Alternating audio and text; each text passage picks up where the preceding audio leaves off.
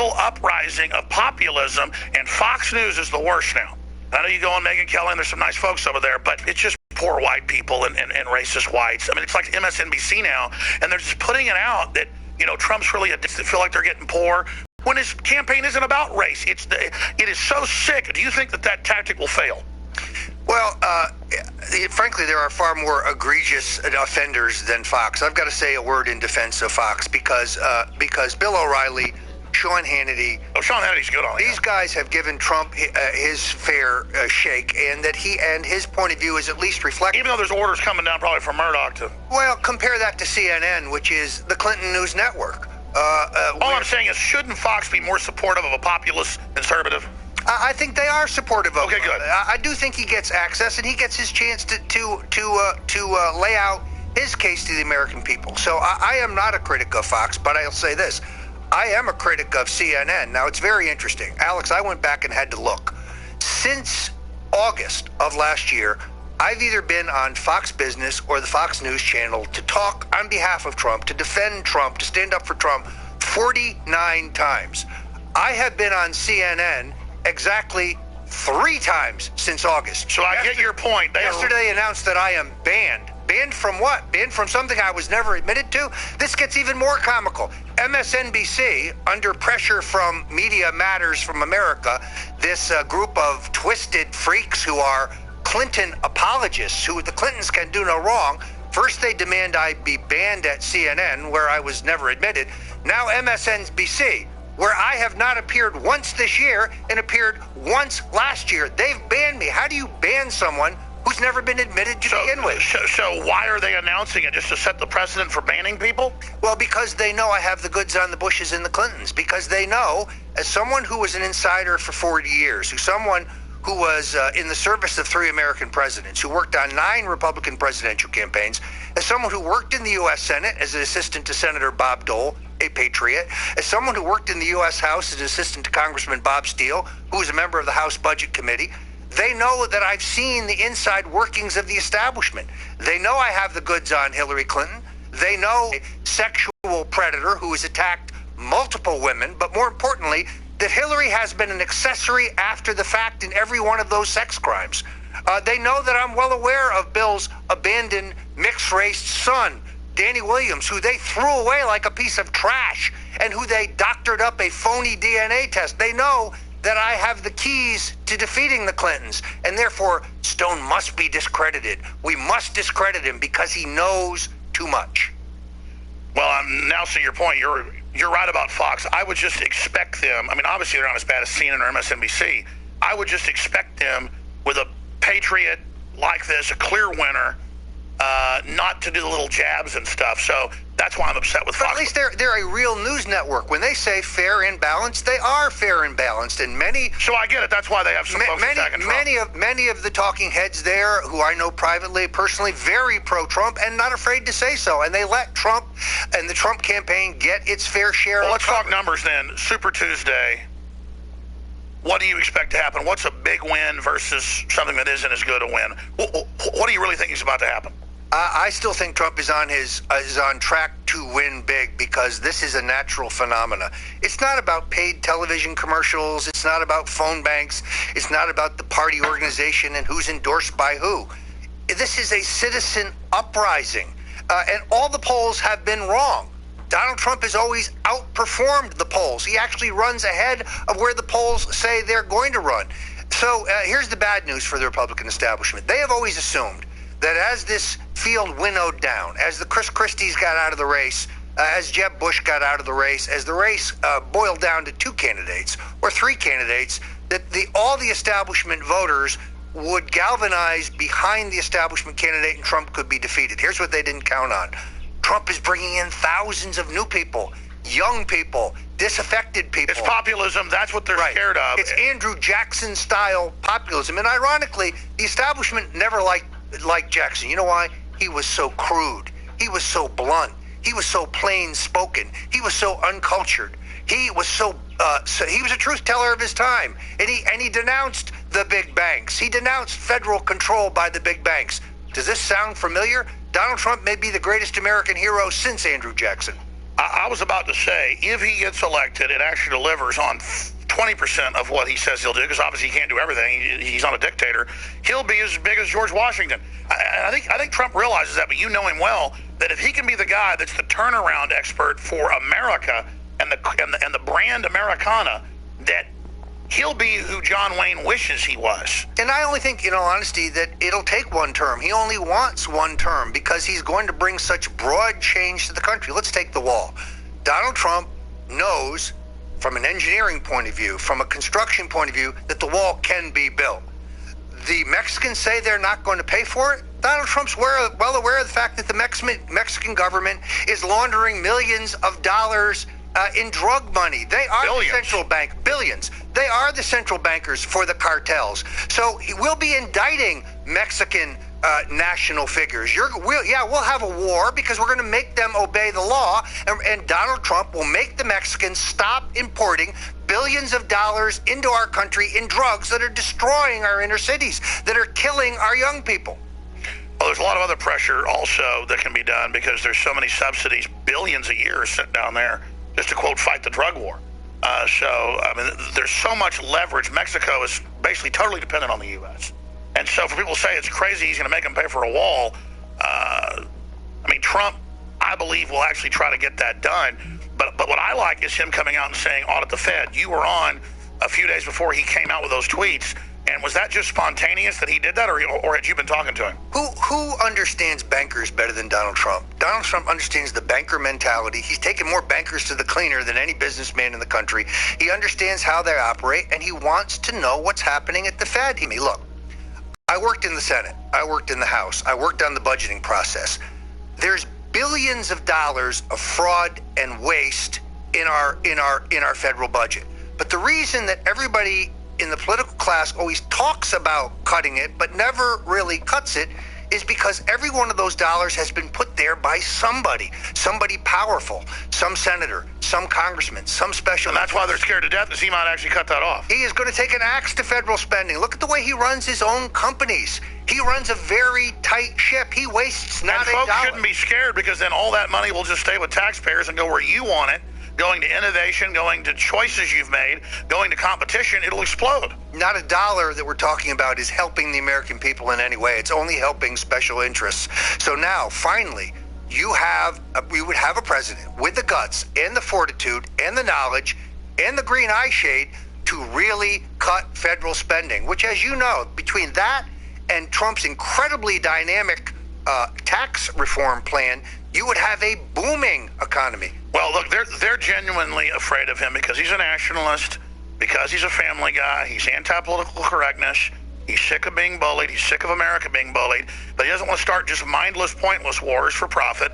He's just good on every point. It's really amazing to have somebody this good, and that's why they're so scared. When we come back, Mr. Stone, I want to go through strategies, what my listeners all over the country and people all over the world, quite frankly, can do to help get Donald Trump elected, and also the new attacks you're expecting, all this garbage about his tax returns. I think that's a really good point for him to make, that not just say, maybe I'm being persecuted by the IRS. If he gets audited all the time, it's obvious he's being persecuted. Yes. And so is Carson. People are so sick of the IRS. And so if they think they're going to bring out his taxes and demonize him over something, I think that's going to backfire. It seems like their instincts are really turning against him. And then the fall of the House of Bush. Have we now seen it? And was it Donald Trump bringing up the 28 pages that did it? Because obviously it is, folks. And again, that's another reason to just say, I'm all in for Donald J. Trump. Stay with us. All right, Mr. Stone's going to be with us all the way to the end of the next hour. And next hour, I'm going to open the phones up for first-time callers that have a specific question for Mr. Stone, huge Trump insider, former head of his campaign. And also, if you disagree with Trump, you're welcome to call in as well. So I'm going to go ahead and give the number out now. It'll be about 30 minutes till we go to your calls. 800-259-9231. 800-259-9231. Now, I've been kind of ranting and asking my questions. He's got a bunch of points he wants to get into. The real plan to steal the election from Trump, but sunshine can stop it. Then the fall of the House of Bush. That's kind of old news now, but I want to do a post-mortem on it because it shows where the whole power structure is going if they don't get smart and stop cannibalizing the golden goose. That's all coming up. His 2 books are available at InfoWarsStore.com, The Clintons' War on Women, and Jeb and the Bush Crime Family. This is the guy, to a great extent, advising Donald Trump, and so that obviously is another reason the power structure is so scared. And you noticed whenever Stone was in here 4 or 5 months ago, he said, watch, Trump is going to go after the Bush crime family. He's going to go after Clinton for the raping and her covering it up, and he did it all. So we literally are talking to the Trump insider here right now. It's so exciting. The establishment media is tearing their hair out about this. He's going to be speaking tomorrow night. I will have a camera crew there covering it. I don't want to say I'm going to show up and get in the way, but I might pop in towards the end. At Brave New Books in downtown Austin, down by UT, at Guadalupe. I'm trying to get him to speak at UT. I spoke there and they filled the whole hall, 2,000 people. But believe me, you'll want to get there early because about 100 people can get into the downstairs area, about 100 upstairs. So you'll get to meet him regardless, and they'll have lines around the building, believe me. But that is 7 o'clock tomorrow on Saturday, Brave New Books. And we're going to shoot his speech and then air excerpts of it because everything he says is so good on the Sunday show that I'll be hosting 4 to 6 p.m. Central Standard Time. But I'm definitely going to send a crew down there and do a Facebook mentions during his speech. That'll get millions of views. And I'm going to do a Periscope down there. The issue is his Facebook mention is supposed to be personal. That's why I may be in the parking lot and start the video and then send it in and not go in. I mean, I want to be there, but again, it turns into a circus. So that's tomorrow night, Brave New Books, downtown Austin, Texas. Be sure and be there. And then we'll talk to folks, obviously live on Facebook mentions and more who want to make their comments as well. We're going to go for a few hours tomorrow night because this is a really important event. I'm told that a lot of newspapers and TV are going to be there covering it as well. So that's fantastic. Will Stone himself defeat the globalists? No, but all of us together backing him and Donald Trump and others, we will. It's the power of the populace. Speaking of the power of the populace, this organization, back when the IRS was auditing me and I was getting harassed and death threats and sued, and they said, look, this is about 8 years ago, I was told by the establishment, shut up, leave us alone, and we got syndication deals for you and stuff, just be a mainline Republican. And I said, you know what, I'm going to actually try to make money now. I'm going to try to get big now. I'm going to really try to expand now and hire reporters because you tried to shut me up. I was going to stay small before. You tried to push me around. Watch what happens. And now we don't reach 4 or 5 million people a week. We reach 28 million people. And we now have scores of reporters and crew. We had one of the biggest stories this week, according to Google, #1. So that's the effect of what you can do as well. And your purchases of the books, the videos, the water filters, the high-quality nutraceuticals, all of it, and InfoWarsStore.com and InfoWarsLife.com is helping build this. And we're doing an unprecedented sale that we've never done before, the biggest sale ever. It's a leap year sale. Never done this before. Biggest sale ever. 30% off everything until Monday at midnight. Everything. 30% off and free shipping, and that's on top of the discounts that are already there. We're losing money on many items. I just said things are so hot in the country right now. Giant sale. They said, you know, it's funny you say that. We're planning a leap year sale next Monday, 24 hours only. I said, no, let's do it through the weekend and then through Monday and then not extend it. So I'm not extending it. I'm not extending it. This is the biggest sale ever in the history of InfoWars. InfoWarsLife.com, InfoWarsStore.com. You can also sign up for auto shipping at 10% off on top of that. It is just crazy. And thank you all for your support. It's amazing. But also support Donald Trump with phone calls to media and by voting and by donating. You know, buy one of those Make America Great Again hats that I've got one that really makes the socialists mad downtown. It's beautiful. It's wonderful to exercise your free speech because this guy just got banned off CNN even though he was already banned. They wanted to announce it like they control the narrative. Now, I'm ranting, Mr. Stone. You've got the floor right through for the next 12 minutes till we go to break. Here's my big concern, Alex. Unlike with Ronald Reagan, at a certain point, the political establishment realized that the Reagan avalanche could not be stopped. And therefore, they tried to force former President Gerald Ford on him for vice president. And then they ultimately did force George H.W. Bush on him. That was the price of peace. That was the price of a united Republican Party. Also, they began to see that Reagan could defeat Carter. And, of course, they wanted to get their nose back into the trough. And they figured, don't worry about Reagan. Once he's president, we can surround him with our people. We can co-opt him. And that was back when there were still kind of two parties. Yes, indeed. Now, I have no illusions here. The Bushes have not given up. Terrific story in the New York Daily News about how the Bush family will now swing their weight first behind Marco Rubio. They put the little skirmish with Rubio, who is their protege, behind them, and now they are all out to stop Trump. Make no mistake about this. Barbara Bush will be out campaigning for Hillary Clinton this fall if Donald Trump is the nominee. So the financial wherewithal and the Bush... Well, they call each other family. They're very close because they've stolen together, because they've profiteered together. They've had fake charities together. Yes, 4 of them, all of which are complete and total financial scams. So don't write Jeb off. Jeb's now looking at 4 years from now. And they got George P. He's the land commissioner here in Texas. He's waiting in the wings. These people are criminals. They wrap themselves in patriotism, yet they've never made an honest dime in their lives, and they have profiteered mightily from the system. Don't think that Jeb is just licking his wounds and riding off into the sunset. So, folks, you need to understand, you're about to get the inside baseball on how they plan to sabotage Trump at the convention or past that at the election. So give us the battle plan, General. Yes, here's what's going to happen. First of all, the rules for the convention have to be adopted before the convention. Most egregious is Rule 40B. This was originally passed by the Romney people to jam one of my heroes, Ron Paul. Ron Paul legitimately won delegates, but they didn't want those delegates even to be registered in the convention, and they wouldn't let this congressman, a Republican congressman, they would never allow his name to even be put in nomination. So they will take Rule 40B, which just before the convention must be either readopted or amended or dropped, but they will use 40B to allow someone who has not won a single delegate, who has not won a single caucus or a single primary, to allow someone's name to be put on the floor, a white knight for the establishment.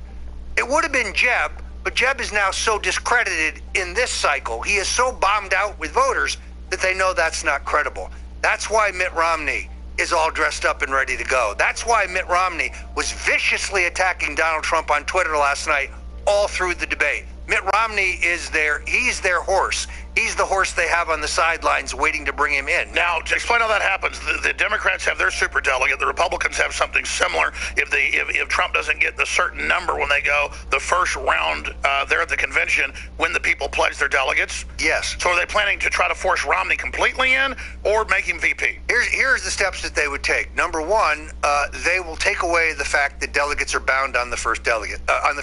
Oh. Let's take New York, for example. The delegation to the convention from New York State will be handpicked by the Republican state chairman, Ed Cox. And by the way, just to back you up, it was in the news last night that 200 top Republicans met in secret, a bunch of them, basically the delegates, or the super delegates of another name, in New York with Rubio's people on how to steal it. Exactly right. So what you're saying is fact. Please continue. Right. So they will try to unbind those delegates, meaning that even if state law in various states requires a delegate to vote on the basis of the result of the state primary, they will seek to unbind them. Alternatively, they stall Trump short of victory on the first ballot, because then on the second ballot, all of the binding is gone. So even though I expect Donald Trump to triumph in the New York primary, where his campaign is being run by one of the great organizers and rabble-rousers of all time, my friend Carl Palladino, and where they will thrash the establishment, upstate, downstate, on Long Island, in the New York suburbs, the will of the voters can be undone by these convention rules. Now, what I have done is start to reach out to some of my old associates, some of them going back to the Goldwater campaign, some of them going back to the Reagan campaign, to pull together some of the best convention operatives in America today. We have set up a fund to pay for their travel, to pay for their hotel rooms, to bring them to Cleveland to avoid the steal. You can go to stopthesteal.com right now if you want to make a contribution. So I said this from the beginning. We're launching a major move to stop them stealing the will of the voters. This is how elections are really won, folks. And what we need is the pros. We need the people who know these rules, and they know the ropes. Here's what I do know. The Bush people have manipulated the convention rules since the 80s, and they know the inside game, and they're prepared to play the inside game. As you point out, there's 150 superdelegates. The superdelegates are Republican National Committee members and state chairs. Very few Donald Trump votes within that group. So if you do the math, Trump doesn't have to win 50% of the delegates up for grabs in the primaries and caucuses. He's got to win 54%. Otherwise, he's short of the magic number, and that's what they seek to do. So we need a landslide, folks, to... Honesty, at this point, Ben Carson, who I do think is a patriot, Ted Cruz, who I don't think is a patriot, Ted Cruz, whose wife Heidi was Condoleezza Rice's deputy when they started the Iraq War. Then she went over to the U.S. Trade Representative. He is a Herbert Walker Bush minion protege. No question. This is where he came from. Trump actually understated the case last night. Ted Cruz recruited John Roberts. Are you saying, because I believe you, and I don't want to admit this to myself because I wanted to believe in him, Cruz is like a Bush operative sleeper cell because the Bush name is over. He literally is a sleeper cell unless he's turned against him. But he was put in power by them as, I guess, a Tea Party takeover artist. Do you think he's turning against him, or is he a full operative, a double agent? Well, at a minimum, I think he's a Trojan horse. This guy became a conservative exactly 4 years ago. Prior to that, he was the top issue advisor to Governor George W. Bush. He recruited John Roberts to the administration. Now let's look at his wife, Heidi. I'm sure she's a nice lady. Goldman Sachs. She was the deputy assistant national security advisor when they gave us the phony Iraq War. Then she moved over to the U.S. Trade Representative's office, where she was the deputy U.S. Trade Representative working on China policy. That China policy Donald Trump talks so much about. By the way, if you go to her wiki bio, those things have been airbrushed out of existence. Then she goes to Goldman Sachs. Goldman Sachs made a $1 million sweetheart special interest loan to fund Ted Cruz's ascent to the Senate. Now, in the beginning, I liked Ted Cruz. I liked what he had to say. He sounded to me like a patriot. Folks, he's a quisling. He's a Trojan horse. He's one of them. And he, too, plays a role in this effort to block Donald Trump. His role now is very clear. Siphon conservative votes from Trump. Siphon liberty votes from Trump. If conservatives don't see the full power of Sauron, the full power of the New World Order is against Trump. This is not a ruse. It's real. He's causing irrevocable damage to him. If people don't get behind Trump, Hillary will destroy a Cruz or a Rubio. Rubio's obviously a ringer. They're waiting to make him president down the road. If you don't get behind Trump, you're totally insane. And Alex, I know this is an absolute fact. At this very moment, Ted Cruz is trying to broker a deal with Marco Rubio in which he will continue to damage Trump in return for a Supreme Court seat. That's what he wants. So he's not only an oily lawyer, a slick operator. I like to call him Tricky Ted. This string of sophomoric dirty tricks is beyond anything that I've seen, and I believe in hardboard politics. I get it. Yeah, they call you super dirty trickster, but I looked at the stuff you did. None of that was dirty. Well, first of all, it was all legal, and politics ain't beanbag. But that's not the same thing as sending threatening letters to voters to make them vote, or spreading a false rumor on CNN that Ben Carson, a patriot, is getting out of the race, and then contacting Carson voters to tell them the latest. Oh, did you hear? Ben's getting out of the race. Switch your vote to Ted Cruz. Now, doctoring pictures of Barack Obama and Marco Rubio shaking hands. Last time I saw that was in 1950 when Joe McCarthy doctored pictures of the liberal senator from Maryland, Millard Tydings, shaking hands with the president of the U.S. Communist Party, Earl Browder, which blew Tydings out of the Senate. That's a dirty trick. So we need a tsunami, but if we don't get the total tsunami because of stuff going on in the States, it looks like that's where it's going now. And how do we stop them there on the floor? By putting Patriot operatives in to basically be there from the beginning, saying, we're watching for it, we know it's coming, so that if they even try it, it blows up because we're asleep. If they try to steal this from the people, I think there'll be civil unrest. Well, that's why I've had to reach out to a number of veteran conservative operatives, people who know the rules as well as the Bushes. We're not without assets. We're not without solid delegation. We should bring everyone. Pat Buchanan, I know, supporting Trump. We ought to bring him down to the floor. Absolutely. We need to bring all these titans in. That's exactly why we have set up StopTheSteal.com. We need to get Matt Drudge, obviously, who likes Trump and loves Trump. He'll be involved watching for the steal. Yeah, so I think that, just like anything else, you shed light on the cockroaches and the cockroaches will scramble. We're going to have to shed light on what they have in mind. Terrific piece in the Daily Beast the other day. They blurted it out. Yes, they're playing for the brokered convention. Who emerges? Is it Mitt Romney? Is it Marco Rubio? Is it John Kasich? I think they've given up on Jim. But after this spectacle of Trump and he's the winner, if they don't give it to him, the public's finally going to get it.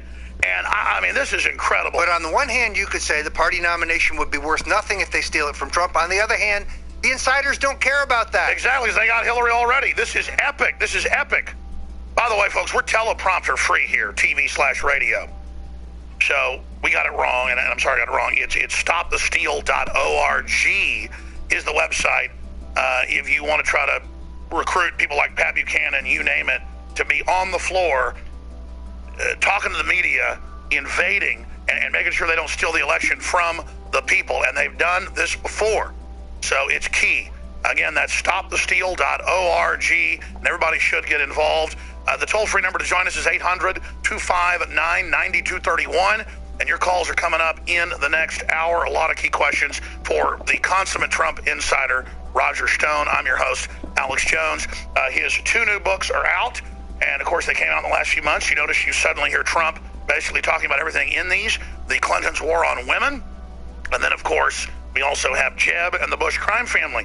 But I tell you, these are important books for folks to get, to be educated as you attack the political establishment that are merged at the hip, call each other family.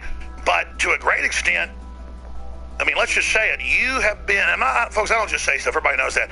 You've been the prime mover in getting mainstream media to face the fact of the sex crimes of the Clintons and the Bush CIA drug running and the MENA and how these two families work together. And as soon as they brought out 9/11 Truth, Jeb's numbers went down. Jeb pulled out because they were scared to death. Our reporters confronted him twice, and they tried to call it a conspiracy theory. His numbers only went up. There are 28 pages. We did attack the wrong country. What do you have to say about the whole Bush dynasty and where all this is going?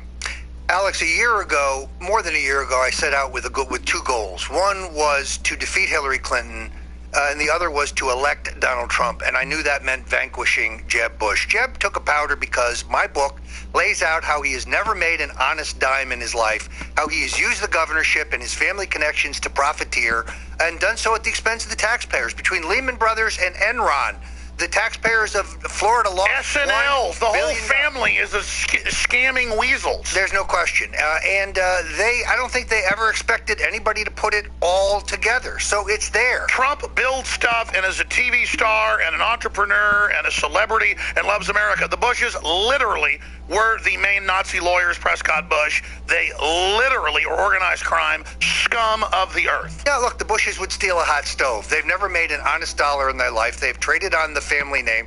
This is a classic deal. You go to an SNL, you take out a fraudulent loan that you know you're never going to honor. Then you take the money from the loan, you short the stock in the bank. Then the bank falls and you cash in, leaving the taxpayers holding the bag. That's what Neil Bush did. That's what Marvin Bush did. That's what Jeb Bush did. Jeb works with third world African dictators. Well, look, the guy got a $4 million personal taxpayer finance bailout when Daddy was the vice president. He defrauded an SNL, brought power. Donald Trump had the nerve to go up against a crime family nobody messes with. And I want to show the Zapruder film. And I don't say this to be theatrical. I said, let me tell you, they're looking at killing him and trying to figure it out. I mean, I know politics. He's real. That's why I'm so behind him, because he's in the arena, folks. It's easy to sit here and bitch and complain because he's not perfect. That guy is in the arena against the globalists. You want it, you got it. That's what most are. You know, he's wearing a bulletproof vest, the whole 9 yards. I just pray to God nothing happens to him. Well, and this is one of the key points last night, which is the IRS harassment now of Trump is an added dimension. I mean, not only are they out of control, but rather than yanking the tax status of the Clinton Foundation, where the Clinton Foundation filings and their state filings and their federal filings are completely and totally permeated with fraud, rather than going after the Clintons, what's the IRS doing? They're going after Donald Trump. They're harassing an honest businessman. I haven't seen his tax returns. I guarantee this. He's paying millions in taxes. It's going to backfire. It's going to backfire. They got the IRS running around 10,000 times what Nixon did with the IRS. I mean, literally. Nixon actually never did anything with the IRS. That's why I say 10,000 He only talked about it, but the IRS was completely unresponsive. Exactly. So they're running around persecuting everybody, right of Mao Zedong, and then they're saying Trump's bad. Back in 70 seconds with the third hour, your call straight up.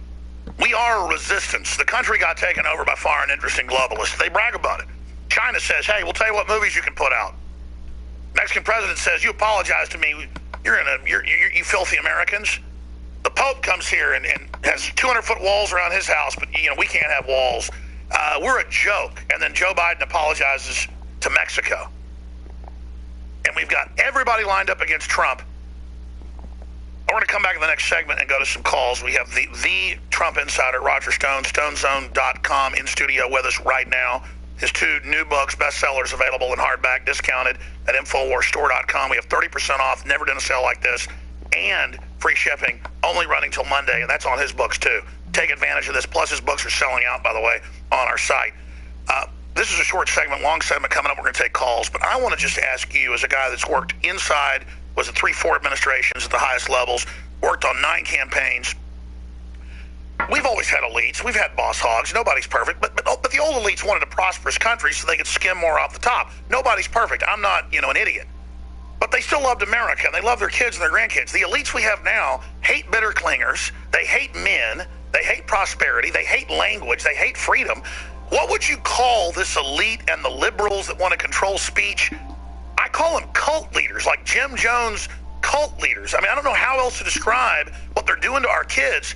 This is a pack of scum. I'm not trying to be nasty. They're just the worst people the world's ever seen. Who are these people? You've been there. You've watched the de-evolution. Who are these people, and who are the Republicans that work with them? Well, they're traitors. I think that's the key word. And the good news is, look, we've got them on the run. I don't act like Harry Truman, but here's one of the proudest moments of my life. Bush drops as field narrows. We drove him out of this race. Why?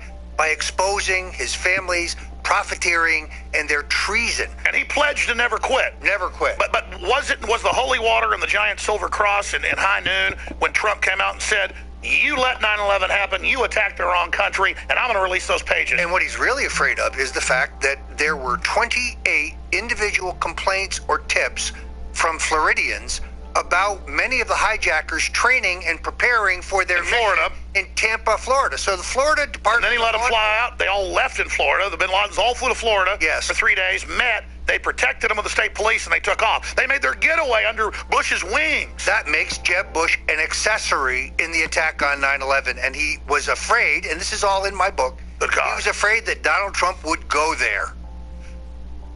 Look at that headline. Trump insider. Jeb Bush's accessory on 9/11. And it's true, and it's sensational, and we can destroy them. They want to intimidate us all day. Let's get in the arena with Donald Trump. That's why I admire Donald Trump. I've been in the arena at a lesser level. I know the danger. You're in the arena. You're in danger, no doubt. All the death threats you get. And we're just saying, you know what? Screw you. Go to hell.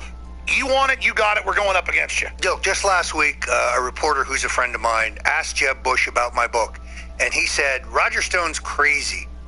Boy, they didn't think I was crazy when they asked me to go to Miami-Dade in 2000 and take care of the recount for them, which I did. By the way, greatest regard of my life. I remember seeing you on TV. I thought that he would actually be a compassionate conservative. I have to admit, until I began the research for my book on the Kennedy assassination, I never really realized how evil the Bushes were. I knew that they were self-dealers. I knew that they were crony capitalists. I knew they weren't conservatives. I'm from Connecticut. I fought them back in the day. I had no idea of the enormous scope of the theft and the evil. People say to me, how can you criticize George H.W. Bush? He's a war hero. Really? That's not what the guys on his plane say. No, he punched out and he punched out and let others die. So stay there. This is epic. I want to come back and give you the floor to start back over with this without me interrupting and just get in. Because every time I knew who you were when I met you years ago, and obviously knew you were high powered. But the more I researched you, you've been involved in everything. You're such an insider. To now turn against him in the last decade, I can only salute Roger Stone for his courage, folks. They are scared to death of this man. We'll be right back. I'm Alex Jones, and they're scared of you too, the people. And we are back. That special report is really scary. Europe is now on the verge of collapse. France is saying that. Sweden is saying that. The highway system in France has over 1 million people living on the highways. This is mainstream news. Attacking people's cars and tourists and women and trucks. Go to YouTube and type in Muslim migrants attack highways. And there's hundreds of videos where you see thousands of people pulling people out of their trucks, attacking them, just crazy stuff. And this is not your regular Muslim migrant, folks. These are people that invaded Syria, most of them. They got kicked out by the Russians. Now they're coming here. Plane loads come into the U.S. They don't even check their IDs. That's in the New York Daily News. That's in the New York Post. And no one gets in trouble. And then Donald Trump says we have to stop people coming in until they at least vet them. And then it's in the news. No, Obama won't even let governors know the names or the numbers. This is the suicide of the country, the suicide of Europe. Trump insider Roger Stone, I want to get back into the Bush crime family and recap what you were just breaking down and how big that is, and then I want to go to phone calls. But Donald Trump says the most common sense stuff you can imagine, and they turn it around and act like it's crazy. Yeah, they try to say that it's so simple. It's so simple. When it is simple, we need to seal our borders. Look what's happening in Cologne. You've got these hordes of people raping, killing, taking over public facilities, defecating in a child's pool, raping people in the clubhouse in mass. In mass. This is what we have to look forward to in this country unless we secure our borders. So the fact that Trump it wants to make America safe again, not only great but safe again, driving the establishment and the globalists crazy because they see the hordes that are coming here. Only Trump will stop this. There's no American political figure. And I hate it when Trump refers to himself as a politician. He's the anti-politician. He is not a politician. He's a leader, and he's the leader America needs right now. Well, he is the symbol now of nationalism. One of the few things I think he just gets a little wrong is this whole Apple thing. Because the FBI is like, can you just get this one phone for us? Well, there isn't a program for that yet. They can go to the phone company and get all the records in the ISP. So I think it's I mean, nobody's perfect. I just think he's a little wrong in that. He's right saying, hey, we know they're terrorists. We know they did this. Break into the phone. But they've misrepresented, the FBI has, what they're asking for, in my view. Well, is Donald Trump perfect? No, he's not perfect. I'm sure if I looked at it, I'd find some areas that we disagree on. But on the big picture issues... The establishment is scared white as a sheet. Well, yeah, because he will refire and revitalize our economy. He will rebuild our military. He will seal our borders. And we will finally have a foreign policy that makes sense. We keep switching sides. We end up facing down the guns that we gave people or sold people. Incredible. All he wants to do is restore common sense to government. You got cut off by the break. I want to go to phone calls again. Roger Stone's Sure, our guest, StoneZone.com. I'm Alex Jones with Infowars.com. The phenomenon, it's like being at the Grand Canyon, seeing what's politically happening. It's just epic. It's so big. It's so vast. You can't believe you're seeing it. It's like surreal. This Trump phenomenon, what's happening all over the world at the same time, populism rising, and the bizarre behavior of the left, like cult leaders, it is surreal for me. And then getting back into the Bushes, how you were involved, running the recount forum, involved getting Herbert Walker elected, inside Nixon, inside Reagan. Looking back, what would Ronald Reagan, Nixon, any of these men, who would you say was probably the most patriotic, best guy? And then what do you think they would think of what's happening now? If Ronald Reagan were alive today, he'd be rolling in his grave. First of all, I think he knew that George H.W. Bush was the single largest mistake he ever made. Well, he said he's a globalist trilateralist and didn't want him. And what was his reward for picking Bush? They tried to kill him. And as I established in my book, the many, many ties between the assassination attempt on Ronald Reagan and the Bush family. That's got to scare them that you're such an insider saying all this. Let's say two things. First of all, Hinckley is not the only gunman. Secondarily, there's more than 5 shots. Thirdly, they've never turned over the photographs that were taken of the crime scene. I went and obtained the actual photographs, the uncropped photographs from presidential photographer Michael Evans. Look at the big picture. You can see the second gunman. You can see him on the balcony up above the door. You can see the gun in his hand. The 5 shots... And that's in your book. It's so amazing. The 5 shots that Hinckley squeezed off at Reagan are all accounted for. None of them hit Ronald Reagan. Now, and, of course, Hinckley's family's meeting the day before with the Bushes in Colorado. John Hinckley Sr., John Hinckley Jr.'s father, is not only a former CIA operative along with George W. Bush, but he's a major financier of Bush's political career in 1964, 1966, 1970, 1980. He's described in the papers, in the newspapers, as a Reagan supporter. Never gave a dime to Ronald Reagan. It's disinformation. You knew Ronald Reagan very well, and also Nixon. I guess you were closer to Nixon, though, right?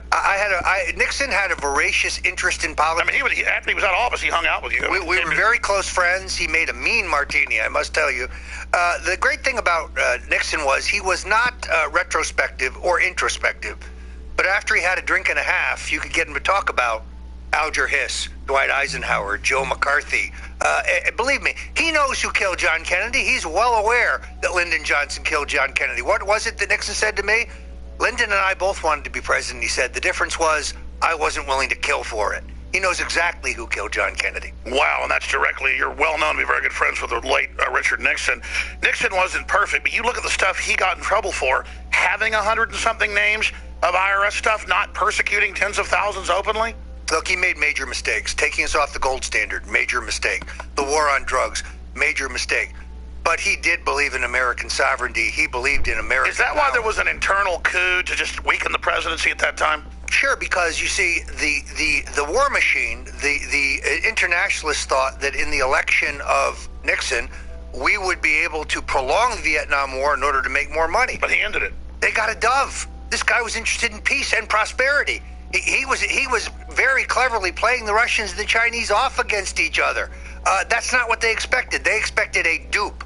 So he tried to be president. That's why they got rid of him. He was a peacemaker. That's why they got rid of him. Now, that's not to say. That's why they don't want Trump, because he'd actually try to be president. And he believes in American sovereignty. He's not prepared to. And that's why we're in so much trouble. We're going to skip this break. I can't help it. That's why we're in so much trouble.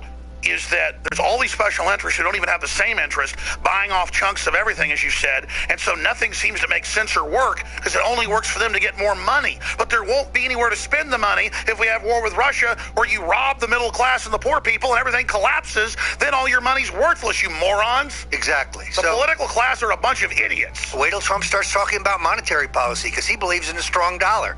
He understands the currency manipulation going on by the Chinese. He would make a dollar as good as gold or some other commodity again. Let me ask you this question. He's a Wharton graduate. Never think he doesn't understand the global and U.S. economy. And he's lived in the real world. Big difference. It had to put up with government regulation. Well, and he's not the toast of Wall Street. I'll tell you why. He made his money on bricks and mortar and land. He made his money in real estate, tangible, hard assets. This is not a guy who played the stock market. And by the way, they put this lie out that he declared general bankruptcy. When I used to make a film, I'd get liability protection, I'd make a corporation, that's how you're supposed to do it, I'd put it out, and I never had to declare bankruptcy on that particular, but I knew folks that did. If it lost money, I would just roll it up, because I had contracts to folks, that's what I had to do, and shut it down, and that project's bankrupt. That's what every film in Hollywood does. But see, they know the general public hasn't actually worked in a bunch of businesses. They don't know that Trump didn't declare general bankruptcy. He didn't declare that article. He did it specifically on projects that didn't work. Well, and most specifically, his casino empire, which was destroyed by the state of New Jersey, by government policy. They have no airport. There's no way to get there. Their policies destroyed his business. So he used a legitimate business tactic. He filed for Chapter 11 to protect his employees, to protect his business interests. But the canard that Donald Trump personally filed for bankruptcy 4 times, that's an establishment lie. Promulgated again by Marco Rubio last night. Yeah, it's not general bankruptcy, it's specific company. Yeah, you know what? I want a president that's smart. I want a president who will protect the American economy the way Donald Trump protected his businesses. Well, the globalists admit, like Obama said, you can't have cars or air conditioning. Well, he's on a jumbo jet. These people are... It'd be one thing if they were living in a shack saying we've all got to be poor for the earth. I'm not going to put up with these pigs telling me they're these loving socialists. I mean, look what we've got. It's amazing. I want to go to phone calls here, but finishing up on the Bushes, you're saying, is the dynasty dead or is it hanging on by its fingernails? Because the archetype of George Herbert Walker, the former CIA director, the guy involved in the Kennedy assassination, out there looking like he didn't know what planet he was on, I have respect for my elders. But at the same time, them rolling him out, was that indicative of the dying Bush dynasty? The Bush dynasty is far from dead. These people, if they are nothing else, they're relentless. Look at it this way. George H.W. Bush ran for vice president in 1968, 1972, 1974, 1976, and then he finally got there in 1980. Now, Alex, no one runs for vice president. No one. Other than Lyndon Johnson. Why did he run? Because he wanted to take over. He had a plan. That's why his right-hand man, Bobby Baker, says on the day John Kennedy is inaugurated, what does he say? John Kennedy will not fill out his term, and he will die a violent death. And the Bushes sat at the knee of LBJ and the CIA and the op run right here in Austin, Texas. This is precisely why the Bushes maneuvered relentlessly through the 60s and 70s and 80s for the vice president. I mean, I actually know folks, let's just say Johnson family, some of the folks, and it's like well known. Of course he was killed. And I know some of the big Republicans, and I've been on a plane with them before, flying in and out of Dallas. There's like, of course we killed that son of a bitch. I mean, they all brag about it. Well, as you know, the KGB conducted their own independent investigation. J. Edgar Hoover says to Lyndon Johnson in a memo that was declassified in 1985, well, Mr. President, the Soviets did their own investigation. You know what they concluded? You did it. You did it, Mr. President. The French, they did their own investigation at the request of Jackie Kennedy. You know what they determined? Lyndon Johnson did it. Sure, the Central Intelligence Agency is involved. Sure, the mob was involved. Sure, Big Texas Oil was involved. That's who you always use. What's their common thread? Their common thread is Lyndon Baines Johnson. He was the mastermind. Absolutely. He was the indispensable. Well, I mean, I've interviewed before she died. It was on his mistress. Yes. You know, that he kept over there at the cattleman's suite over at the Driscoll. Yes. Nice place to stay, by the way. And boy, I tell you, I mean, he just walked right out and said, after tomorrow, that son of a bitch will never embarrass me again. He said it to her twice, actually. He said it the night before and the following morning. He said, after today, those Irish mafia sons of bitches won't be down on me anymore. So there's just no question. Remember, in 1963 in Texas, murder's a state crime.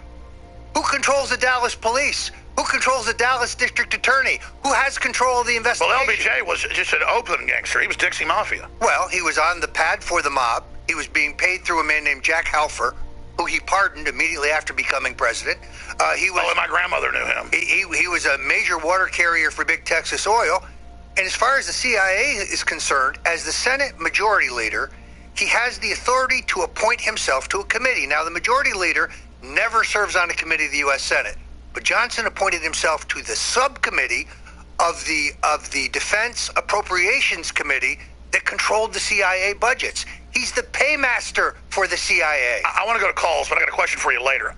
All these top generals, every special forces person I meet, including officers, they all say there's a counter coup in the government against Obama and the globalist takedown of America. They're all behind Trump. They say he's for real. That's got to scare the power structure that the guys that actually do the hanging are saying they're not going to play ball with going after Trump or anybody. I think that's exactly true. Look, they're losing their control. That's why they're in a panic. That's why I'm being banned by CNN. It's why I'm being banned by MSNBC. Both laughable because they very rarely interviewed me to begin with. And their audiences are very small. And because they know that the truth is dangerous to them. Look, everything you need to know to defeat Hillary Clinton is in my book. The epic rape by Bill, the cover-up by Hillary, the Clintons' abandoned son, their African-American son, who they threw away. And to know how they work with the Bushes, both books dovetail together. I've read them both. They're unbelievable pieces of history. InfoWarsStore.com to get those, because I'm an expert on all this stuff, and I'd forgotten so much was in these books and even learned more. It's simply amazing. And I even had family down here in Texas when a lot of this was going on. That was involved in different agencies and things, and they just say this stuff is dead on, ladies and gentlemen. All right, InfoWarsStore.com. I want to start going to calls. I appreciate everybody holding. Doug, Sean, Kristen, Alex, Tommy. Who should I go to first? Who's been holding the longest here, Harmon? All right, Alex. We're going to go to Alex in California. Alex, you're on the air. Hi, Alex. How you doing? Appreciate your show. And just a little bit of background. I'm a freelance writer and journalist reporter from the LA area.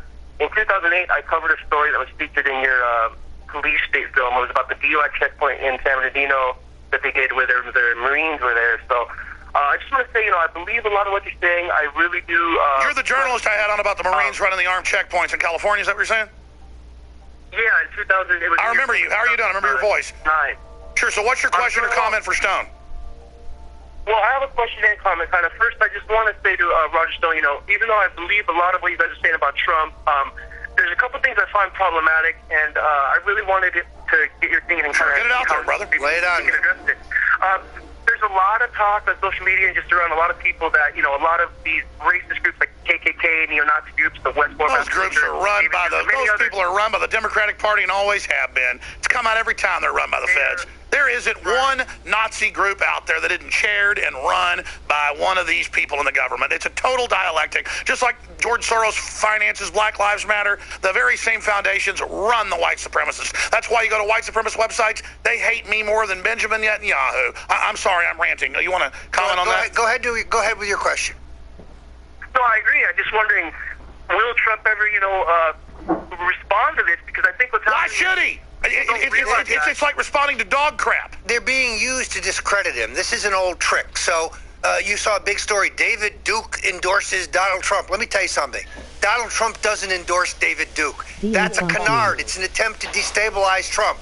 Donald Trump is not a racist. He is not a bigot. He's the guy that buys the famous golf courses that are white only and opens it up. And formed a club in Palm Beach to admit Jews because the big clubs wouldn't admit He's Jewish a rebel, people. folks. I've been studying it. And he has created thousands of jobs for black people, thousands of jobs for Hispanics. Donald Trump stands for opportunity. He stands for But prosperity. I mean, listen, I haven't found a white supremacist group that's on TV that isn't run by the feds.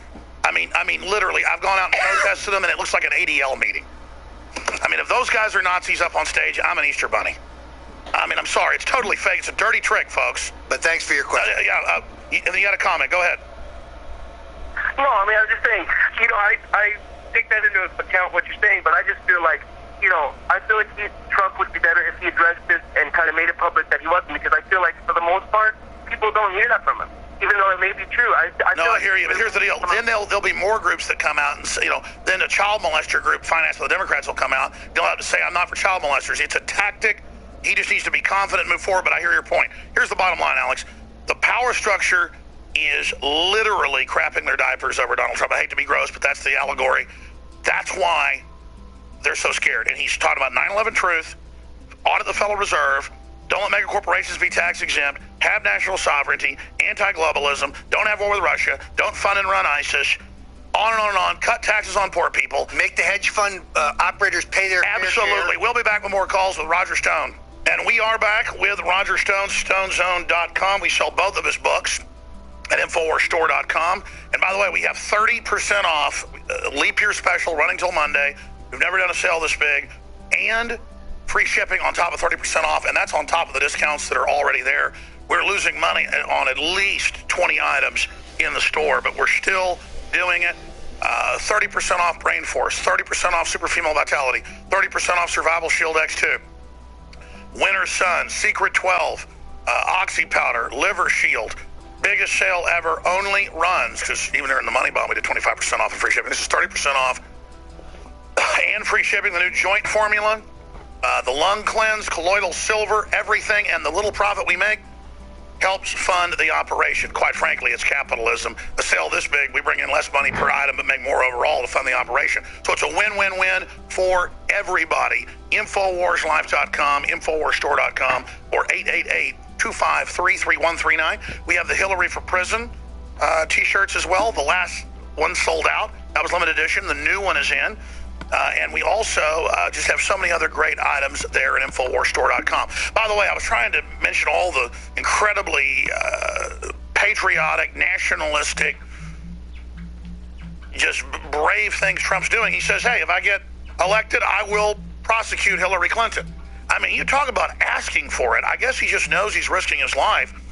And so he's going all out. I mean, get us inside Trump's mind. And then I want to go to some more calls here, and we have a guest popping in. Can you imagine any other conventional political figure, any career politician having the courage to say that? I mean, Hillary Clinton can be prosecuted on multiple crimes. There is no question, first of all, that one does not even have to prove intent.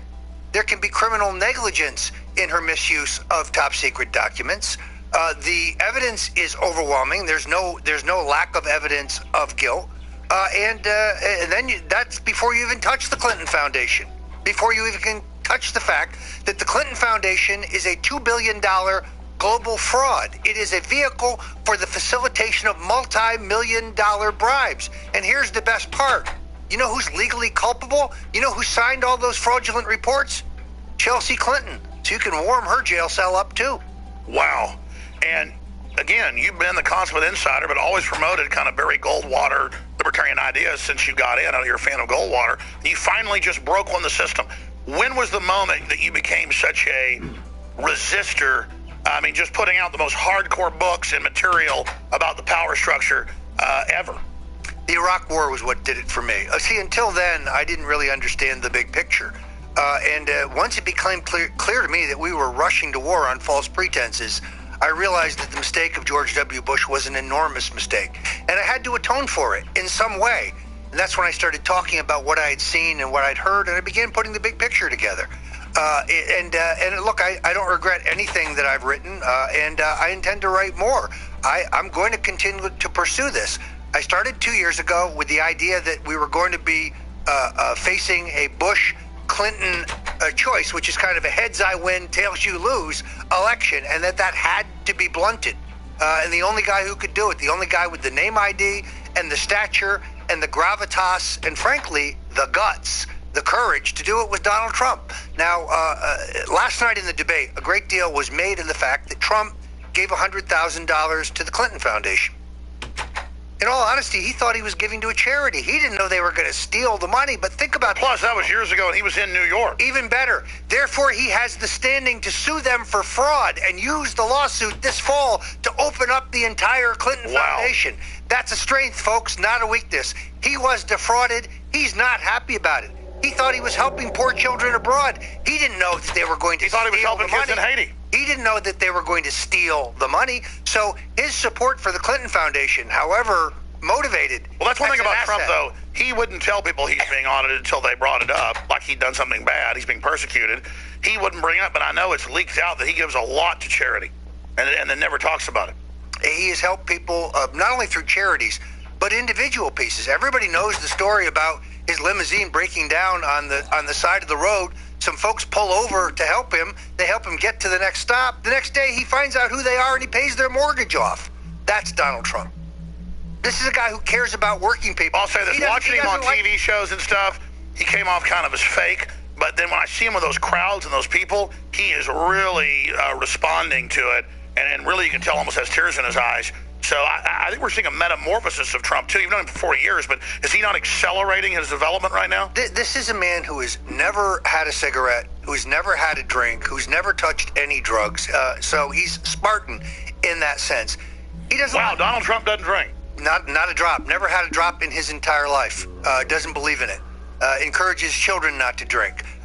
He is someone who, in all honesty, he doesn't enjoy the company of billionaires. He doesn't like hanging out with the hotshots. I'll tell you what he does like. He likes a good cheeseburger. He likes hanging out with working people. He likes regular people. He relates more to blue-collar workers than he does the members of his own high-class club. That's what folks have said, separate from his campaign, that are worked in the buildings and on sites. They say he treats everybody really good. And he's funny. He's entertainment. He's fun to be I with. like the fact that he makes those risque jokes. He's being real. You know what? He likes a beautiful woman. He likes women.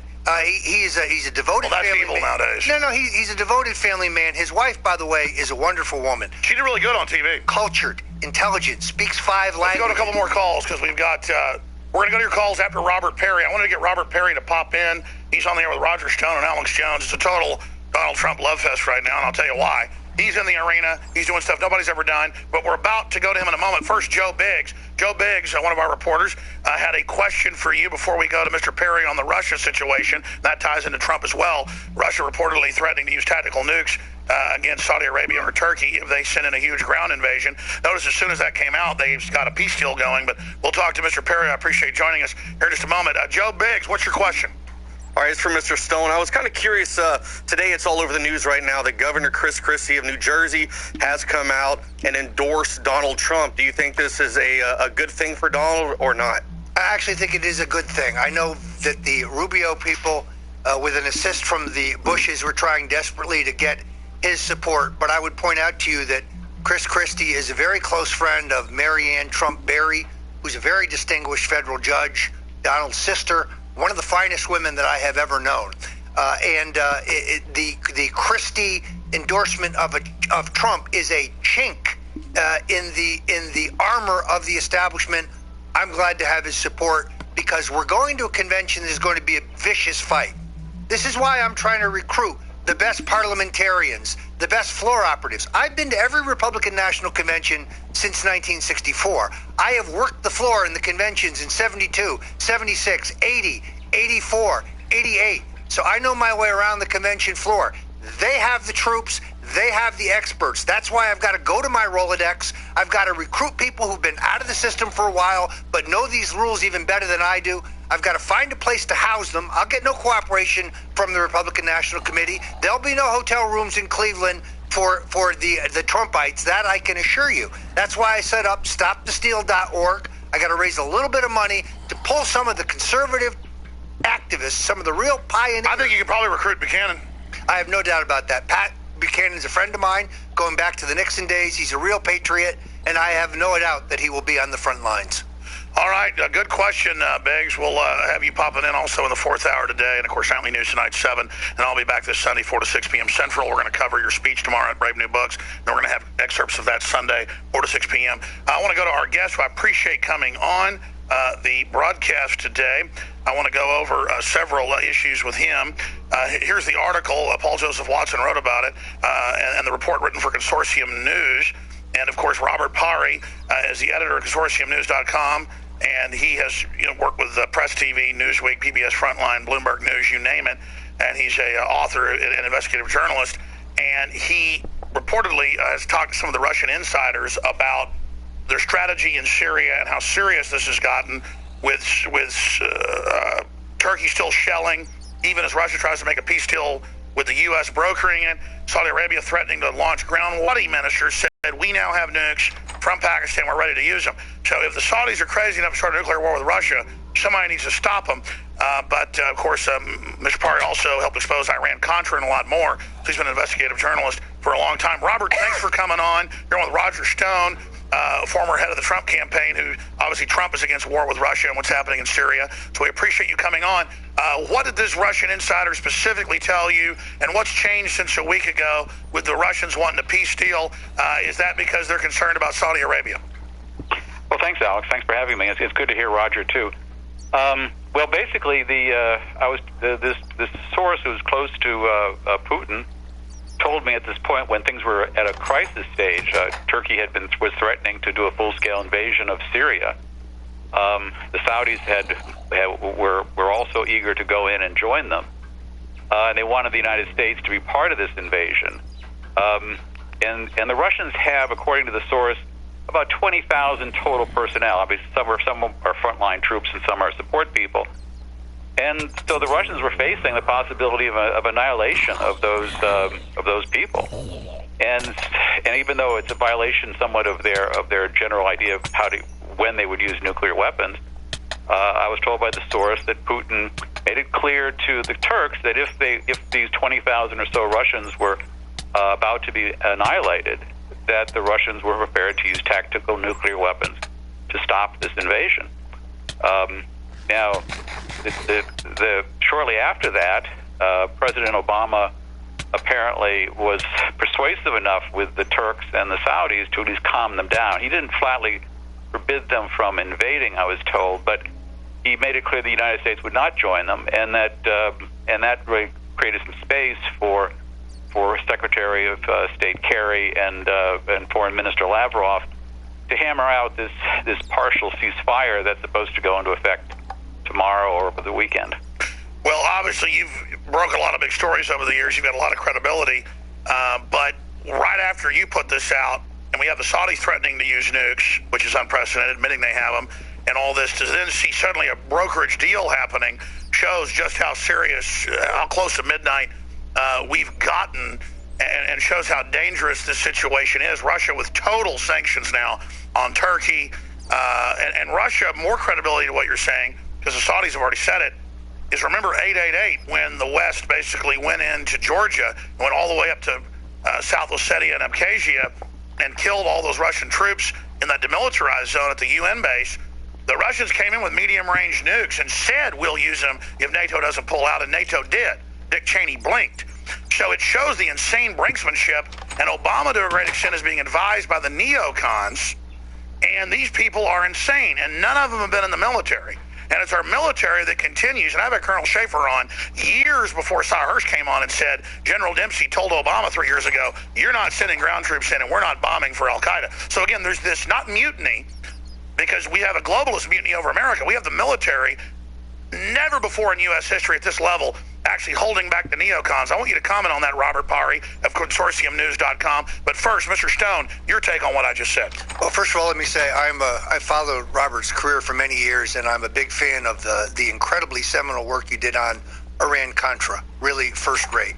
And I'm delighted to be with you today. I think that if you look at all these foreign countries, many of them fear the rise of Trump, because now you finally have a world leader who is unbought and unbossed, whose only only responsibility would be to the American people. And who doesn't want nuclear war? And who does not want nuclear war. Even last night, his comments about the Middle East shows that he is dedicated to peace. Donald Trump understands that the only people who benefit from war are the munitions manufacturers. So I think... And the munitions are too big now. We have to stop that business. The political class is petrified about an American president who puts America first, and whose a fundamental a principle of foreign policy would be simple.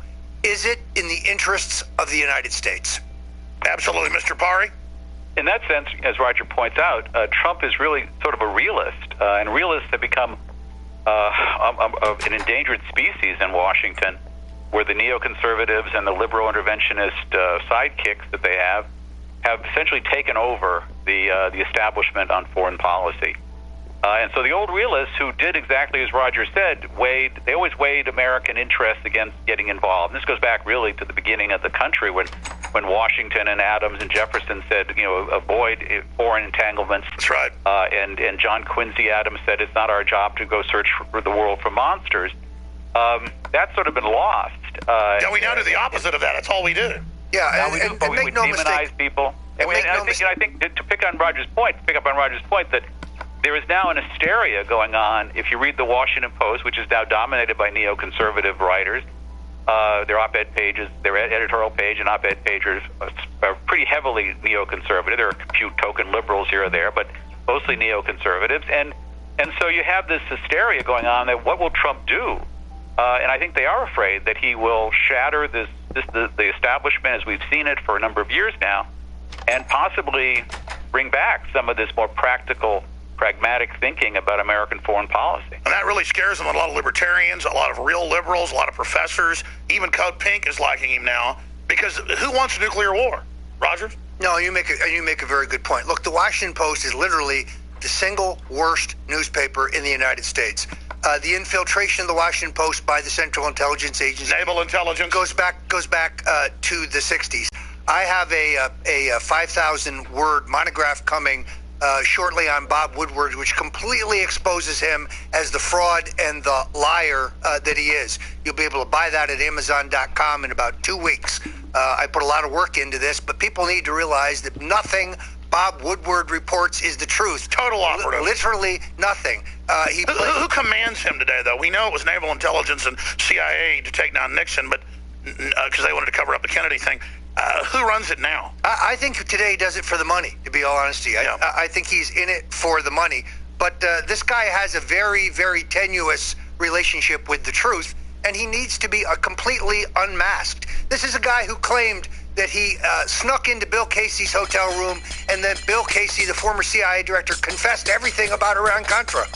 I knew Bill Casey. I know his wife, Bernadette. I know his children. I know his daughter. At that point, Bill Casey could no longer speak. It's a lie. It's a complete lie. Wow. I tell you, this is just epic radio today. Mr. Pari, I want to apologize too today that I kind of cut your time short. I really appreciate you joining us. Can I get you back on for a full 30 minutes or an hour next week? Sure, Alex. I'll be around. Well, you just do a great job at Consortium News. Everybody needs to visit it, consortiumnews.com. I'm going to put you on the phone with Nico and set you up for a full 30 minutes or hour, whatever you'd like to do next week. Thank you so much, sir. Thank you. Yeah, he breaks really big news. And, of course, thank God we didn't have nuclear war last week, but it's just these neocons will kill us all if we let them continue to control things. And they run the Democrats as well to a great extent. We're going to come back with 2 segments with Roger Stone, and I promise go to your phone calls. Sean, you're up next. Doug, Kristen, Chris, Tommy, stay with us. Please repeat that. Roger Stone's our guest. David Knight's coming up. I don't want to exhaust this guy, but I may take him right into the third hour with David Knight. So David's got some questions. We'll have you out here about 15 after, and we can eat that good German Texas barbecue we got back there waiting right now. German recipes, but cooked over there at Vic's by great Mexican folks. It is about as good as it gets. So there's a plug for Vic's. But we're going to be going 15 minutes to the next hour, and I want to go to your calls. I appreciate you holding. You were making a wonderful, wonderful point of hypocrisy when I was talking about how we have the number one story on the internet, according to Google Analytics, for a day, with the New York Times writer calls for assassination of Trump. And then you pointed out something about that guy I forgot about. Well, there's this fellow named Wilson who is a faux political consultant out of Tallahassee, Florida. This guy goes on Twitter and he calls for someone to put a bullet in Donald Trump. He also accuses, on Twitter, he accuses my friend Ann Coulter of having anal sex with Donald Trump. He's still on CNN, but I've been banned because what I said about Ana Navarro, as dumb as dog poo, dumber, is offensive. That's offensive. Just goes to show you the double standard there. CNN had three guests on there, Buzz Bissinger, Piers Morgan, and the ambassador's daughter, whatever that girl's name is, saying, let's kill Alex, let's dress up in uniforms, he needs to be murdered. Let's kill him. And it's all cute and funny. What is their problem? If I said that, I'd be arrested. This is Soviet-style censorship. They fear what we know. They fear what we have to say. They fear the fact that they can no longer contain the truth about the Clintons and their various crimes. They can no longer contain the truth about the Bushes and how the Bushes and the Clintons are in it together. Don't they get that Trump is a manifestation, a focal point of the anger? It's not going away. They ought to just run up the white flag and run to a foreign country immediately. Look, there's two people I want to thank. First of all, I want to thank the Pope from the bottom of my heart. He really helped propel Donald Trump. And now Vicente Fox? To a massive victory. And then Vicente Fox, he and his brother have been heavily involved in the drug trade, but I want to thank him also because all they're helping do is make Americans realize that only Trump, the guy they're vicious... That we're run by a bunch of foreigners, that we're chumps. Yep. We're being colonialized by every crook and scumbag out there. Yep. Well said. Wow. Let's go to Sean in Florida. You're on the air along this same line. Go ahead. Hey guys, how you doing? I'm actually calling from Clearwater, Florida, right where the guys were trained at PIE Airport on Rubio's watch. But I was kind of discussing the same thing and thinking to myself, why would Rubio be running for second place? Obviously, to get to a broker convention. But my understanding, the three options that they have at a broker convention, all three of those will lead to probably civil revolution. So I'm wondering, do you guys think that somebody would actually take a chance to off him? I know that they've kind of heightened... Oh, I guarantee you the Clinton Club and others are sitting around right now. By the way, Trump came out and questioned Scalia. Now he learns it's a secret society. I guarantee you they are thinking about how to get away with it. Mr. Stone? Well, I've been encouraged not to talk about Trump's security. He has very, very good people around him. Believe me, he doesn't completely trust just their protection of the Secret Service. He has his own security. But Trump is a courageous man. He's a bold guy. He knows that this is dangerous. He knows he's taking his life in his hands. He loves his country. He's ready to do something about it. Here, of course, is the real point. If they wrenched the nomination from Trump through some phony brokered convention, and they managed to deliver the nomination to a Marco Rubio, who really is just carrying the Bush agenda in a more attractive package, or they delivered it to Mitt Romney, of course they would destroy the value of the Republican nomination. Of course they would lose the general election, but that's perfectly all right with them because the Republican establishment would be more comfortable with a Hillary Clinton presidency than they would be with a That's Donald why we've heard that Trump from Glenn Beck, that mental patient. I'm sorry. That's why we've heard it from Glenn Beck. That's why we've heard it from Karl Rove. We've heard it from all of them that Hillary's better. These people are traitors. There's no question about it. By the way, what's wrong? I don't want to bash him, but what is wrong with Glenn Beck? I mean, he literally sounds like a Fruit Loop these days. He seems to be in the enthrall of Ted Cruz, and Ted Cruz is, of course, a globalist. His wife's a member of the Council on Foreign Relations. Stay there, sir. Back in 70 seconds with Doug, Kristen, Chris, Tommy, and others. And then I'm just going to keep this guy in here as long as I can. David Knight's coming up out of the other studio in the fourth hour, but we're going to let David get a few questions in. Stay with us. All right, we got loaded phone lines here. I'm just going to folks in the order of how long they've been holding. We'll go to Tommy, then we'll go to Doug, and then Chris and Cindy. David Knight's coming up here with us in the next segment. I'll ride shotgun until that segment ends, and we turn it over to him. And then there'll be nightly news tonight, 7 o'clock Central. Let's go ahead and talk to Tommy. Tommy in New York City, or New York, somewhere in New York State. You're on the air. Go ahead. Yeah, New York. How you doing today, Alex? I just wanted to tell you, you and your crew are smashing things here the past few weeks. And to Roger Stone, thank God you are who you are. I had one question and two really, really vital suggestions as far as Trump with the campaign. Sure. The question for Mr. Stone is this. When are we going to see a full unveiling as what would help appease the Cheshire Staff Sergeant Biggs? When are we going to actually see the unveiling of Trump's financial plan for the economy, since it is the number one issue regarding national security? And, I mean, we as the people, I mean, that's what we're starving to hear right now is how we're going to... Well, sure, he's giving them a plan. He knows they're going to attack it, but Biggs kept saying, Trump doesn't need a wall, we need a plan. And I get that. I think we've seen more of a plan now to go after the establishment, Don't let them have one-sided trade deals. That right there. Cut taxes. That's a huge plan. Kennedy cut taxes by 50% in one of the major areas, 30% in another, and the receipts into the government almost doubled. So the system knows cutting taxes brings in money. They just want to control everything. But what is Trump's plan overall? Trump actually has introduced a very detailed plan. You can find it online. It's been praised by the supply-side economist Larry Kudlow, who's a very close associate of Ronald Reagan and helped put together his tax plan. It has several parts. Let's go through them. The most important one is Trump would cut the corporate tax rate below that of China. So China, our current corporate tax rate is 35. China is 25.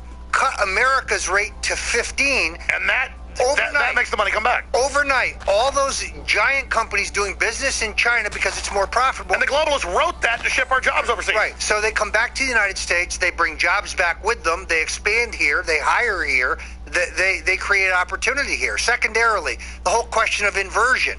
There's $2 trillion offshore that's avoiding taxation. Trump would bring that money back into the country. And at DonaldJTrump.com, we're showing it. It's all there. They keep saying there's no plan. There really is a plan. There's an extraordinary plan. And then step 3, Trump understands that currently in the federal bank accounts, there is $1 trillion that is unaccounted for. Now, every administration prior to Obama has swept those funds into the general to be used instead of going for higher taxes. Yet those funds sit there. Senator Coburn, the former senator from Oklahoma, great patriot, has talked and written about this at length. Trump would go sweep that $1 trillion back into the national economy, back into the federal coffers. So instead of raising taxes on working people, we can use money that's already on hand and unbudgeted for. Trump has a very dynamic plan that would make this economy cook. You know what I told him? They're going to call it the Trump boom, the biggest expansion in American economic history under a guy who's a Wharton graduate who understands. I'll tell you, my concern, Stone, is that, Roger, is that they're going to let him get in. They're holding the economy up. It implodes. Then they claim, like smooth haulings, that protectionism caused the new depression when the new depression's already here. That's my big concern. I'm not sure that Trump would ever really enact the tariffs. I think he's using it as a big old stick against our economic adversaries. He understands cutting the corporate tax rate will flummox China like no tariff could ever do. Well, sure. That's a form of tariff that our elites put that in with deals with China. People think of tariffs as a classic tariff. China having no environmental protection when we have all this environmental protection makes it impossible to do business here. Exactly. So you say we don't take your goods until you put environmental protection on. And Trump, there's all sorts of games. And Trump understands that the key to rebuilding our national defense, the key to rebuilding our military, the key to a strong foreign policy is economic strength, first and foremost. Plus, you don't let them buy billion-dollar fighters. You buy the fighters that actually work. Exactly. So, look, I think only Trump understands how to make Great call. Great call. We're going to go to Doug, Kristen, Cindy, and Chris, and that's it for calls. So we got David Knight coming up from the Situation Room. I'm Alex Jones in the War Room. You know, it's easy to sit on the sidelines and go along with all the media hype and bash Donald Trump all day. And I didn't really start even doing research on him until about a year ago. But all the actions he's taken are causing irrevocable damage to the criminal power structure that's hijacked our country. And so I'm not going to back him with half measures. If he does bad things down the road and screws people over, I'm going to come out against him. But I know the other people are bad. And I know they want to control reality, and they want to make myself and my family poor to control me. I'm done. Roger Stone, consummate Trump insider, Republican insider in the last decade, has been exposing their whole system, the Kennedy assassination and 9/11, and influencing Trump, obviously, in a big way. He doesn't like to brag and says Trump's his own man. He is, obviously, but Stone's one of his major confidants, and, of course, was good personal friends with Richard Nixon and worked with him. And he's here exposing the whole deal. He's part of the whole Florida recount, and he's the big insider, and he's going up against him because he's all in now, because the globalists want to break this country and make us a corrupt vassal state. I want to take a few more calls and then get some questions from David Knight and then hand the baton to him. And then tomorrow he's going to be speaking at Brave New Books in downtown Austin, 7 to 9. We're going to cover the speech and broadcast it on Sunday. So look for that 4 to 6 p.m. Central Standard Time, because this is a big deal what's happening. And a lot of people from the inside as well are moving this year against the establishment, because they know the establishment is actually hijackers that want to break the country forever, because they're threatened that America might actually try to resurrect itself. America must fall for globalism to take hold. Briefly, we are running the biggest sale we've ever run on his books. They're at InfoWarsStore.com, on the water filters, the non-GMO seeds, on all the nutraceuticals, Survival Shield X2, Super Male Vitality, Super Female Vitality, Liver Shield, the Oxy Powder, all 17 of our products at InfoWarsStore.com or InfoWarsLife.com, or call 888-253-3139. And your purchase funds our operations. But this is a once every 4 years leap year sale. It's the biggest sale we've ever done, period. I didn't hype it. I didn't promote it beforehand. It snuck up on me because I'm so busy. Here it is. And we're running it until Monday night. And then that's all, folks. As they say there on Looney Tunes, InfoWarsStore.com or 888-253-3139. And the money we do make from this helps fund the operation. But look, Alex, I've got to say, I'm a big fan of one of your products, and I want to mention it, Liver Shield. When I've been on the road doing, what I do, the book signings, the speeches, the interviews, and I get off the road and I'm tired, I'm exhausted, I've been eating bad, I've been not getting much sleep, I hit Liver Shield. It's rejuvenating. I get mental clarity, I get better physical energy. It's a great product. I'm a big believer in homeopathic medicine, so I had to put in the plug. I'm a believer. Good stuff. Well, it's concentrated herbs that are known to help your liver detox. You can just take it every day, or take it once a week, or do the gallbladder cleanse. It's unbelievable. It takes 6 days, and you take the Oxy Powder with it, and boy, on the seventh day, it is spectacular for almost everybody. People can read the reviews, see the informational videos, and I think the folks over at Media Matters and places should do it for themselves. They might actually pop if they did. And same thing with that lady over there on CNN. I'm being a little bit sarcastic here, but I do want to go back to your phone calls. Thanks for the plug. I didn't know you were a good user of our products. Thank you, sir. Stuff. Well, they're high quality. They're the highest quality we can actually bring folks. Plus, we know we're a target of the FDA, a target of the media, a target of the testers. And we want it to be high quality, but we have to be at the highest standard out there. InfoWarsLife.com. Take advantage of that. This only comes around every 4 years. Who's up next here to talk to Mr. Stone? Doug in Ohio. You're on the air. Welcome. Hey, Alex. Welcome, Doug. Hey, good day, Alex, Mr. Stone. Hey, as well as my Info Warriors out there, as well as we all know, America's the sickest country in the world. 90% of our food is banned in 160 countries. We have a DaVita dialysis on every corner like a McDonald's. When will Trump expose this? And what will he do to the corporations manufacturing all this poison that they call food? Another reason, I forget all the good stuff he's done. He's come out against vaccines and said that they've got liability protection. They need to be studied. They're causing problems. There's too many of them. Again, I just forget why I like him. Yeah, he's an independent thinker. He understands the problem isn't the vaccines. The problem is what's in the vaccines, the mercury and other products. You can imagine how the medical establishment went crazy when he said this. Trump's truth teller. Everything you keep saying about him, he comes out and that's his views. Where is he on Big Pharma, on vaccines, on eugenics? This is a great call from the listener, Doug. Let me just say, stay tuned. This is just the beginning of the campaign. Wait, we get into the general election. So he knows what he's doing. He rolls it out. Well, one thing at a time. When he talks about monetary policy. Is it going to be basically Ron Paul meets Alex Jones meets Roger Stone by the end? Well, we can only hope. Meets Donald Trump? No one puts words in Donald Trump's mouth. I am neither a formal nor an informal part of his campaign. I'm just an FOT. I'm a friend of Trump. Just like I'm an FOJ. I'm a friend of Jones. And I operate completely independently. Donald Trump doesn't approve anything I do, nor do I ask for approval. But I would do anything he asked me to help him get elected. You're like a little angel, little free agent. Well, look, he's the last best hope for this country, folks, and that's why I've dedicated the rest of my year through this November to making sure that Hillary Clinton is stopped and that she and her husband and her daughter go to prison where they belong because their crimes are manifest. But more importantly, that we elect somebody who can save this country. The hour grows late. It's Donald Trump or 1,000 years of darkness for the United States. Well, that's the plan. Thank you, Doug. Great question. Kristen in Ohio, you're on the air worldwide. Hi. I had a couple questions, actually. My first one is, with all the illegal immigration stuff that Donald Trump talks about, wouldn't it be smarter to put sanctions on the big companies that are actually hiring the illegal immigrants? Because that's why they're coming over. If they can't, get jobs. Sure, I'll be honest. The wall sounds kind of like just a big campaign stunt because people get it. But I mean, isn't it go after the employers and then also, incentivize employers to hire Americans? Look, give Trump his due. He understands the labor market. He also understands how, in many cases, you can't find Americans to fill these jobs. That is just a fact. But he's a giant critic of our visa program, unlike Ted Cruz, unlike Marco Rubio. And I think you'd see a completely revamping of our current immigration system to one that makes sense. One thing I can tell you, Donald Trump is not in the pocket of big business or big anything.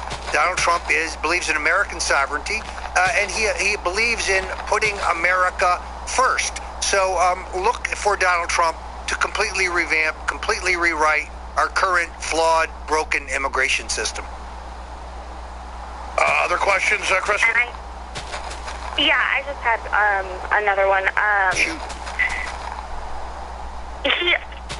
He talks about he wants to expand our military, but isn't the military one of the cost of the military one of the leading causes of national debt? I think he says he's going to make it strong, and you can do that with half the money without all these boondoggles and screw jobs. The F-15 is better than the new billion-dollar fighters that don't even work, and the $700 toilet seats. What's Trump's real view to I think what Trump understands is you can afford a stronger and sleeker and leaner but more effective military if you rebuild the American economy. The problem, of course, is massive defense spending when you're running a deficit, when the country's broke. So he understands step one, revitalize our economy. Like Reagan did. Get America cooking again. Then you can afford a national defense second to none. Right now, we're spending on defense, although at inadequate levels. At the same time, we're broke. Now add to that we decide, for example, to depose Gaddafi in Libya, but we have to go to the national credit card to borrow the $880 million. Yeah, we got special interests that are bringing the country down. To bomb Gaddafi into oblivion. Look, the elites have decided we're done. They're stealing everything they can right now like a hot stove, like you said. Kristen, great questions. I want to bring David Knight in for a question or two before he takes over. David Knight from the Situation Room. David Knight, do you have any comments or questions for Mr. Stone? Yeah, Alex, when I looked at what Vicente Fox said, his effing comment, when you actually read what he went on to say beyond that, what he was really angry about was that 44% of Hispanics had voted for Donald Trump in Nevada. And I thought it was interesting. We talked about this a little bit last night just before the debate. Fox said it's not to defend our race, it's not to defend our creed, but to defend the nation that is hosting you. That raised a ton of questions in my mind, because it sounded like he was appealing to them to vote on a racial basis, on some kind of a creed basis, which I'm not sure what that is, but also the fact that he says, defend the nation that is hosting you. Now, that implies, I guess, that these people are voting when they're not citizens, that they're simply being hosted. It all ties into the North American Union aspect that we're looking at here. But I wanted to get Roger Stone's comments on that. The idea that this former Mexican president is exactly. Doesn't this show the insane arrogance of the establishment that the Pope and the Chinese communist leaders and the Mexican former president, with all his brother, one of the biggest drug dealers out there on record, telling us what to do? No, Mexico would laugh at us if we did that. Yeah, I'm very familiar, of course, with the North American Union. As you know, Ted Cruz's wife, Heidi, has been a major progenitor of that through her membership at the Council on Foreign Relations. Look, here's my message for Vicente Fox. The Trump Justice Department's coming for your brother. They're coming for your brother. They're going to arrest him. They're going to prosecute him, and they're going to jail him because he is poisoning our children. And you're going to be investigated too, Fox, just like when I bullhorned you. Fox is a criminal. His brother's a criminal. Most of those in the Mexican government are criminals, and Trump is exactly right. They're shipping us the rapists. They're shipping us the scum. They're shipping us the criminals. And then it's a con game like a raped woman. He sits there slapping us and choking us, saying it's our fault. Here's the irony. No, get off us, you rapist. Here's the irony, and the liberals are going to hate this. Donald Trump will get record numbers of African-American votes. He already is. The polls show it. Record numbers of Hispanic votes. Tell us how he'll destroy Hillary, because he really will in the numbers.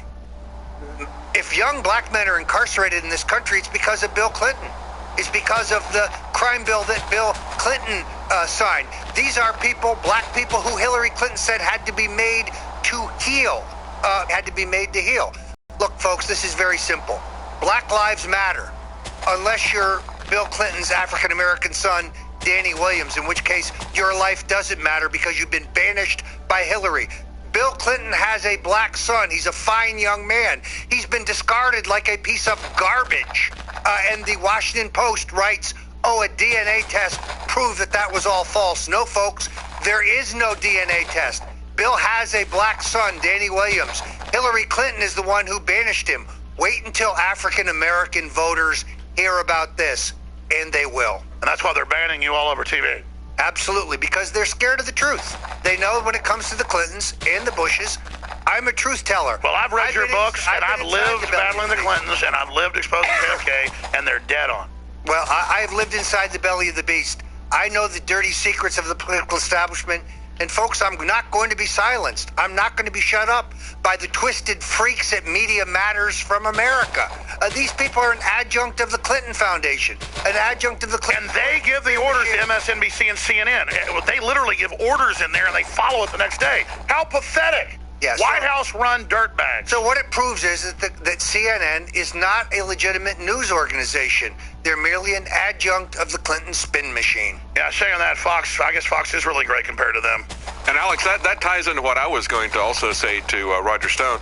When we look at the way this debate was set up last night, of course, it was CNN and Telemundo. And I think that was also an effort. Everything was targeted towards Trump. They kept saying, we'll see what Telemundo thinks. Yeah, they're upset because Trump won the majority of the Hispanic vote. And so they're trying to play the race card, just as Fox had said, Vicente Fox had said. Even Fox this morning, the talking point was, it's whites that are angry. That's why they like Trump. What?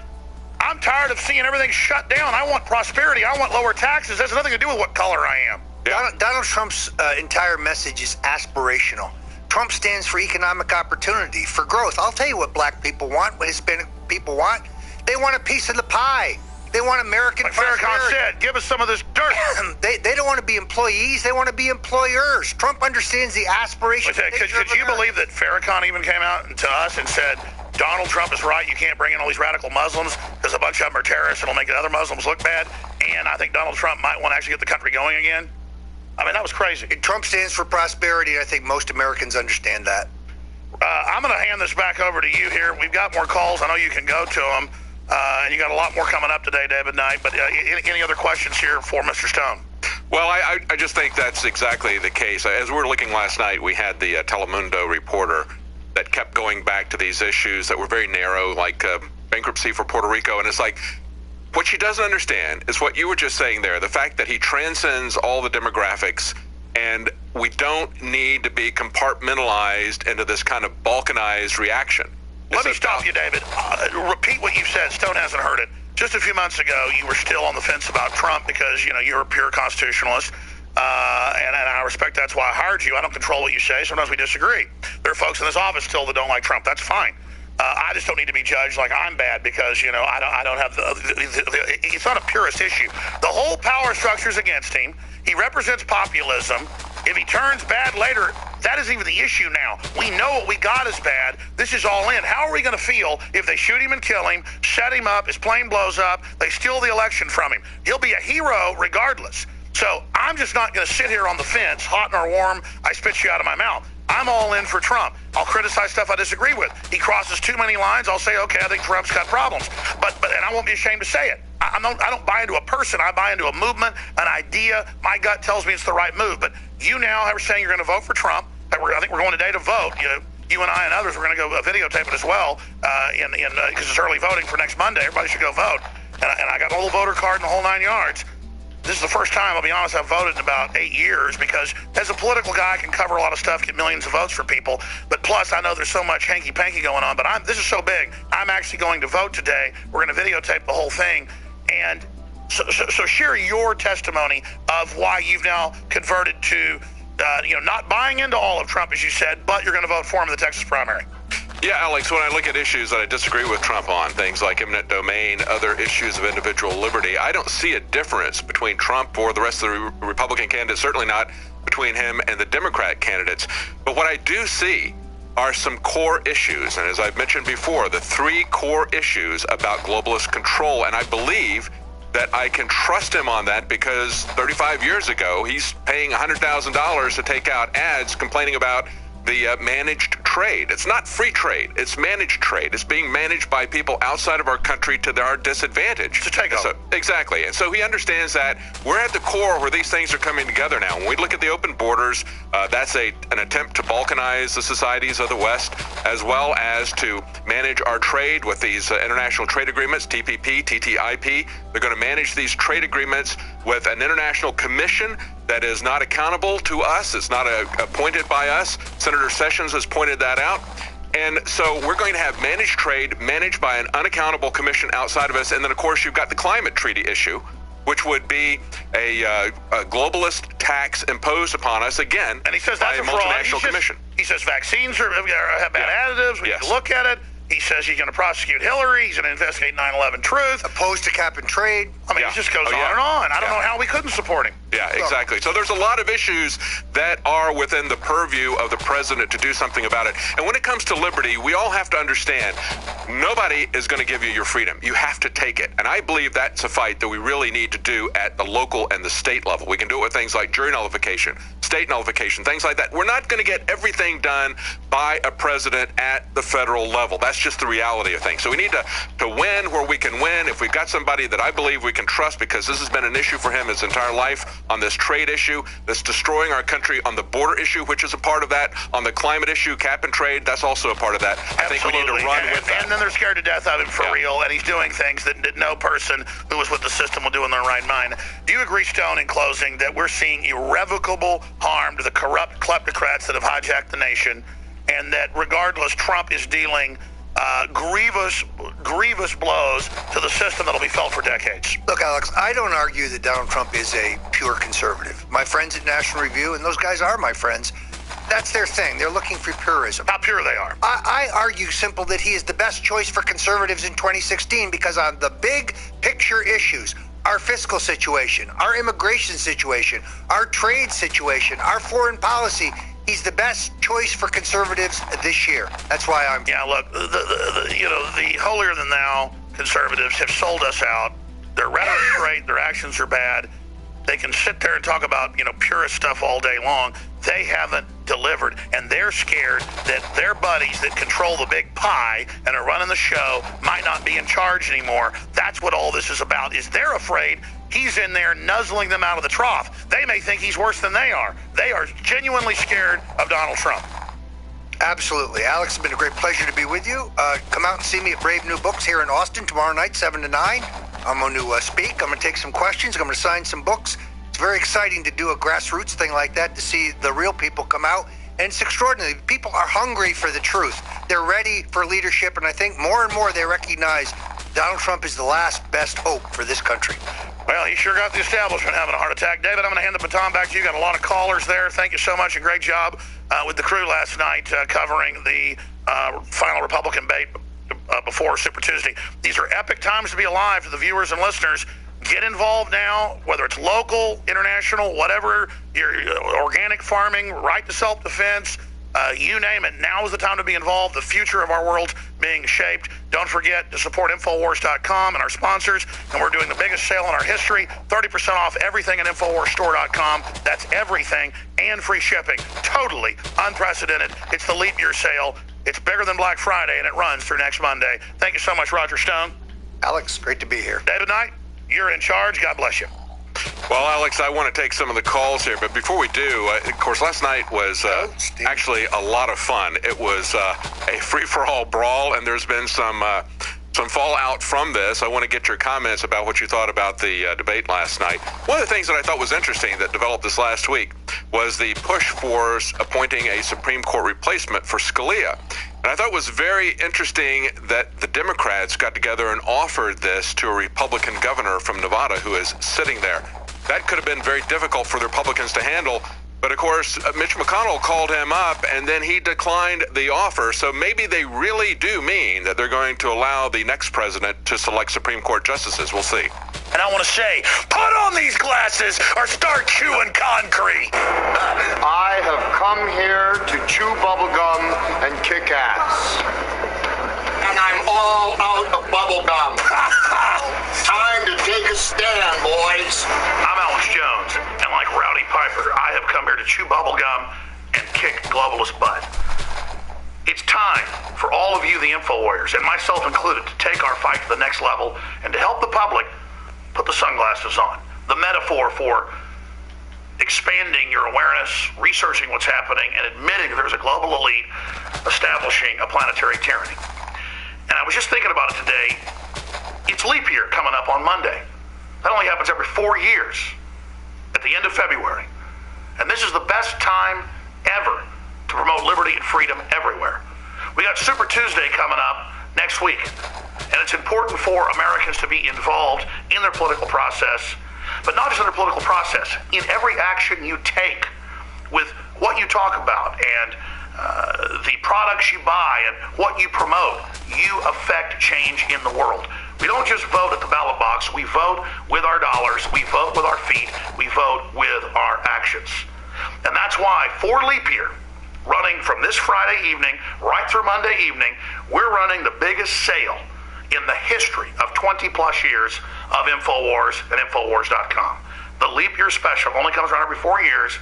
30% off all products at InfoWarsStore.com and free shipping on top of the discounts that are already there. This is a major loss leader with some of the products, but overall it will help us fund the InfoWars operation and get our reporters out there across the world covering what's happening. The planet is ready to wake up. People are ready for the truth. But to do that, those of you already awake have to redouble your efforts spreading the word and directing people to good sources of pro-human information like Infowars.com, my syndicated radio show, the Nightly News, and more. I'll be back this Sunday live, 4 to 6 p.m. with the Sunday radio show as well. But in the meantime, take the time out to visit InfoWarsStore.com or InfoWarsLife.com to find the specific nutraceuticals and take advantage of the biggest specials yet on true game-changing products that are simply amazing. Like Survival Shield Nation Iodine X2. Most people are iodine deficient, and most iodine out there is bound to other compounds, so you don't really absorb it. Our research shows this is the purest, strongest, most focused, good halogen ever. And what it does is simply amazing. Read the 5-star reviews at InfoWarsLife.com today and take advantage of the biggest sale ever in InfoWars history. And on top of that, I finally want to thank all of you that have spread the word about the broadcast and that have supported us and our sponsors and bought the products at InfoWarsStore.com. Because without you, none of this would have been possible. My pledge to you is that I will keep the sunglasses on, and this operation will be a sunglass factory in the metaphor or the allegory of they live, and that we will help humanity take the blinders off, come out of the cave, and defeat this globalist system that's being constructed. Now back to InfoWars Nightly News and more. I'm Alex Jones. Take a stand, boys. You know what? You got a little courage. Stand up for yourself. Waging war on corruption. It's Alex Jones coming to you live from the front lines of the InfoWar. The Oscar winners give a press conference and how to buy a sailboat as...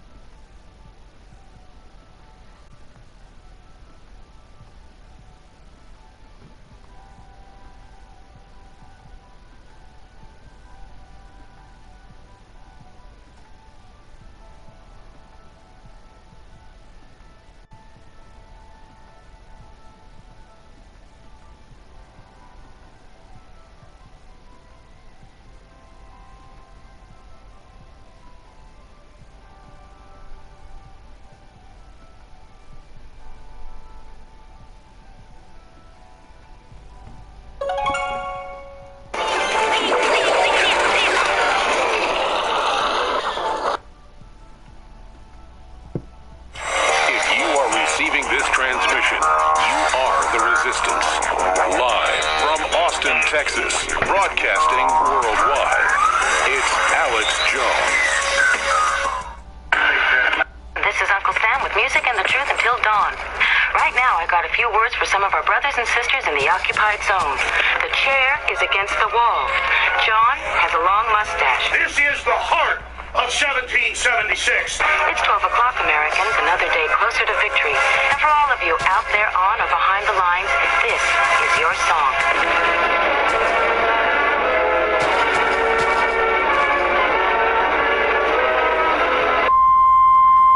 Ladies and gentlemen, thank you for joining us on this emergency transmission. Our republic is on its knees, and we're here pointing out what the globalists don't want you to know. They are bringing us into a worldwide tyranny. They want us to sleep all the way into complete slavery. I told you 3 months ago that Donald Trump was planning to set them up with 9/11 truth. They took the bait. They attacked him. They didn't take the bait when he joined us, but they did take it this week. And he is now going to expose the entire system. They are in huge trouble, and Donald Trump is a hero. He's proven he's for real. It's incredible.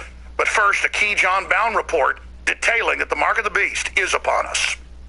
Following the 2016 Davos confab, a meeting of 62 people as wealthy as the 3.6 billion poorest half of the world's population, where a major theme was the future of automation as it replaces working humans. As more and more of the population leaves the workplace, economic growth enters a period of secular stagnation. Economist and potential future Federal Reserve Chairman Larry Summers is heralding these conditions as the perfect storm needed to transition to a cashless society. Paul Joseph Watson writes, Summers has called for the $100 bill to be phased out of circulation, becoming the latest prominent voice to advocate the elimination of cash. The Washington Post writes, Summers calls for a moratorium on printing new high-denomination notes in the name of stopping crime and corruption, a global agreement to stop issuing notes worth more than, say, $50 or $100. The inevitable mark of the beast system is fully underway. France introduced laws last year which restricted French citizens from making cash payments over 1,000 euros. Italy, Russia, Spain, Mexico, and Uruguay have all introduced similar laws that ban cash payments over a certain amount. Earlier this week, the ECB Council voted to scrap the 500 euro bill, a decision that would reduce the amount of physical cash in circulation by around 30%, despite the fact that such a move would be negative for the currency, according to a Bank of America analysis. Last month, Norway's biggest bank, DNB, called for eliminating cash to cut down on black market sales and crimes such as money laundering. In August of 2015, the Financial Times published an editorial which called for the abolition of cash altogether to make life easier for a government set on squeezing the informal economy out of existence. We should move towards an international currency because the speculation and the complexity of currency has caused some of the irritation, not only among the trading nations, but among individuals.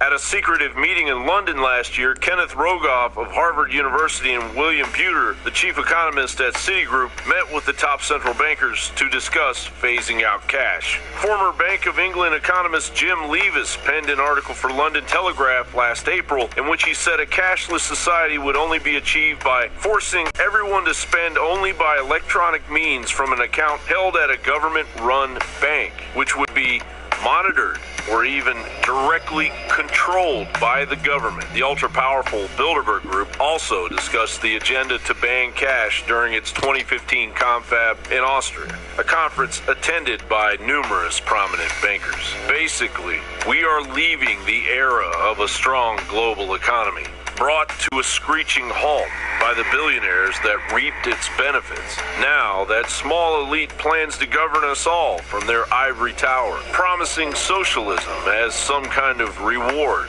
Keep Obama in president, you know? He gave us a phone. Meanwhile, major banks are preparing for a bank holiday that could come at any moment as the final maelstrom begins between the cashless society of the corporatocracy running our kidnapped government versus the defenders of our dying federal republic. Right on, that's what I'm talking about. Another high five. Patriot. John Bound for Infowars.com. another stunningly powerful and insightful and key report by John Bound. I'm Alex Jones. Get ready. It's a big broadcast. We're live. This Thursday edition. This is an emergency transmission. It's 11:59 at Radio Free America, and this is Uncle Sam with music and the truth until dawn. Right now, I got a few words for some of our brothers and sisters in the occupied zone. The chair is against the wall. The chair is against the wall. John has a long mustache. John has a long mustache. It's 12 o'clock, Americans, another day closer to victory. And for all of you out there on or behind the lines, this is your song. The attack came from within. But they took a lot of people away.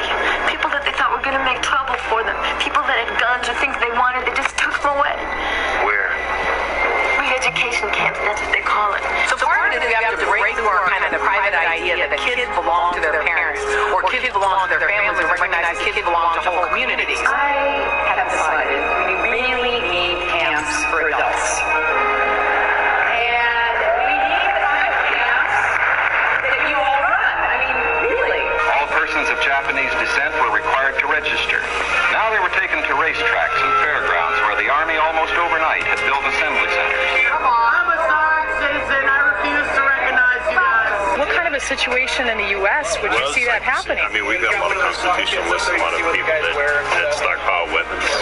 Plus, you have a lot of people that are coming out of the military that have the ability and the knowledge to build IEDs and to defeat law enforcement techniques. These people are radicalized and they don't support the United States and they're disloyal to the United States. It's our right and our obligation to segregate them from the normal community.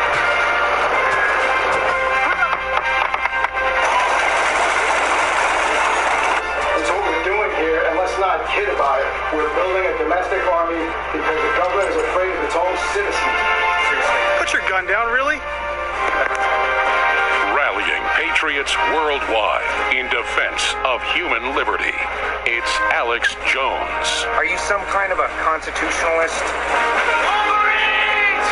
So these people who hold themselves out to be patriots are not.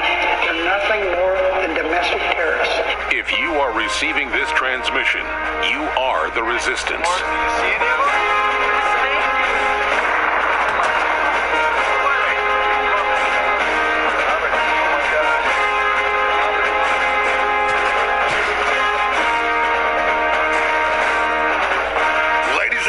Thank you so much for joining us, the very tip of the spear, InfoWars, on this Thursday, the 18th day of February 2016. We'll be saying 2017 before you can blink your eye twice. And much of the future of this country and the world would have been decided. This is the critical time right now. Make no mistake. Donald Trump went from someone that I just thought was basically a billionaire entrepreneur to someone who I thought was a big showboat, to someone who I thought might actually want to try to save the country, to someone that I have seen weather the storm of attacks that is just unprecedented and stalwartly put his head up against it and only get stronger and capture the populist winds of change of this illegitimate government. And now that he's come out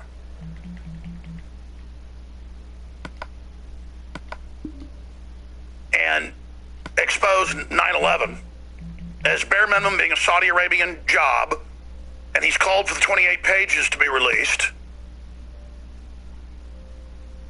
he is 110% taking on the heart of the New World Order. And I am pinching myself right now because I can't believe I'm right in the middle of this. Obviously, when Donald Trump came on, he knew that they would attack him for coming on my show and the information we talk about, and the congressmen like Jones and others we've had on that have read the 28 pages, Rand Paul, Senator Paul.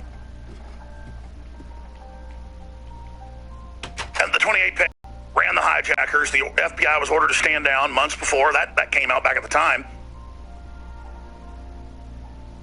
That's why 6 of the 10 commissioners say there's a cover-up and a smoking gun that'll bring down multiple governments, the Clintons, the Bushes, and the Saudis. So multiple dynasties and governments. And that NORAD stood down. And then we attacked a country that was arch enemies with Saudi Arabia and battling Al-Qaeda. Set up our own CIA officer, wasn't just an asset. Saddam Hussein, trained by the CIA in 1958, carried out assassinations dutifully, was wounded repeatedly inside Iraq. There was a staged coup in 79. He was put into power. He reformed the Ba'athist Party from socialist to somewhat capitalist. He followed orders to attack Iran, went into debt. Then they basically told him, go ahead and invade Kuwait. You're allowed to. April Gillespie said, we're not going to get involved. Same order he was given before for the 7-year war with Iran, where he killed millions of Iranians, by the way. How many hundreds of thousands of Iraqis did they lose? And I'm not saying Saddam's a good guy, but he followed orders of previous U.S. regimes. Going back to Eisenhower. He was under U.S. command back to Eisenhower. And that's how they ended up treating him. And now women have to wear hoods on their heads in Iraq when they go to college. And rock and roll music's not on the radio. And can't buy Playboy at the supermarket. And I'm not saying that's a symbol of freedom, but that's what it was like under Saddam. And 60% of their graduates were women from college. Let's just stop right there because I'm digressing down historical rabbit trails. The 28 pages exposes it all, and it's like pulling a string out of a sweater. The whole thing comes out. And Trump came on the show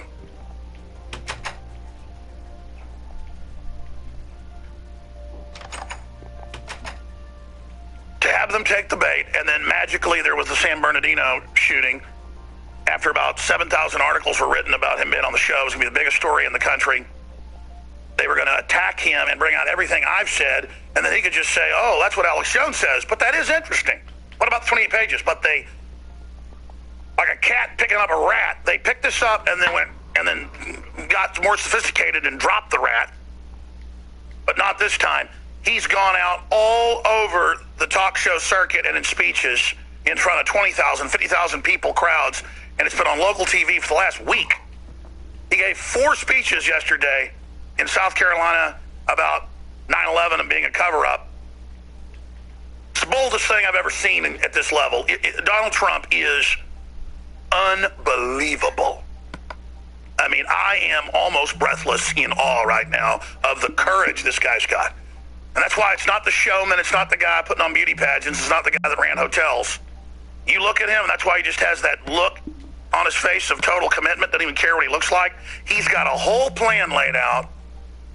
The enemy even knows what it is, and they can't help themselves. Dick Cheney looked scared on Fox over the weekend on Monday, going, it's almost as if Trump's saying we did it. And he better watch it. This is unprecedented what you're seeing. It'll bring down the Clintons. It'll bring down the Bushes. It'll bring them all down. The old power structure, Donald Trump has got their head in the guillotine, and he's got his right foot on the lever. And they're looking up at him, telling him he better watch it. And you know what? He better watch it. I don't think people realize the mega, over-the-top, epic moment we've now reached.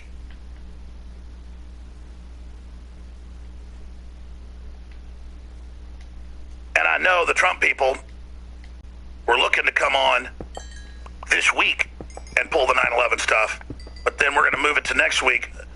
It don't need InfoWars to do this, and that's fine. It's all about Trump. You see, they found out the media is so scared of me, they don't want to combine Trump with me. So he's smart. He's doing it Trump alone. And then they can't ignore it because they've green-lighted the attacks at every level. It'll take them a while to get the orders out and to control the media not to cover Trump and 9/11 truth. But by then, they've already taken the bait. And man, you talk about walking into a trap. The Bushes, Cheney, the Clintons, they have all walked into a giant trap. And the best part about this trap is we told them it was a trap. See, metaphysically, it's very important to do that. And what's amazing is I had a guy that's overthrown 7 governments himself, quarterbacking it, Steve Pachenik on, Dr. Pachenik, the day after Trump was on, and he goes, Roger Stone, incredible, political operative, very wise that they're pushing 9/11 truth, and, the media's starting to take the bait, and then he's got him. We didn't even talk about 9/11 with Trump.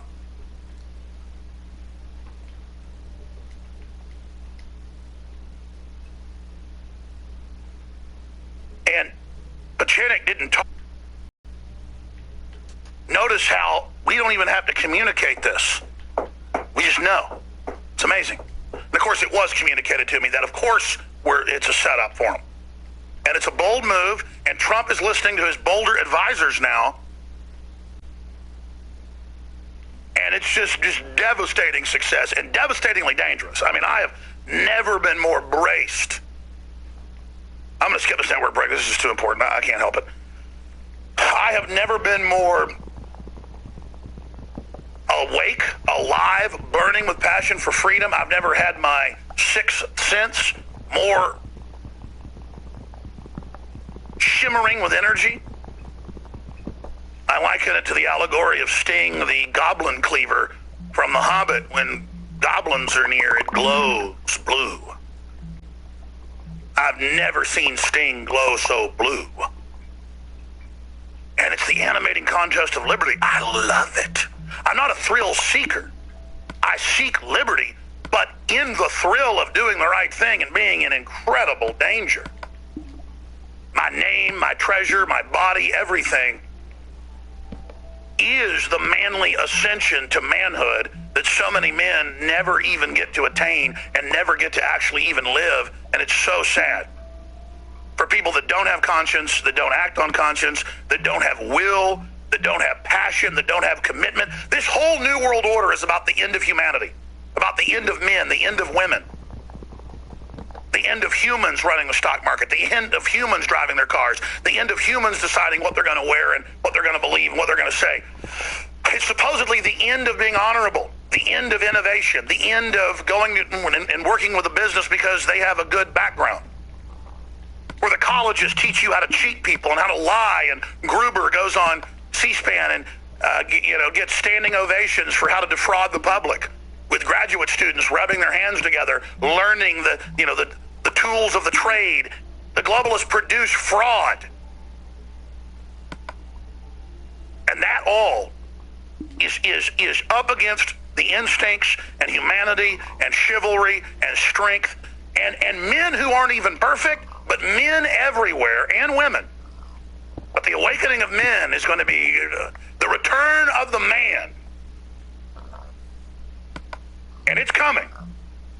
The return of the man. You think I'm a man, Donald Trump's a man, Ron Paul's a man? When masses of men awaken, you're going to see incredible warriors in business and life and of God and of every stripe arriving on the scene. And when men realize their true destiny, it's over for the New World Order. We're not going to be stopped by a bunch of hunchback globalist male crones like Larry Summers and David Rockefeller. The return of the man is about to be here. And that man is you. And it is shaking the earth. Everything they do is to destroy manhood and to create fake facsimiles of it. You spend all your time all day obsessing on your fantasy football team. You're meant to be organizing your family, organizing your business, organizing your life, and involved civically, defending freedom aggressively. That's the animating contest of liberty. And with that comes monetary and cultural success. But it's a byproduct of being a man. And Donald Trump says, quote, elect me and you'll find out who really knocked down the Twin Towers. He's saying, elect me and I will expose 9/11. They may go ahead and kill him. I mean, you need to pray for Donald Trump right now, folks. And by the way, we need your prayers. I need them bad if you want us to be full power. I mean, I tell you, I need them. I don't believe in prayer. I absolutely know it. I rely upon it. My aunt has that little sign in the kitchen. We don't believe in prayer. We rely on it. And I need it. Not out of fear. I need the full providence. And God listens to you. And I'm weak as well. I need the enemy taken out of my way. And it's been happening. Let me tell you something, folks. George Washington wrote about providence. I see it in my life. It is humbling and makes me cry. And not out of fear, out of joy. Every enemy is removed. Everything falls in our lap. It is incredible. And when we do get struck, it is always for a reason, and something even better comes out of it. So just pray that God's plan work through you. I'm going to stop ranting on this subject. It's just such an amazing time to be alive right now. And I'm going to try not to start crying here on air. Just thank God. Thank God there are people who aren't cowards. And I'm telling you, I was told this before it was in Politico.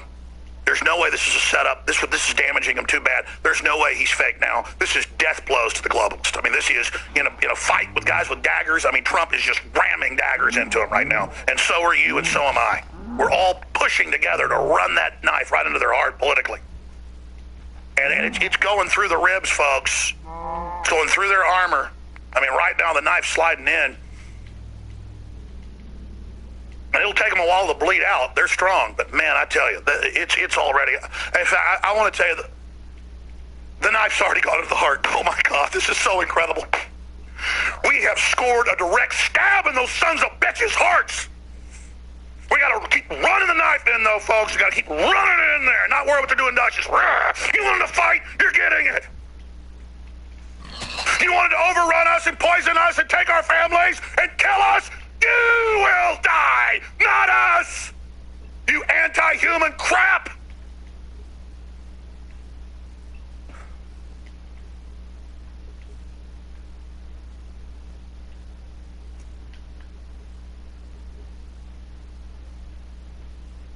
Choose what side you're on in the government and the military. And worldwide, choose what side you're on.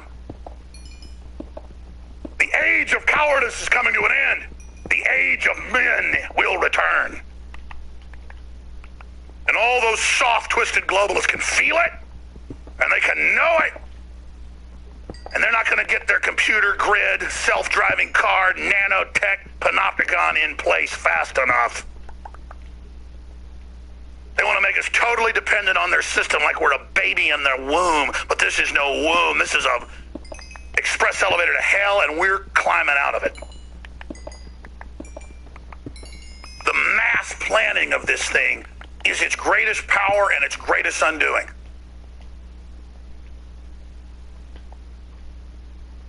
That every car maker in the world signed agreements 17 years ago in Chicago and in Tokyo. I remember covering it at the time. That by 2016, 2017, all new cars coming out, that you have to pay for all this garbage, thousands of dollars added on sticker price. They don't list it as a wonderful thing. All this crash avoidance and smart car garbage. It's self-driving car technology already in your car, ready to roll on the GPS. It's a takeover, folks, and it's in all your new appliances. It's in everything. And I know all this is coming, but man, my car was getting a water pump put in it yesterday. So they said, "Oh, Alex, hey, we're big listeners. Here's a Dodge Challenger, purple monstrosity." I mean, I hate the color purple on a car, but the point is, it's a nice car. And I'm sitting there at home this morning looking. I think I got photos on my phone here. I go, that's a big old camera on the front. And I went, of course, it's going to be it looks like a Half 9000 eyeball, same size. And I went, oh, that's going to be self-driving car garbage, and I went and looked it up. Sure enough, it was.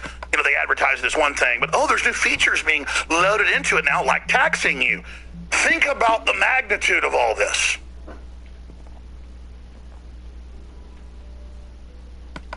And Donald Trump is for real. This certifies it. There's no way he's not. This is it. He just went to 100% in my view. Right there.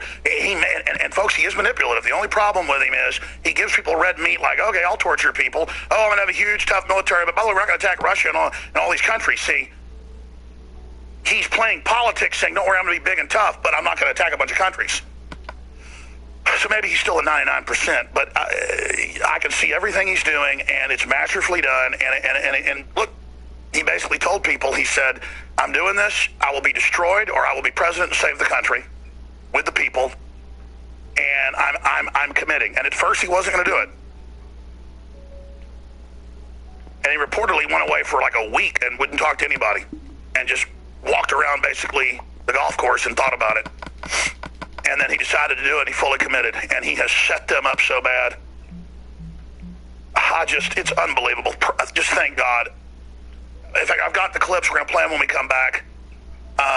There's just so much other important news going on. We've taken the narrative away from him on Scalia. I mean, look, you didn't follow the default to have an autopsy. Now one of the senior deputies has come out and says handling of Scalia case very irregular, that the SOP was ignored, standard operating procedure. Yeah, no kidding. And look, we're questioning. I mean, you're known liars. We don't believe a word you say. Got it? We don't have confidence in the system anymore.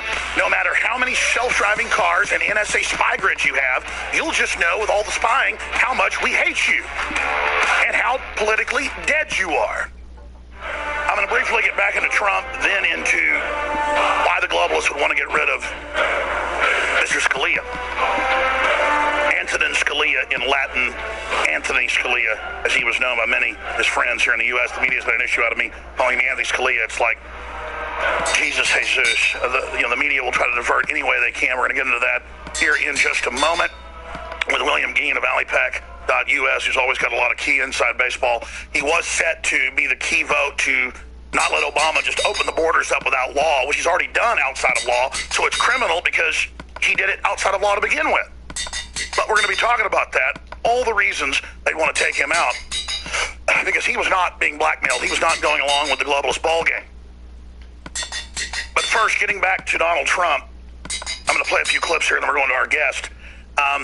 It is more essential than ever, ladies and gentlemen, that we also get healthy and take care of our bodies. And again, I'm no beach boy, but I've lost 70-something pounds the last 4 or 5 years, and it's accelerated taking Super Male Vitality from InfoWarsLife.com that is just known, organic, super concentrated to a thick syrup oil.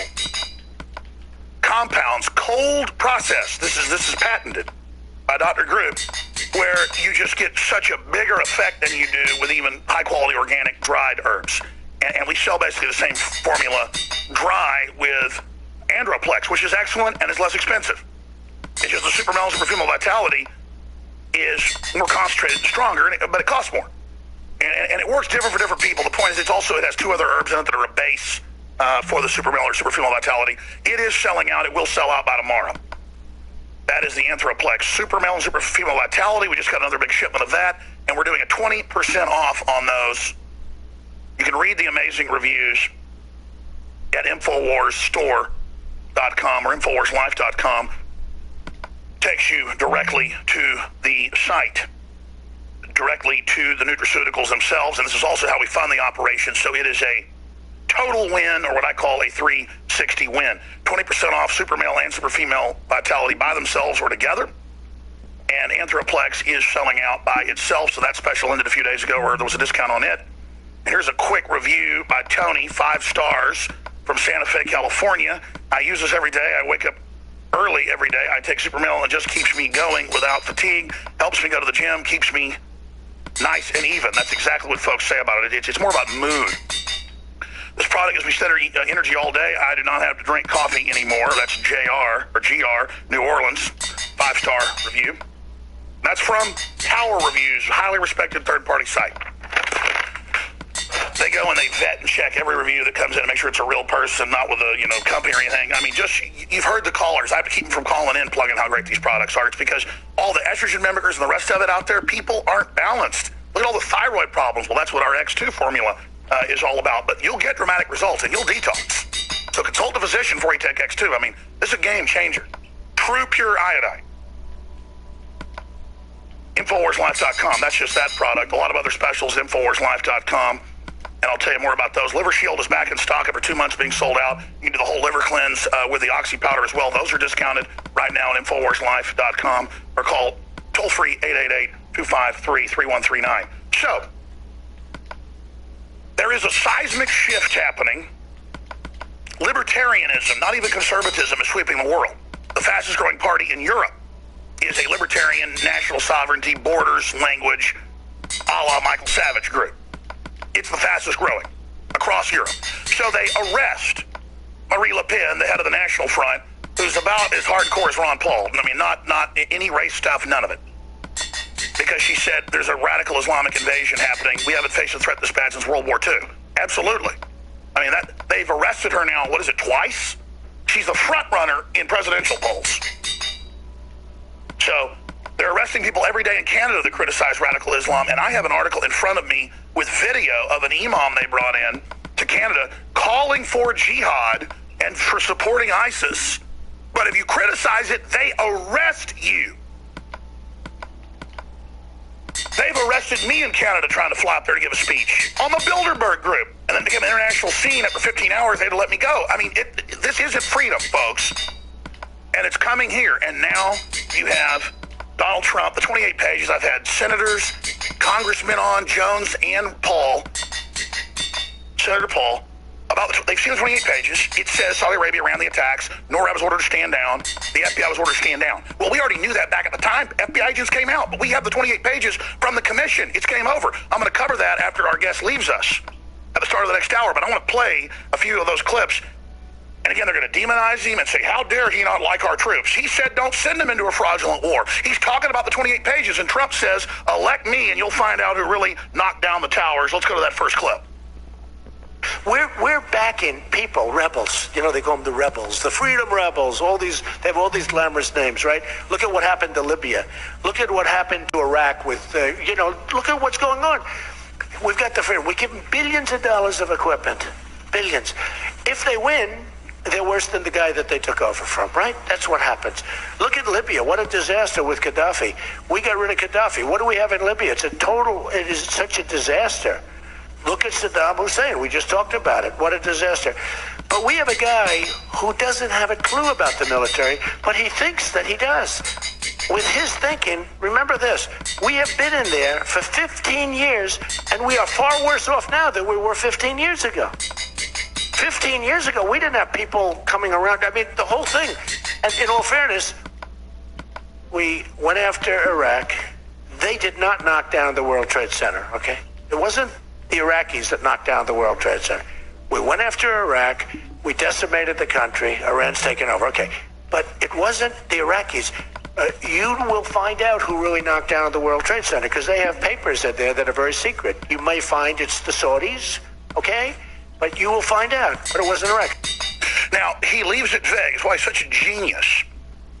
They'll come out and they're saying he's a liar. Right now, all over the news, there is no secret pages. And then people go, well, there are the 28 pages. And then he has a press conference with the families. Oh, I'm afraid that's being set up right now. I love meeting with his shadow campaign head 3 months ago. We had some great discussions. I really like seeing him manifest right now. Trump likes my ideas. He already had the ideas.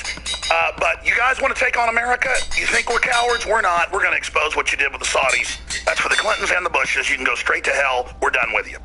And folks, you want people to fight? This is an info war. You want a full brass knuckles, toe-to-toe, to the political death. This is it. We use the truth. They use lies. And Trump is amazing. Another person that's an amazing researcher, journalist, and leads one of the only groups that's actually stopped the end of our sovereignty is William Geen. He was on a few years ago, and he said, Obama's already de facto gotten rid of the border. Well, since then, the Border Patrol's come out and said, we complete the smuggling process. They fly in the planes every day. No one's even checked, but you're checked because the control grid's about you and your family. But Geen has got some intel and research on the situation with Antonin Scalia and what happened to him, Anthony Scalia, potato patata. And we now have one of the senior deputies who got out of the department and is running against the sheriff, says handling of the Scalia case very irregular. He says all the time they did autopsies every time. Of course they would do this. They ignored SOP. That's Cesar Melendez. We're going to get him on the show, by the way. A great interview that Joe Biggs got. It's up on Infowars.com. It's in a Kit Daniels article. Please get that out to everybody you know. You have all these top deputies, all these top forensics heads, all these top homicide police officers, I mean, over major cities like New York and D.C. going, I almost fell out of my chair, quote, I was dumbfounded. Another quote, I couldn't believe it. Oh, but I say, hey, this is suspicious and I'm bad. Then the guy says he finds him with a pillow over his head, gives 3 interviews, says that. But then the sheriff, who showed up hours later, he says, oh, well, the pillow was by his head or behind his head. He had a heart attack. He didn't have a heart attack. Cause of death was natural, but there was no one that even looked at him. It stinks to high heaven. Either there was some foul play or they think there might have been and they're just trying to cover it up. Whatever they're doing, folks, it stinks like a bucket of rotten fish that have been in a trash can for 3 weeks. I mean, this is unbelievable.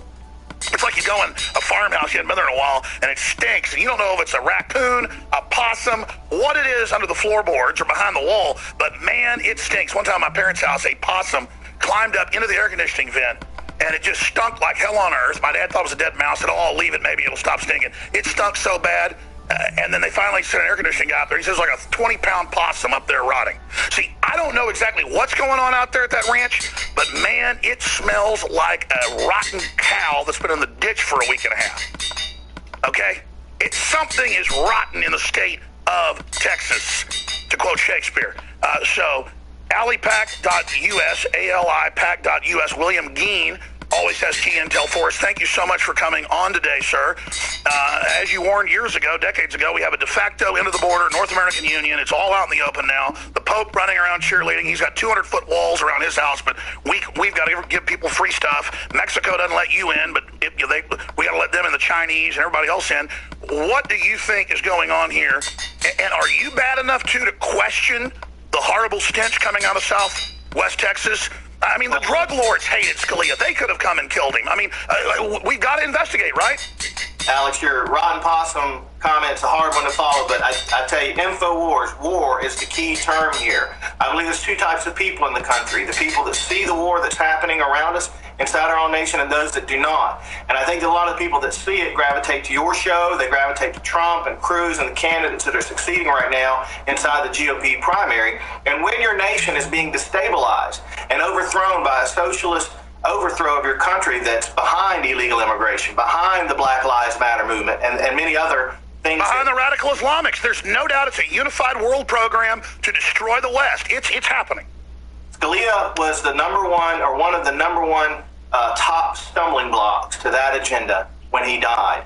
And in the last few days, and one of the things about your show too, Alex, you've always had me on at a very important time like this. And in the last couple of days, you and I and Donald Trump and Michael Savage have been attacked by the Los Angeles Times, the Seattle Times, some San Antonio Express News, all throwing around the word conspiracy theory.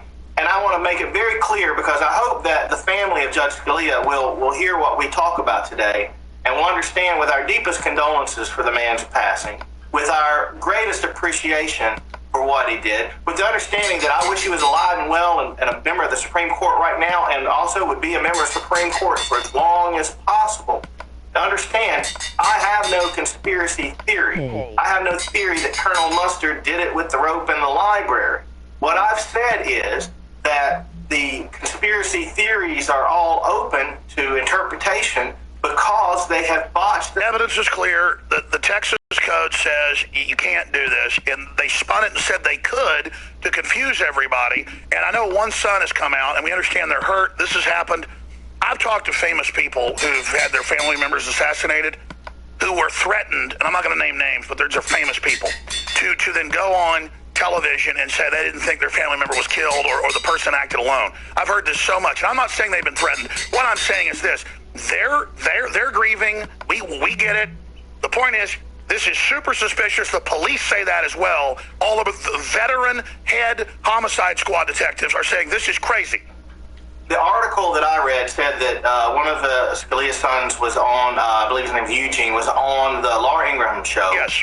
And he was asked about it, and he said that the conspiracy theories were hurtful, but he hasn't actually seen any of them and whatnot. So basically, I'm just going to assume that the family is grieving, and they've had a lot dumped on their shoulders at one period of time, and they may not have the perspective of the national security element that we're addressing here. And the national security element says that anytime a member of the three branches of our government ends up dead for reasons unknown, there needs to be a forensic autopsy, crime scene investigation, autopsy, toxicology reports done by multiple elite law enforcement agencies. And that's what most Americans would picture if you found a Supreme Court judge dead like some version This is the top general with the republic being taken down, the one key man holding back complete end of the borders, about to rule in the next few months about Obama's illegal moves and the Texas lawsuits. We have the governor being circled by the feds. We have his attorney general indicted. And I told folks that was coming. I mean, let me tell you, they are moving, and they are moving hard against Texas. And this is real, folks. This is happening. And it's just everything points towards serious, mysterious, hanky-panky. They have created the environment for the conspiracy theory. They have created doubt further doubts in our government. Our government doesn't seem to be able to do anything without messing it up or mishandling it at the very minimum. And, you know, one of the things I do disagree with Donald Trump about, he says, oh, they're incompetent. Oh, they're not smart enough. I disagree with him. I think Obama and his administration are very smart, and this isn't incompetence. Absolutely. No. I mean, the pillow on the face, all of it. Luca Brasi sleeps with the fishes. Well, hey, look, the bottom line to it is, and if they want to argue about it, we can argue about it until the cows come home. Should have been an autopsy, should have been toxicology, even though they embalmed and washed his body in less than 24 hours after finding it. And here's the thing that set me off, Alex. I was off for the Valentine's Day weekend, and all of a sudden, Scalia dies, and I'm like, oh, that's real bad news for those of us trying to stop perpetual open borders and amnesty for illegal immigrants. And then all of a sudden, the newspapers are all stating factually, no quotes, no so-and-so said this was probably natural causes. It was Judge Scalia dead of natural causes. Fact. And boom, that's why I came out. I came out Saturday and I said, that is super suspicious. Next, if there's no autopsy, we need an investigation. And then they said that I said Obama killed Scalia. No, I said there should be a murder investigation. That's what a coroner's investigation is by law. That's what the detectives are all saying. They're going, no, you always approach it as a murder if you don't know, especially if they're a head of state. He was a head of state. And the reason I put out a press release on Valentine's Day titled Alley Pack Calls for Immediate Autopsy of Scalia, and this was put out right before we found out they'd already washed and embalmed him, right before we even found out about the pillow, and that press release went viral, is because I've seen you do this, Alex. You've seen me do it. Sometimes someone's got to say something. There's something. You got to say something first. You can't sit there and let them spin the narrative. That's why this is also perfect time in the middle of nowhere on the weekend. A little TV station reports it. The scripting is long and deep. His security detail there, I mean, just, oh boy, I tell you. What I found when that press release went viral on social media was so many people came forward and said, I thought the same thing. What's happening here... 80 to 90% think he was murdered. Folks are mad at me for not saying it's definitive. Well, you shouldn't say it's definitive. I'm not saying that any of the people down there were involved. Could have been Mexican drug lords. Might have had a heart attack. Might have been a Santa Claus guy. We should have no question. We should have no questions right now because there should be multiple... They should have followed the law. They should have done the autopsy. They shouldn't have run off with the body. I mean, this whole thing, stay there. I want to talk about the strategy to stop them now, because now the Republican leadership's saying, hey, we might just let Obama appoint whoever he wants. I mean, this is the hour of treason, folks. This is it. They're trying to kill America this year. Don't forget, folks, to sign up at Infowars.com/newsletter for the free daily newsletter. Exclusive videos, articles, info when we're on the road, and it's hard for us to get data out in an emergency to people. Infowars.com/newsletter so we can stay in contact with you. Infowars.com/newsletter.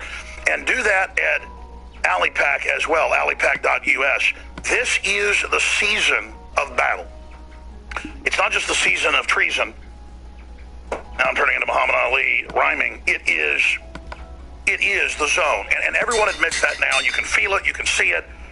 The globalists are trying to end this country now, and they're trying to end Europe right now because they know there's a resistance to socialism. They know the big banks have stolen everything. They're working with the socialists and other radicals. They're going to bring them in, cause cultural warfare, and then have the government referee the divided groups. I mean, that's the simple Roman British Empire. It's an ancient strategy of divide and rule. It's called the Great Game by the British.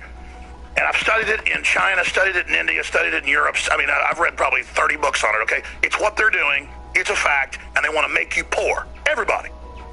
Globalism will wreck all our nations. Now, going back to our guest, the director of AliPac, and again, folks, you need to go to the website, alipac.us or williamgein.com. William, you got the floor. It's only 4 minutes left in this segment, 5 minutes to the next. What do we need to do? What do we need to know? Because you're the guy front and center at Congress, in those halls, battling. Obviously, the country's already been absorbed into the NAU. How do we educate the public? I guess we would have had a Supreme Court ruling to stop it, but I guess he's dead. Go ahead. Well, you mentioned this before the break.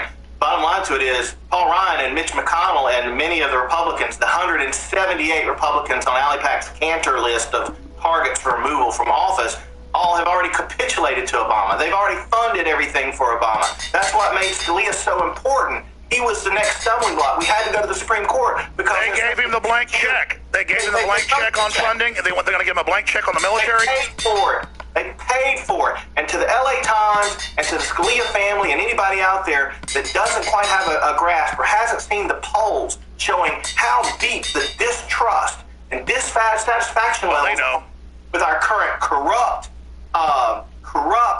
bankrupt, the zombie government needs to understand that any rulings, let's say the Supreme Court, they don't have to wait for a replacement. They can meet next week and vote without Scalia and say Obama's amnesty orders, although clearly unconstitutional to the most layman's understanding of the U.S. Constitution, are okay by us. People, large swaths of the American public, are not going to accept any court rulings. I had the former head of psychological warfare, basically for the whole government, on yesterday, and he said this Scalia distrust, 80+% in polls saying they think he might have been killed, is a referendum on trust. Doesn't the system get you're hated, you're reviled? So when you come out and attack us, it only gives us more credibility. That's the Trump phenomenon. Well, they're scared of Trump because they're scared because their two puppets, Bush and Clinton, are faltering.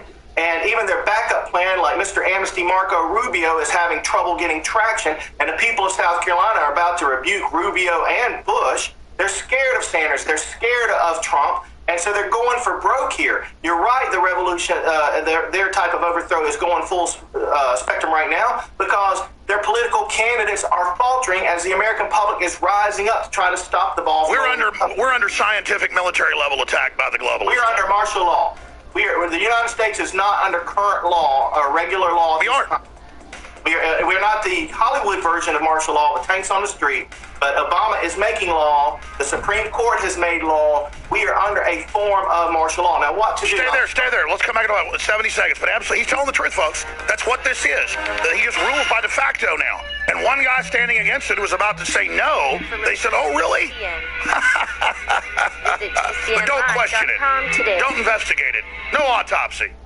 The story's up on Infowars.com, PrisonPlanet.com, and DrudgeReport.com. It's the Associated Press. Pope says that Trump isn't a Christian. A foreign leader, they call it a sovereign government when you go to the pay taxes to anybody, has 200-foot walls. Nobody's allowed in, except for they say. And then he tells Trump, anyone that builds walls isn't a Christian, you're not a Christian. He's in a foreign religious leader is here, involved in our politics. Let me tell you, buddy, you're the one that isn't a Christian. And that's what most Catholics think, too. The other pope had to step down under blackmail. That's another coup. I'm telling you, we got the head of AliPac, alipac.us, William Gein here with us. There's a global coup with these mega bankers and socialists like this pope working together. This is the takeover. And I had not heard the Pope's comments, but that is terrible. I'll have to check it, because if he did say that, that's sacrilegious. No person is supposed to judge the soul of another person. The Bible cautions strictly against casting judgment like that. Yeah, but let me put it on screen for you, the AP and the Drudge Report. Let's put Drudge Report up on screen real quick. And we'll hold you over a little bit if you can do it so you can finish up, sir. Let's put Drudge on screen. Pope picks fight with Trump. Pope says birth control okay. And the headline a minute ago was, says not Christian, but here it is from AP, says he's not Christian because he wants a wall. So there you go, sir. Go ahead, sorry. Well, they had to talk the Pope out of illegally crossing the border. He wanted to walk across our border and disrespect our laws and sovereignty and make some big point on behalf of illegal immigrants. And need to do right now. We've got about 48 hours till there's a big primary in South Carolina. He's trying to start a stampede to have folks come across the border. Sorry. Well, get back to how we stop them. Well, the stampede is on now because word has reached all of the different regions of the earth that the American defense systems, as far as our border security and immigration laws, have been completely sabotaged within. They're not. Shields are down. It's advertised in the newspaper. And come on in. And that's what they're doing. They're flowing in from Cuba and Asia, and it's happening. And our Border Patrol has been ordered to just stand there and not do their jobs. And that's what's happening as the American public is rising up. Stop it. The elections. The thing that stopped them from passing. AliPac shares a responsibility for what Obama's done with his orders, because he did his orders after we stopped their legislative amnesty 5 times since 2006. Now, the thing that's been scaring them the most for the last 2 years was the miraculous defeat of Eric Cantor. It doesn't matter if you support Trump or Cruz or who you plan to elect for president if the Congress continues to support amnesty like Paul Ryan and Mitch McConnell. Now, at this moment, we've identified 178 Republicans that secretively support amnesty for illegal immigrants, and they're on a thing in the top section of our alipac.us website called the Cantor List. We need the following. We need GOP challenger candidates for every target on the Cantor List. For those races where there are already challengers going after those targets on the Cantor List, we need them to get in contact with AliPac, fill out a short survey so that we can start sending in volunteers and small donors and the type of support that we use to overthrow Eric Cantor. 3, we've already endorsed 49 incumbent members of Congress and about 16 challengers that need volunteers, need voters, need contributions, and AliPac needs contributions so that we can take down these Republicans.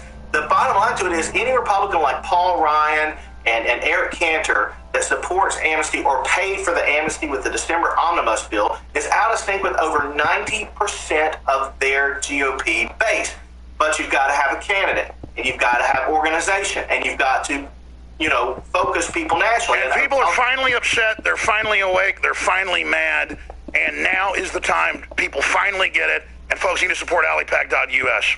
One quick big danger, though. Our supporters at AliPac polling are showing that most of them support Trump and about a third of them support Ted Cruz. And we understand that that's important to everybody, and we fully respect that. That's why we're targeting and asking everybody to make sure they reject the amnesty supporters, Marco Rubio and Jeb Bush. However, the glamour and the attention of the presidential campaigns has a danger. If everybody gets so immersed in what Donald Trump's saying... Hold on, sir, do 3 more minutes with us on the other side if you can to get to that key danger. Then we're talking to our reporters in Southwest Texas. America and the Western world is being turned into a surveillance dungeon if you're a citizen, but if you're an illegal, from China, areas of Europe, Latin America, anywhere, mainly criminals fleeing, you just come right in. IDs aren't even looked at. From Texas airports to New York airports, it's in the news now. They just go, we're just told to do this. We're not going to tell you why. But man, if they catch you with grape jelly in your bag flying back from a farmer's market in the Midwest like they did me, why is this here? We may charge you with this. And I was like, I don't know. I got some other vegetables here. I went to a farmer's market. I thought I'd give my mom a present. They just flipped out on me and, kept me there for 25 minutes and almost took me to jail. Because I'm a prize, you see, with no criminal record and everything else. That's who they want to get their little midi-mitts on. William Geen, the head of AliPac, is our guest. He's about to leave us. He was just talking about, regardless of what happened to Scalia, they opened the door up, not having an autopsy, having him, within a day already at the coroner, so secretive, now changing their story over and over again. We've got big breaking news on that front with our reporters that are at the ranch just now about to leave. and they've been harassed, you name it. We've got HD drone footage of it all. We talked to both judges, went into her actual offices, into her chambers when she wouldn't talk to us. Just amazing. We got Wayne Madsen, investigative journalist, has now joined our team as well. We're going to David Knight and him in just a moment. But just finishing up, you said there's a danger in having the main focus just be on the presidential race. And you said you're back on the two candidates. Just to recap for folks who just joined us, Trump or Cruz, who actually have a record of saying, hey, we'll control the borders, which is just default sovereignty, that they've now branded as racism, like not letting the school teach your 5-year-old how to have gay sex is homophobic. I mean, literally, this is a cultural takeover. What's the final warning you had for people? Real quick, what was that investigator's name you just read, Alex? Wayne Madsen and a lot of other investigators. That I have 5 reporters down there that have been down there for 2 days.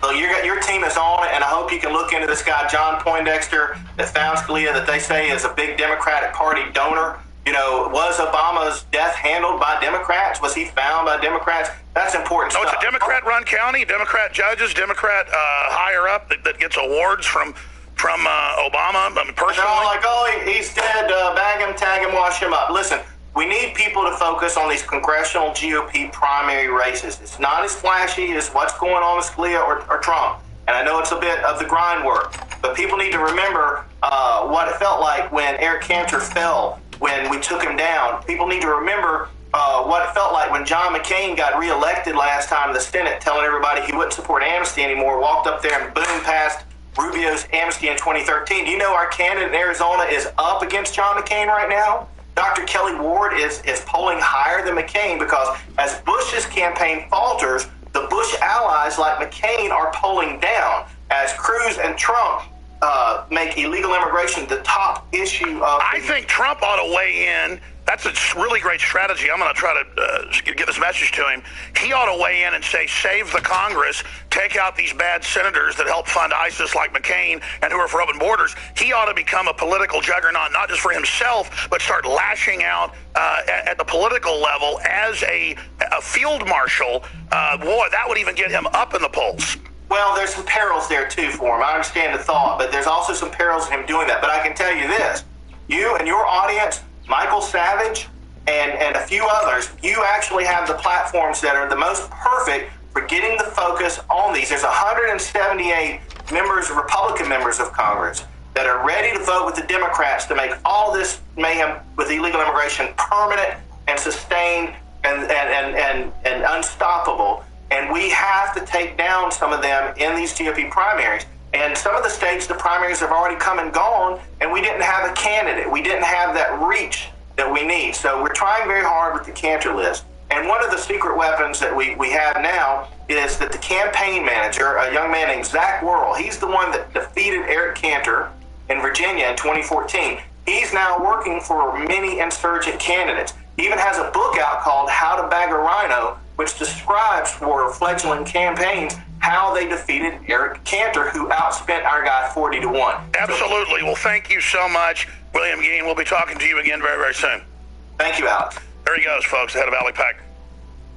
It is such an incredible time to be alive right now. I mean, that's all I can say. I want to go to our reporters on the ground. They're now all together, 4 reporters and our great cameraman and drone operator, Josh Owens. And then coming up, after the bottom of the hour, there is just huge military news, huge world news, huge economy news, huge science news, huge energy news, and then race-baiting news. Obama is clearly trying to cook something up with the media to cause a whole new explosion of Black Lives Matter, police shooting garbage coming up towards the election. He's meeting with all the folks, getting that lined up. They've got just all the usual suspects, these rappers, that are worth hundreds of millions of dollars running around trying to stir up race war. Just an absolute push on that front. We're going to be going over all of it. But the big story I'm going to go back into and play more of the clips is Trump vows, elect me and you'll find out who really knocked down the Twin Towers. And the media's trying to act like that he's this demon. That's what Congress said is in the 28 pages. But he knows the public's ignorant, so he goes, there are these secret pages, and if you elect me, I'll get them out. Knowing they'll attack him, saying it's a conspiracy theory, and then he's got them again. I mean, the way he plays the media because they follow such a shake and bake operation. I mean, it's so formulaic.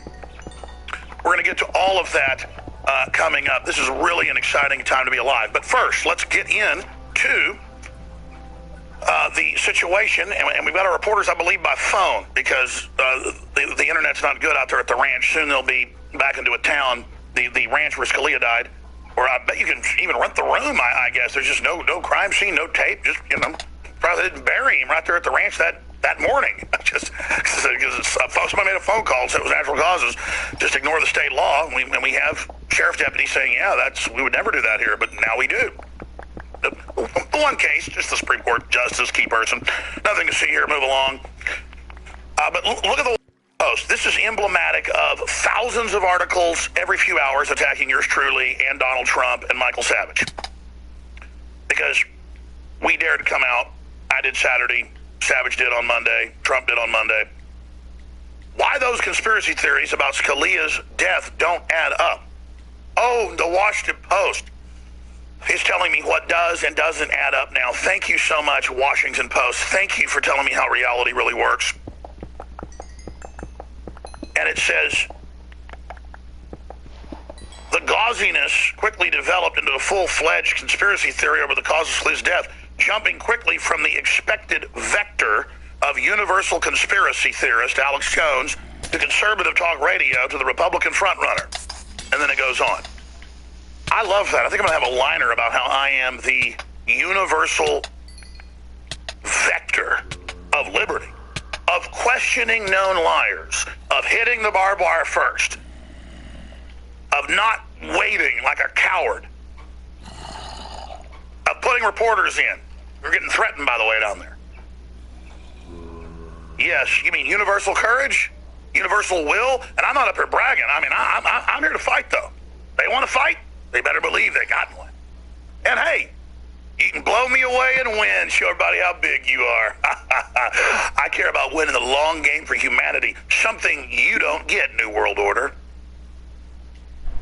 I don't want to be destroyed.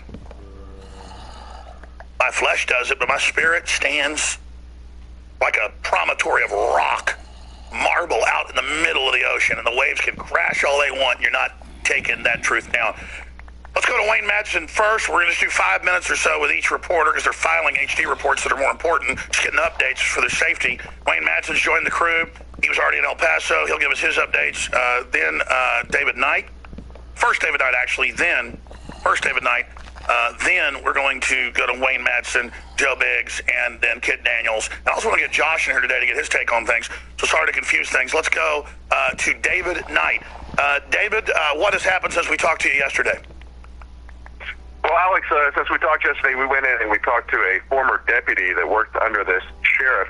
We talked to him about several instances that had happened in the past where procedure was not followed. One particular case where a lady died on some railroad tracks. The railroad investigators wanted this treated as foul play, but this sheriff and the judge, Guevara, who phoned in the inquest and said that this was natural causes, ruled that to be a suicide. And the trained investigator said, no, this body looked like she was placed there unconscious. They wanted to have some more investigation done. But we also talked to him about things that had been done within the department. He is now running against that sheriff. And one of the key reasons that he's running against him is because the law is not always consistently applied to everyone. Sometimes they just tell everybody, move along, there's nothing to see here, when it's somebody that they think they know that's involved in this. Other times, they will be a little bit more rough-handed. See, that's why we're here, Alex. I'm really sick and tired of a government that waives the rules, waives the procedures whenever they want to. That was what Scalia was about. Scalia fought against the whole idea that the Constitution was a living document that could be reinterpreted by people. No, he was a strict, follow the letter of the law. Exactly. So when we see a situation, we've got them saying, okay, ignore the laws, we're going to stand down the border. Ignore the standard operating procedure. We got a phone and a pen. We're just going to phone in the inquest here. We don't have. And then they freak out and act like we're bad. Stay there. I want to come back to you, then to Wayne Madsen and the rest of the crew. But even Nico Acosta, our lead, he's the head producer here. Does an amazing job. He's got family down in that area. He says he doesn't even go down there. It's so scary and dangerous. So that's the whole point. You're in the middle of a basic danger zone with the Mexican drug cartels burying people all over the place. I like going down there because it's really cool. I mean, it's just the wild, wild west, folks. But, I mean, it's famously corrupt down there. And Scalia just, I tell you, we got to question this. We'd be crazy if we didn't. And police detectives everywhere are questioning it as well. I'm going after the Pope after our guests leave us. The average wall size, I looked it up, is over 200 feet. Some of them are 300 feet tall at the Vatican. They are the tallest walls in the world and the thickest. And it has some of the hardcore security. But he's at the border trying to walk across in a stunt and saying Donald Trump isn't a Christian, that he is excommunicated, basically. That he's sent to hell. I mean, that is just crazy, crazy, crazy, crazy, crazy. Everything is happening now. The globalists are in their full push, and he's called for a world government. Going back to David Knight, then on the next segment, I'm going to our other reporters. But David, putting bookends on this, you're down there. You've got this interview with the sheriff's deputy. That's on Infowars.com. Who's running against the sheriff, saying, no, this is our SOP. We don't do this except for this one sheriff, so I'm running against him with the dead girl on the tracks. And then you've got all this other weirdness. And Biggs has been, and you guys have, I've been told they've been really rude to you guys. I'm surprised they haven't tried to throw you out. What's been happening on that front? Well, it's been a bit strange on that. You know, I've been shooting pictures of some occultic artwork that's here that's just really over the top, Alex. I mean, they've got a lot of Southwest artwork. They got some cowboy stuff. They've got some Mexican artwork and everything. But then, this is beyond the Day of the Dead type of thing. I mean, this is really insane. And when I look at this stuff that I've been looking at this morning, it raises questions to me, not only about, this ranch, but it raises questions about the Pope, who is in Mexico. And instead of talking about the synergism with the occultic religions and Christianity in Mexico, which is predominantly Roman Catholic, instead of using his influence there to try to purge that occultic influence out, he accuses Donald Trump as being the point man for our border policy. A policy he wants to take the border down. And he's been on the side of globalism every time you turn around, whether it's the open borders or whether it's climate change, so we can have a global regime to control the economies. I mean, the Pope has advocated that in his encyclical last year. This is a guy who is not about religion. If he was, he'd be trying to purge out these occultic influences. The New World Order is in full gallop. On every front, this is the assault. This is the takeover. We're now living it, David, and we're the ones that exposed it. So we have great credibility now.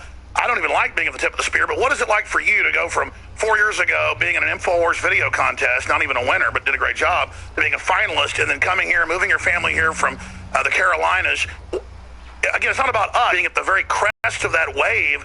How do you think the enemy's going to strike back, David? Well, it's been a real experience, and I tell you, I'm really grateful to be a part of this, Alex. But to see what we've seen here in microcosm, the collusion of the small local politicians with the small local media, and say, we're not going to talk to you about the questions that you've got. They ask us some other questions. We'll answer those questions, but not your questions, and we're not going to talk to you. To see that happen, to see the stand down of the law not being applied equally across the board, to say that we're going to interpret it as we wish. And that's what we're seeing at the national level. But to see that here on a very small scale, in microcosm, that really kind of nails down what this is all about. And when I look at the Scalia family coming back and saying, look, we have no doubt that it's natural causes, let's just move on. Hey, he's a public figure. He's a public figure. Exactly. He's equivalent of like almost a president or a vice president. We have rights too, okay? We have rights. Yeah. They didn't follow the law, and it's very suspicious, this whole thing. And now they've changed the story again and said there was no pillow on his face, as if we made that up, David. I would say to them, I'm very sorry for your loss, but understand that when you encourage people to not pay attention to the law, to not follow standard operating procedures, you are moving against the legacy of your father. That's not what he stood for. And the public deserves better than that.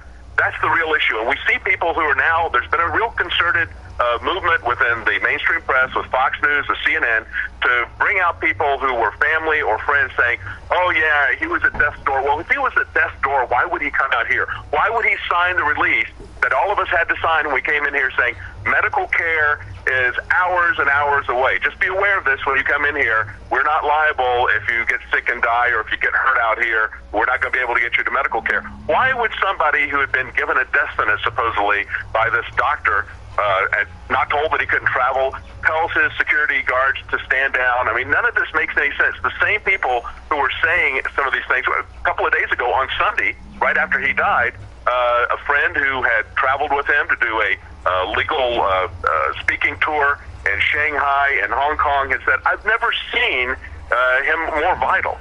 He's very strong. He's engaging everyone, doing everything. And then now all of a sudden he's dead. I just don't understand it. Now he comes out and changes the tune and says, well, you know, he was told he'll never play tennis again. Yeah, this is a big deal, folks. They have really, really, really bit off more than they could chew. We're going to come back with Wayne Madsen. Thank you, David Knight. All right, I'm going to go back, and I'm just going to talk like 4 or 5 minutes to each reporter that we have left down there because they got some big stuff they're working on. I'm going to leave it at that.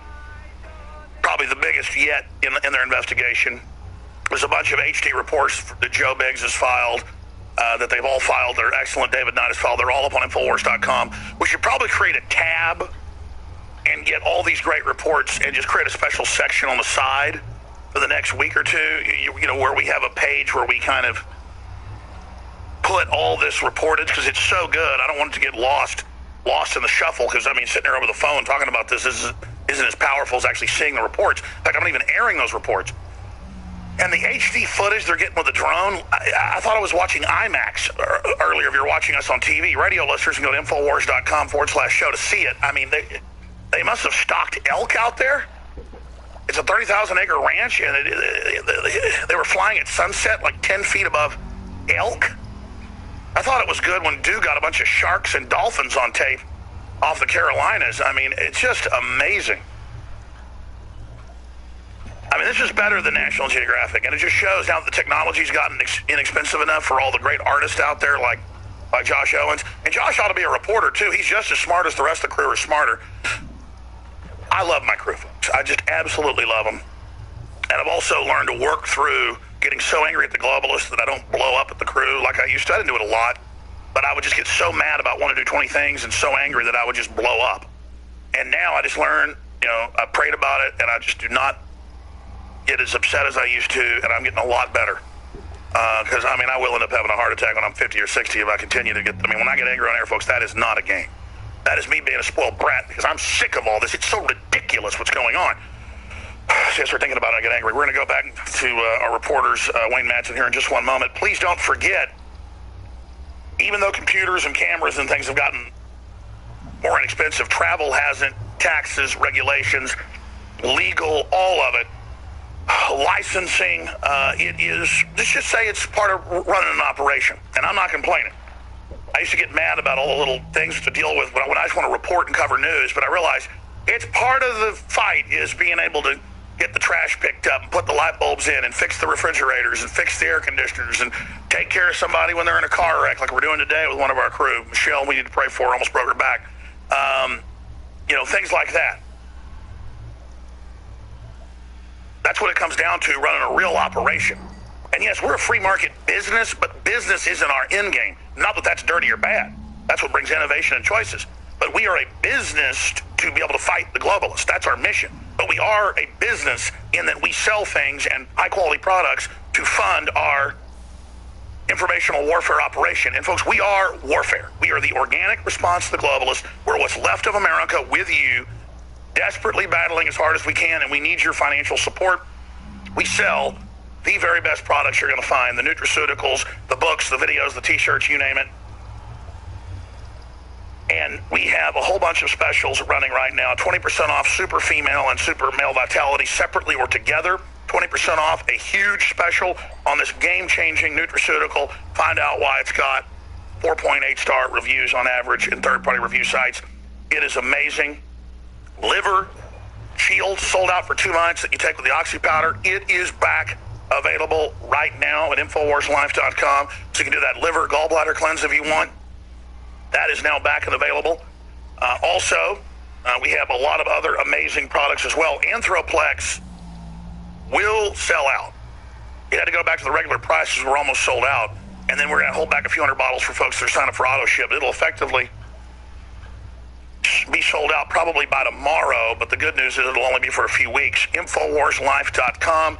Find out why it's so amazing. Some people like this formula better than Supermale. Some folks like the other formula. They both complement each other. They're built to stack together.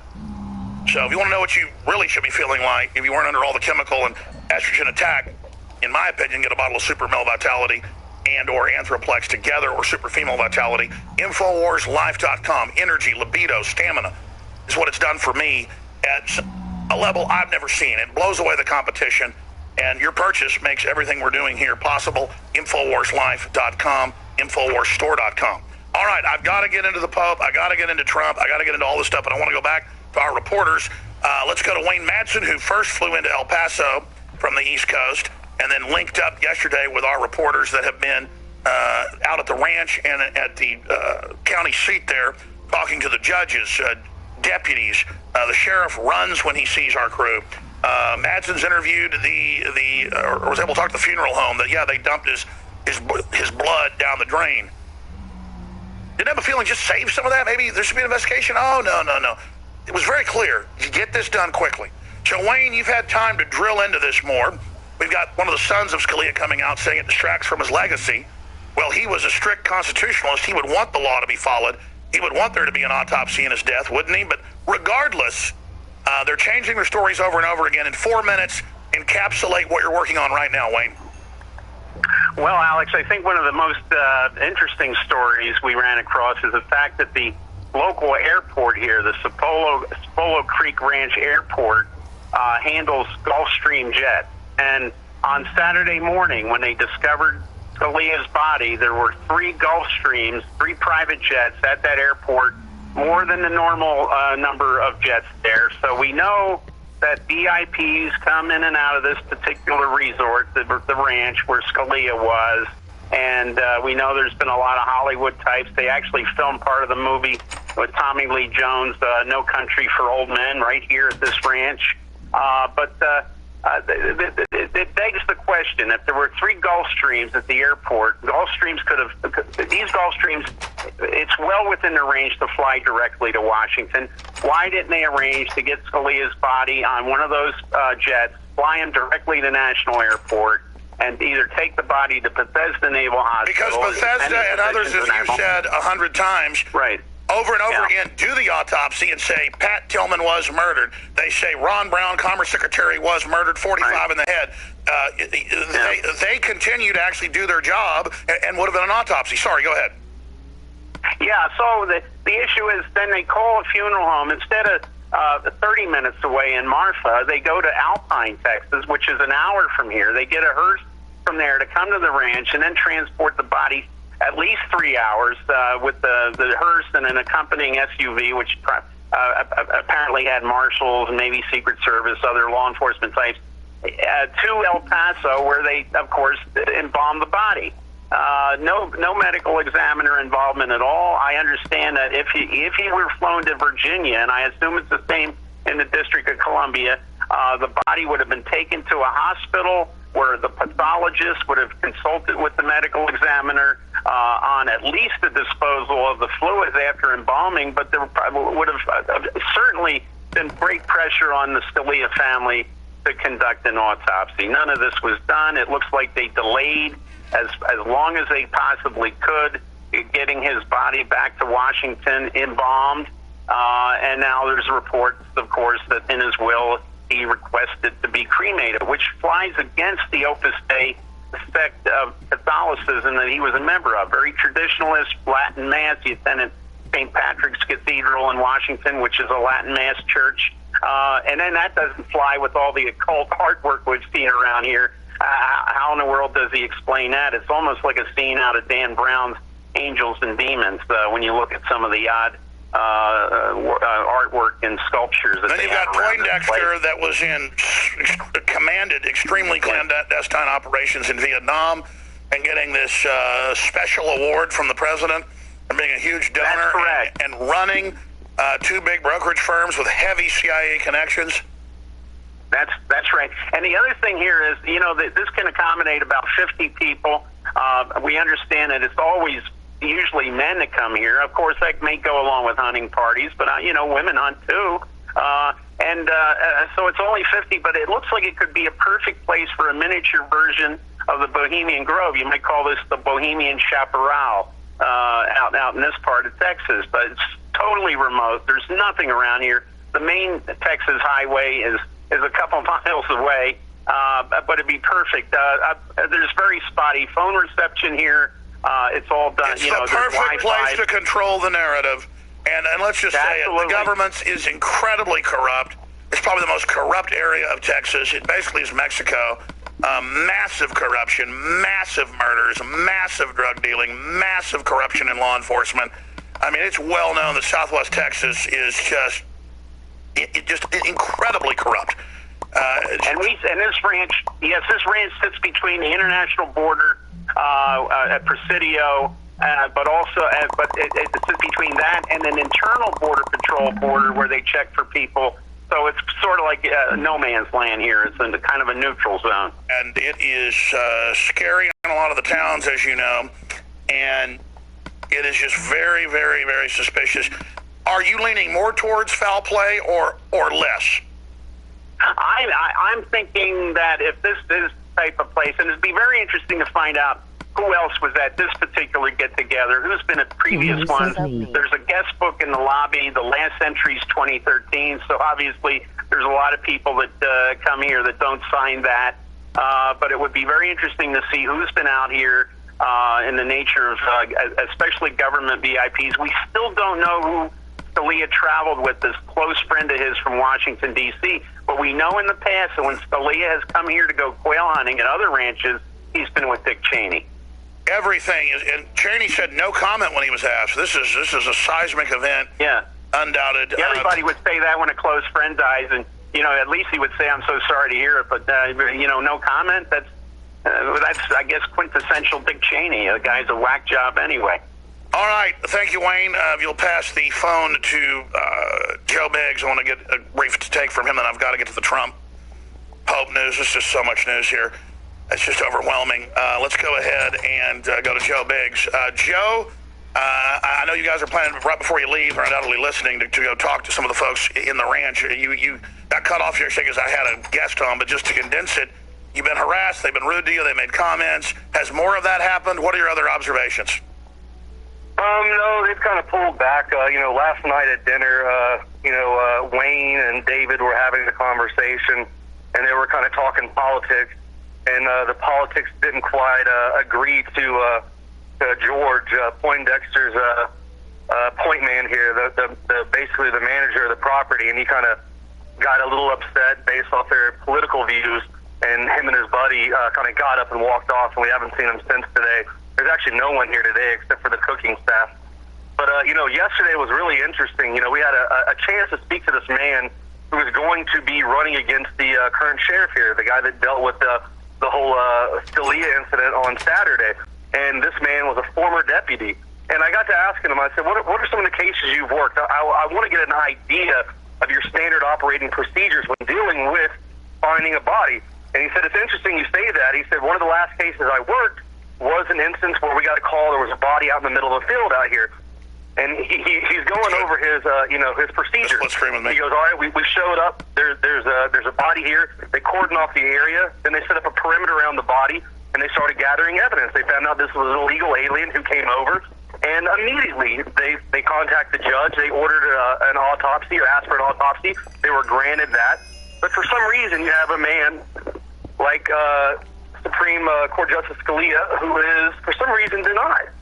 So their normal standard operating procedure when dealing with every SOP at every level has been ignored. This is ridiculous, and they've changed the stories over and over again, Joe.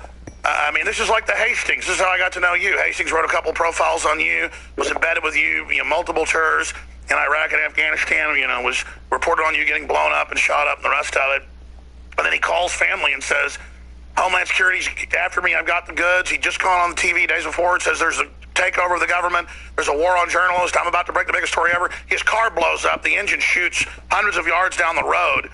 And then his wife, you're at the funeral, you've told the whole story, I'm just condensing it, says, oh yeah, they killed him, I'm going to get these bastards. And then she goes on Piers Morgan and says, it's totally normal, the car just blew up.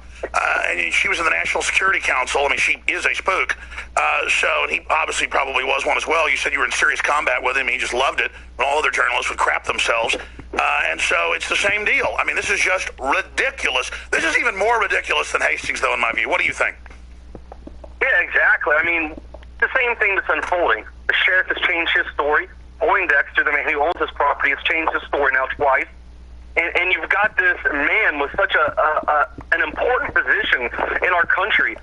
And they go to two judges, and they were like, well, we can't be there, so we want to pass on to another person. It goes to a third person, and they're here. They can make it here in 40 minutes. We've made this drive from this ranch to Marfa numerous times in the past few days. It is not a hard task to do. And yet this one, you're not going to go look at a Supreme Court justice? These are elected people. They want to be on the news. They want to get attention. Do your job, like the other judge told Kit. Yes, we should have done our job. Yeah, there's apparently a lot of important business in small-town Marfa, Alex, that's too important to deal with someone of that stature. And that's what's really weird. We've got a sheriff who has dropped the ball numerous times. Kit will get more into the sheriff, but there's a few things about this man. He is known to whenever there's, crime scenes, there's been homicides, whatever it may be, he passes it off to his deputy, the deputy that is now going to be running against him. So this deputy actually has training in dealing with homicides, cordoning off the area, doing basically a tactical site exploitation where they go in, rope the area off, gather evidence, cement the evidence, come to a conclusion, and then go through the proper steps. And you interviewed him, and he said they violated SOP. The video's up on Infowars.com. Great job, Joe Biggs. I know you're about to file a bunch of reports and do some final key missions. When are you guys planning to come back to Austin? We are getting kicked out of here at 1 o'clock. That's our end time, so we've got about 20 minutes. We're about to pack up the cars and roll out. All right, well, bring Wayne Madsen to us. I want to get you all in studio here to really break this down in detail. Hopefully tomorrow. We'll be back with Donald Trump, the Pope, and more. Stay with us. It's such a huge situation with the 9/11 truth. We're going to cover the Scalia thing more tomorrow. But it's bigger than Scalia, as I've been saying. It's about the public doesn't believe these known liars, and the way they would criticize everybody for saying there should be an autopsy and changing your stories. There's a pillow over the head. This is crazy. And I see the polls and the numbers and the comments on even mainstream websites. 80-90% say they think there's a cover-up. That's like 92% in the average national poll think that there was more than one shooter for Kennedy and the CIA is the main suspect.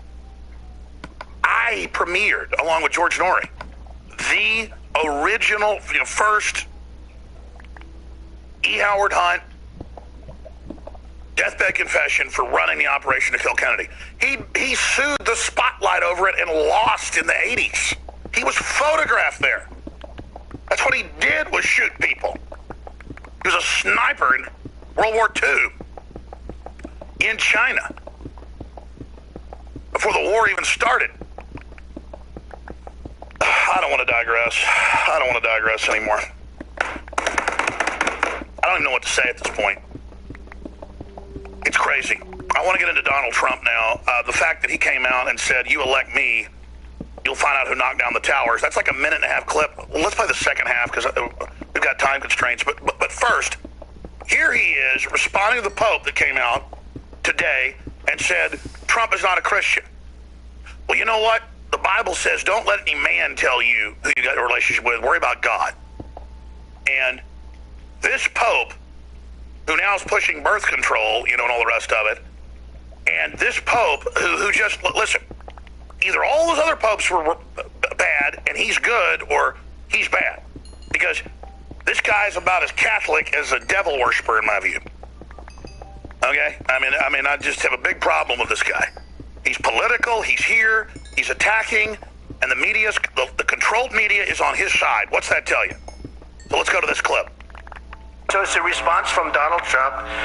It says, if and when the Vatican is attacked by ISIS, ISIS, their primary trophy, very few people know this. I read this about 2 months ago. Nobody even believed it.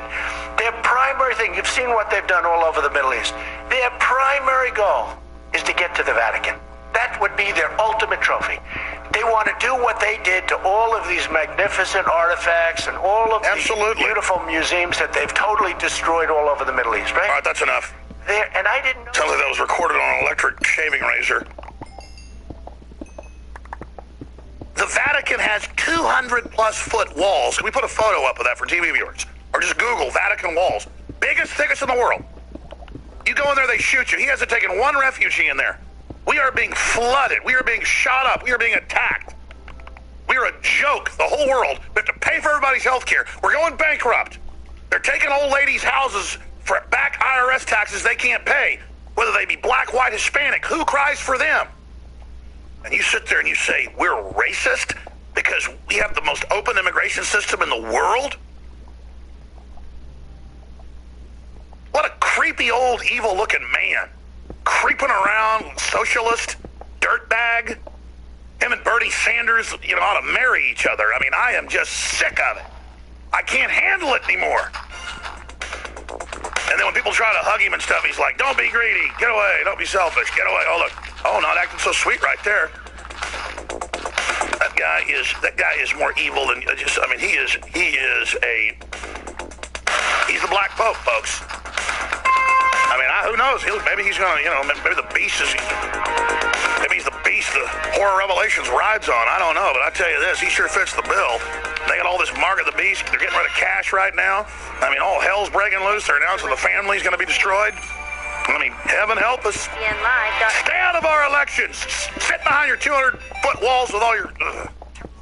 The war in Iraq was a disaster. The war in Iraq, when you talk about the migration, when you talk about all of the problems that you see today, the war in Iraq started it all. That was the beginning. Unfortunately, it was, I was against the war in Iraq from the beginning. From 2003, and even before that, I was against the war in Iraq. The war in Iraq was one of the worst decisions ever made in this country's history. When was Beirut bombed? That was before the war in Iraq. That's right. But we went into the war, and who bombed Beirut? Who bombed? Where did that come from? Where did that come from? And where were the weapons of mass destruction, Brian? I would say this. Madeleine Albright said they were there. Bill Clinton said they were there. Jacques Chirac said they were there. The Portuguese Prime Minister said they were there. Hosni Mubarak said they were there. Well, they weren't there. They didn't find them. They found nothing. Who blew up the World Trade Center? It wasn't the Iraqis. It was Saudi. I mean, take a look at Saudi Arabia. Open the documents. We want to get Bush or somebody to have the documents opened because, frankly, if you open the documents, I think you're going to see that it was Saudi Arabia. It wasn't Iraq. Saudi Arabia did what? Well, the people came, most of the people came from Saudi Arabia. They didn't come from Iraq. The World Trade Center was not, not knocked down by Iraqis. And, Mr. Trump, when you made your comments about immigration, indeed, there were a number of people in this country illegally who had overstayed their policy or over their visas. Had my policy's been put into effect, had I been president, I would have had it because I have the strongest immigration policy. 9 months, you would have swept up. All right, here's the deal, folks. What Trump is doing is calling for the release of the 28 pages. And he's a genius because he's leaving it nebulous so the media says the papers don't exist, which they're now doing. And then you'll have the families with Trump, and you'll have Walter Jones on the show, and Colonel Schaefer and everybody else, and Rand Paul, has called for the release of them. This is just an incredible moment, a legendary moment, a seismic moment. We've got Professor Francis Boyle on the latest on Zika joining us, but I also want to get his take on Scalia dying. He's a constitutional lawyer in his own right. And I want to get his take on Donald Trump coming out and saying, you elect me, I will release the 28 pages. You do that, and it proves that criminal elements of our government stood down bare minimum. And folks, I know there's a lot more to it than that. I'm the guy that launched 9/11 Truth. I'm the guy that talked about it July 25th, so they're going to blow up the World Trade Center and blame it on their asset, Bin Laden. Who else can do that? I mean, I'm not bragging. I just did it, okay? I know what I'm talking about. I'm Mr. False Flag. I'm the guy that exposes false flags. But I don't just say everything's a false flag. And I don't say everything is a political assassination. So I get criticized by that. 9/11 was a false flag. We don't know exactly what happened, but we know the official story is as phony as a $3 bill. It is so ridiculous, and we know there was a stand down. That's enough to put these people all in prison. That's aiding and abetting. We have them. He testified in secret. And both parties are involved. You want to bring them down? This will. Trump is doing that. It is beyond seismic. It is earth-shaking. It is legend.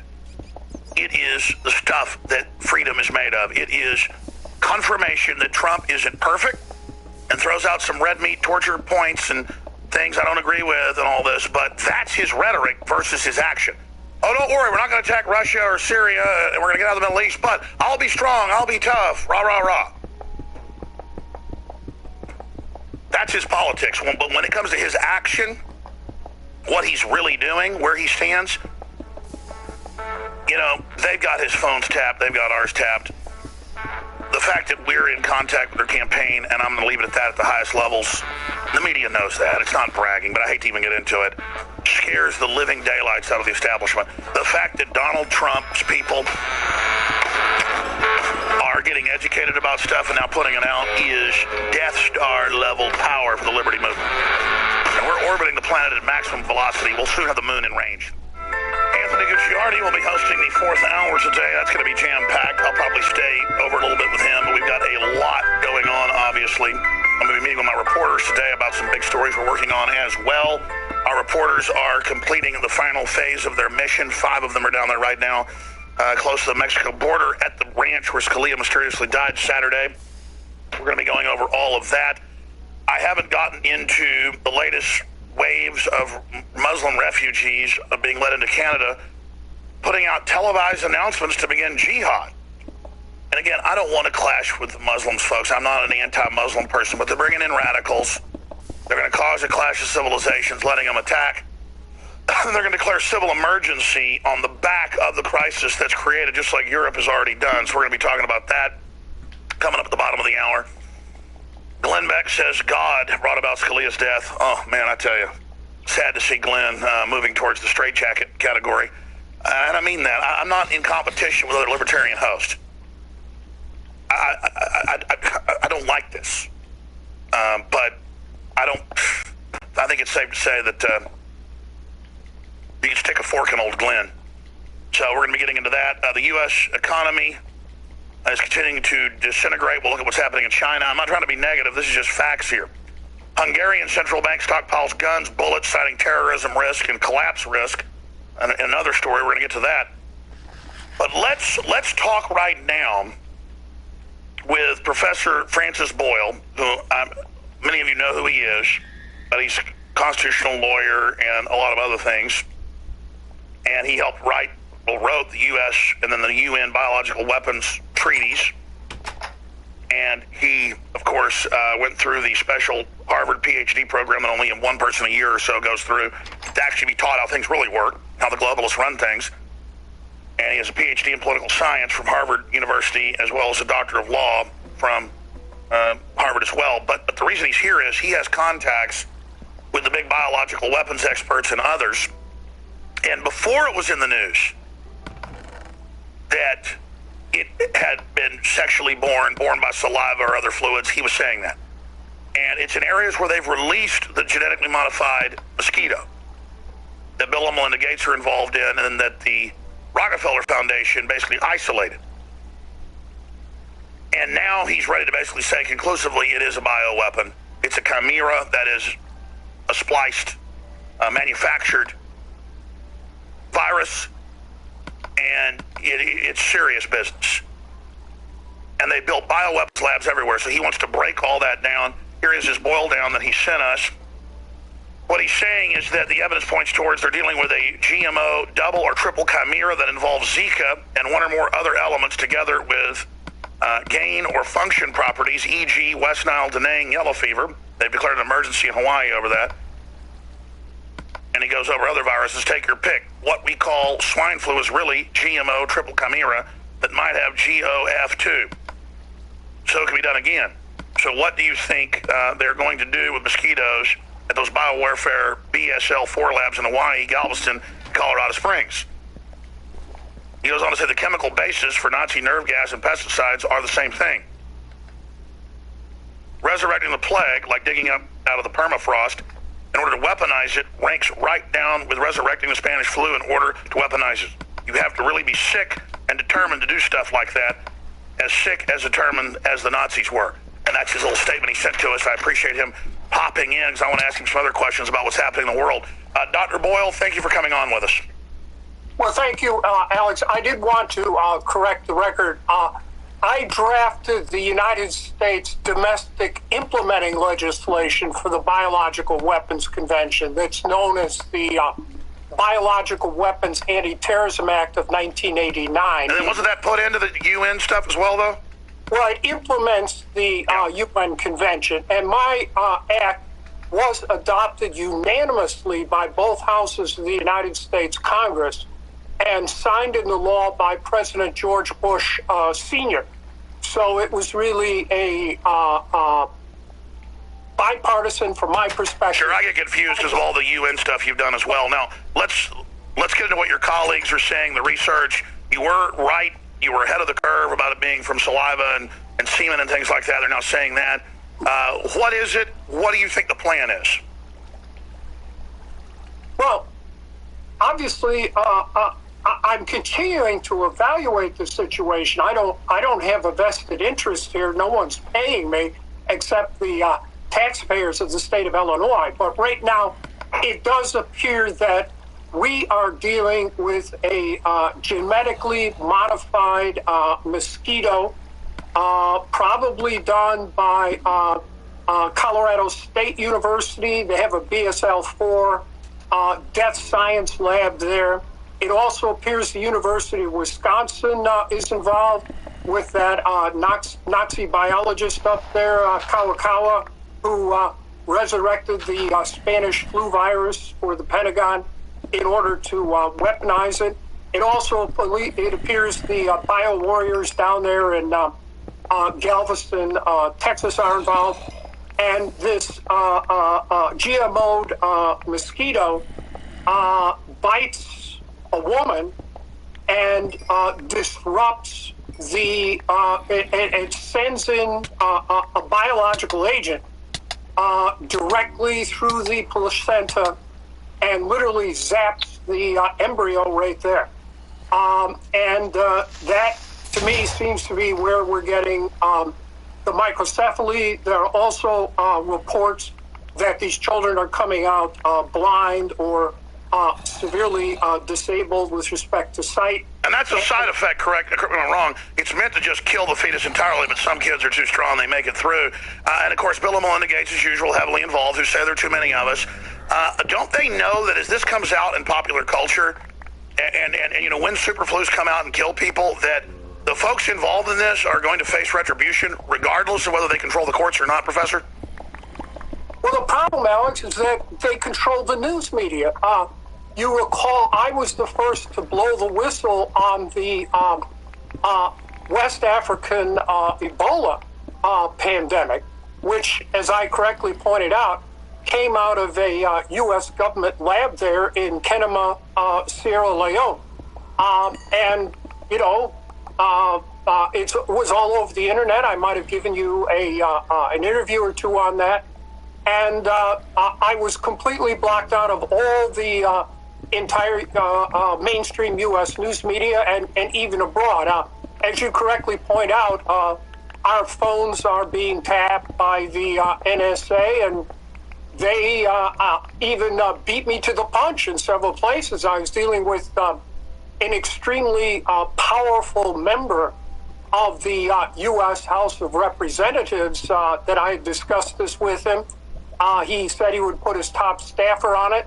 They contacted me, and then they headed me off at the pass. They never called me again. Well, listen, I had Larry Nichols on, who was speaking to a Supreme Court justice, and within an hour and a half, him talking to a Supreme Court justice, a black SUV showed up at his rural home, would pull out of the driveway every time he came out. He got a photo of it as well, and then he called the police, and they said, yeah, we're DHS, leave us alone. And then we haven't heard from him yet, have we? We're trying to work on that right now because he's going to get the rest of the intel. But this is definitely getting crazy. You've been put on no-fly list? I mean, this is crazy. Well, so far I haven't been threatened over this, but certainly I was completely blacked out internationally on Ebola and now on what's going on in Zika. So apparently they've decided to deal with me just by silencing me and marginalizing me. That's all I can figure. Well, you're not silenced. You're reaching millions of people, but that's why they want their internet kill switch and their censorship they're trying to bring in. What is the point? Because normally they'll put out something weaker to test its spread, like the H1N1, a simulant. Could this be a simulant, though it's already causing devastation, for something even more hardcore, a stronger strain? Well, as of now, this is pretty powerful. It does seem to me we're dealing with a biological warfare agent that is designed to attack people of color in Latin America. That's what's going on. But it's not race specific. It's being geographically specific according to race. It is not like allegations that we do know that there was an attempt made to develop a racial specific biological weapon. In South Africa and Israel. Black people, yes. From everything I've read, I don't necessarily believe that was able to be done. But what is happening here is that this is, as you correctly say, geographically specific. And let me address one other point. I have seen on the internet allegations that somehow I was lying, that or the other thing, and it was really nervous created by Monsanto. Let me just address that.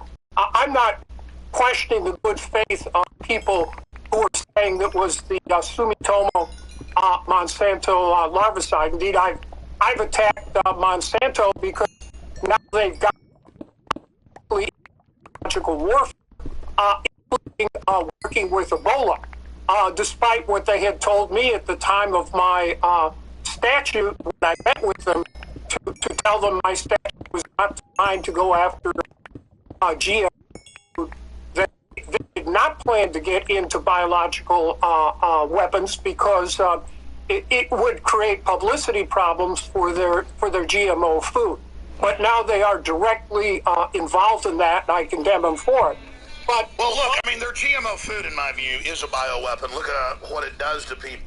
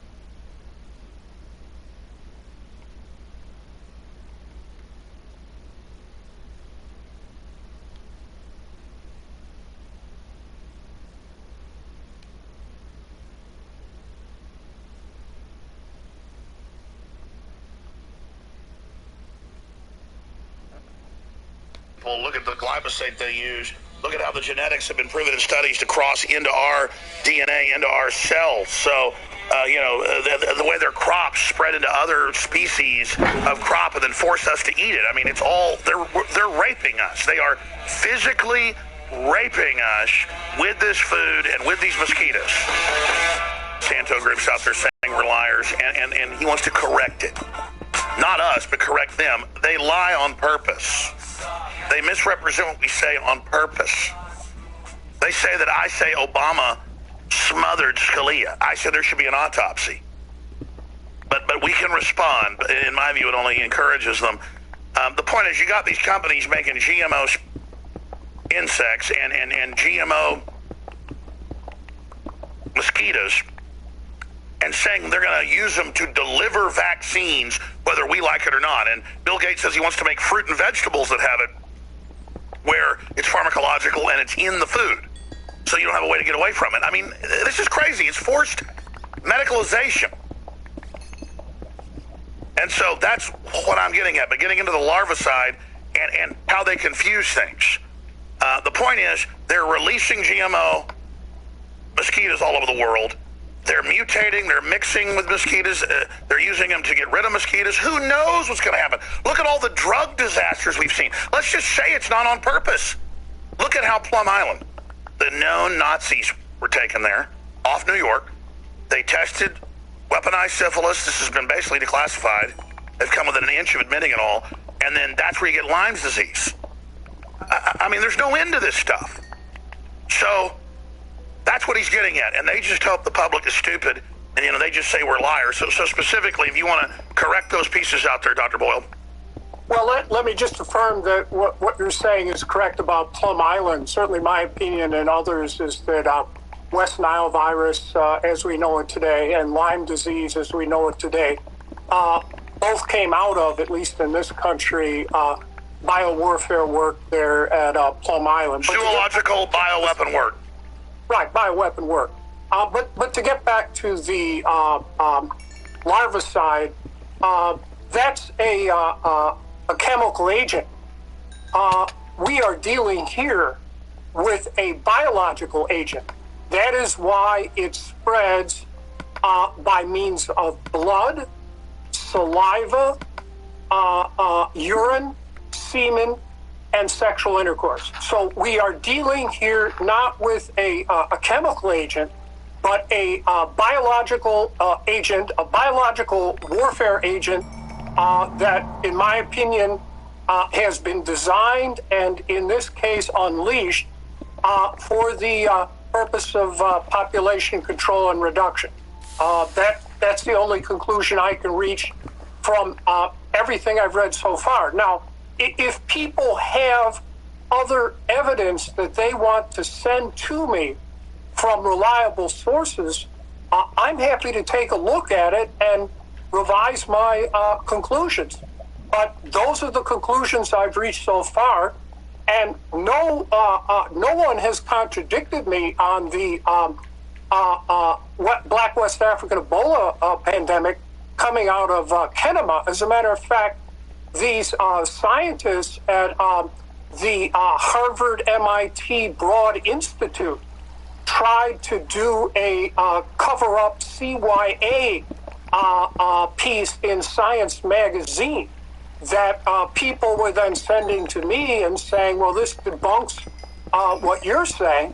I debunked that article in 15 minutes. You can read my debunking of it on Washington blog. Well, sure. I mean, they're now saying that they never said there was a pillow over Scalia's face. They said it 3 times. I mean, this is what they do. They have to prove they're not guilty. They're the ones releasing GMO mosquitoes into the air. It's all these big companies. I mean, look, Monsanto keeps saying glyphosate isn't connected to tumors. It's been known forever it is. Just like Monsanto and their Searle and their aspartame. Next they're going to tell us Agent Orange wasn't bad for people, Well, I just want to make it clear. I have been observing a de facto ceasefire with Monsanto ever since I met with them around 1988 or so, that as long as they did not lobby against my Biological Weapons Anti-Terrorism Act and get involved in biological weapons, I wasn't going to create problems for them. But now they are. And they are definitely, they just took a big contract from the government to do dual-use Ebola work. So there's no more de facto ceasefire between Monsanto and me, that's for sure. But this larvicide goes back to Sumitomo. It is Monsanto. I'm not here to defend Monsanto at all. So. No, I don't think we know exactly what's going on here. It's just that you've got all these companies and groups releasing mosquitoes. You've got obviously this mutated virus that's now being spread through humans. It's causing big problems, and it needs to be investigated and looked at, just like there needs to be an autopsy of Scalia. Briefly, what do you think about Scalia? Obviously, there are many anomalies here. The U.S. Marshal Service stood Tell you down. what, do 5 more minutes with us, Professor. I know you got to go teach class, but stay there 5 more minutes on the other side if you can. We're finishing up with Dr. Francis Boyle, author of the U.S. Biological Weapons Treaty that was ratified so that we could follow the UN treaty, basically. And he's an expert on this, and he has broken hundreds of big stories over the years. He's written a lot of books as well. Just Google his name. He, of course, is also a college professor, constitutional lawyer, and he is saying this is highly suspicious, and this Zika virus has gotten more powerful. He's talked to a lot of experts, and you also have the fact that you have the Rockefeller Foundation, 47, getting it out of Africa, and then bringing it back, and then fiddling with it since then, and now it pops up. This is serious. Now, Richard Reeves joins us from South Carolina in about 5 minutes, briefly, because I've got to get to the other news. There is a lot of it, and I've got to do it. Then Anthony Gucciardi hosts the 4th hour today. And then a strange little piece of news. One of my good friends, he's worked here 9 years, Weldon Henson, or 10 years, who I just think ought to be one of the biggest country singers in the country, just because he's that good. Like a cross between George Strait and Dwight Yoakam is what I would kind of describe him as. It's like old-fashioned country, but it's like updated. Austin Mayor names the day after a musician from Humble, but he's been in Austin since he got out of the Air Force 12 years ago, and only Willie Nelson and a few other people have gotten this. And this just shows, I mean, I guess the mayor, Steve Adler, is a big fan. So that's pretty good, folks. That's just one of our info warriors. He runs the warehouse, the shipping, customer service, all that stuff with Tim Frigé, and just does a great job. Good friend of mine. That's who I hang out with on holidays, and comes over to the house, and we eat our steak with our families and drink a bottle of red wine. He's a classy guy, and it's good to see him getting so successful. I hear him on XM now, and he's never gone and done a contract in Nashville. Hope we don't lose him to Nashville, but so what? It's just exciting, small world. Okay, getting back to serious issues, Dr. Francis Boyle. Folks can read your articles at Infowars.com and a lot of other blogs. You were mentioning one of them earlier, your response to all this.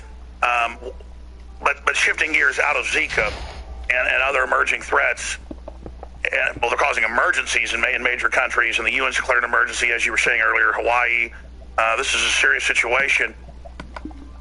But as you said, it's causing Da Nang-like fever as well, but Zika's the pathogen. I saw that last week in the news.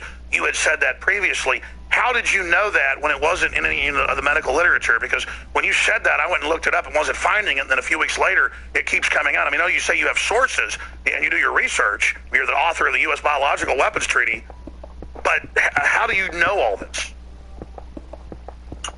Well, I've been dealing with biology, genetics, whatever, since I was in college, and then biological warfare since I was in law school studying it in 1974. Or Da Nang fever, sorry, go ahead. I follow these matters, and any time there is a mysterious outbreak of some type of what appears to be biologically based epidemic, pandemic, call it what you want, I operate under the assumption that it could be a biological warfare agent at work, and I had better immediately shift into gears and hit my usual sources and do some additional research and see whether or not there's a basis for this conclusion. Now, is anyone doing that in the government? Because I know from reading past reports that the FBI, the CDC, and others were constantly monitoring, but I never hear they're out checking to see if something's a weapon now. It's like things get more sophisticated, there's more weapons out there, but instead they just say, don't worry about it, it doesn't exist. Threats from biowarfare have subsided, but when I read international publications and listen to foreign governments, they say that it's higher than ever. What's the truth? The truth is they're all in on it, and we have spent $100 billion on biological weapons since after 9/11, 2001. That's BioShield program, right? Well, when you add all the different programs together, I did sit down, I guess 6 months ago, on all the programs, and it came out to $100 billion. Wow, I didn't know they'd spent that much. I knew it was close to it. Wow, just amazing. Well, the reason you held over, and I appreciate your time, is briefly getting back to Scalia. I mean, the way they handled it, either it was foul play or they're trying to make it look like that. I mean, constantly changing the story, not having an autopsy, acting all weird, middle of nowhere, all these key cases he was about to hear, and then saying we're crazy if we say there should be a autopsy when all these top, head of forensic labs, heads of homicide, current and former police are saying, no, this is standard operating procedure. Something's going on here. Well, that's correct. And it does appear that, just to start, why was the U.S. Marshal Service stood down when he was there on a ranch where people were hunting with weapons? They should have been around just to look after him. No kidding. And then, as correctly pointed out,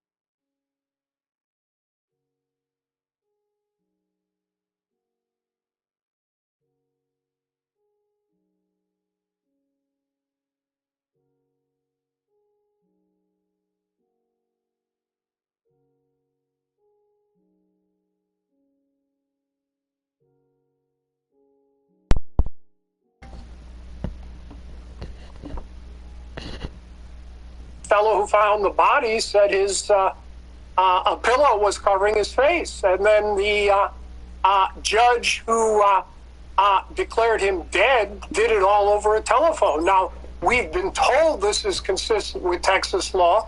I don't know if that's We looked it up. It's not, sir. It sounds pretty strange to me. If there can't be a medical examiner from old frontier days, there's a clause that then they can do it. If they go investigate and certify, they had the opportunity for the medical examination, at least by a medical doctor. They violated it. We've written articles about the code, so they lied about that too, and said, "Don't worry, we follow." About that, if you read the New York Times, the Wall Street Journal, the mainstream news media, they'll say, "Oh, well, this is all permissible under Texas law." Well, it sounds like a very strange law to me that would allow this judge to declare him dead over the telephone without even being there in purpose and dying of natural causes when there's a pillow over his head. And then, of course, as you correctly point out, there was no autopsy. And I don't know if that, under these circumstances, would be consistent with Texas law. And then finally, what we know, the federal government hasn't done anything, from what I can tell. Well, that's what the local police, even deputies, have said it's wrong, and say the sheriff's done like this before, is that, yeah, if it's at a sports stadium and Evel Knievel flies off his bike and cuts his head off, that's when, I mean, that's what they're saying. There has to be witnesses. There has to be, known cause. Yes, there's not an autopsy if someone dies in a 100-mile-an-hour car crash. That's when a judge can do this. But if there's no witnesses, not an attending physician, it has to be a physician that's in charge under Texas law. We read the code on the air 3 times a few days ago. They have to, yes, if a doctor of a hospital certifies it, then a judge, if they want, over the phone, can say no autopsy. But that's when it happens. Right, and that's just Texas law. And there must be a protocol for the United States federal government in the Department of Justice. We looked it up. There is. When a high-level federal officer gets killed, it becomes a federal jurisdiction immediately. Of course. And we should have seen the FBI down there immediately making an investigation as to what has happened. It appears someone told the FBI to stand down. Exactly. Well, Obama was told 2 hours after it happened, and then all this began to unfold. They sat on it for at least 2 hours, then 7 hours when the public was told. But here's what's really big. They had their story right up front, ready, no foul play right away, no autopsy right away, and then it's right on the border with one of the most dangerous.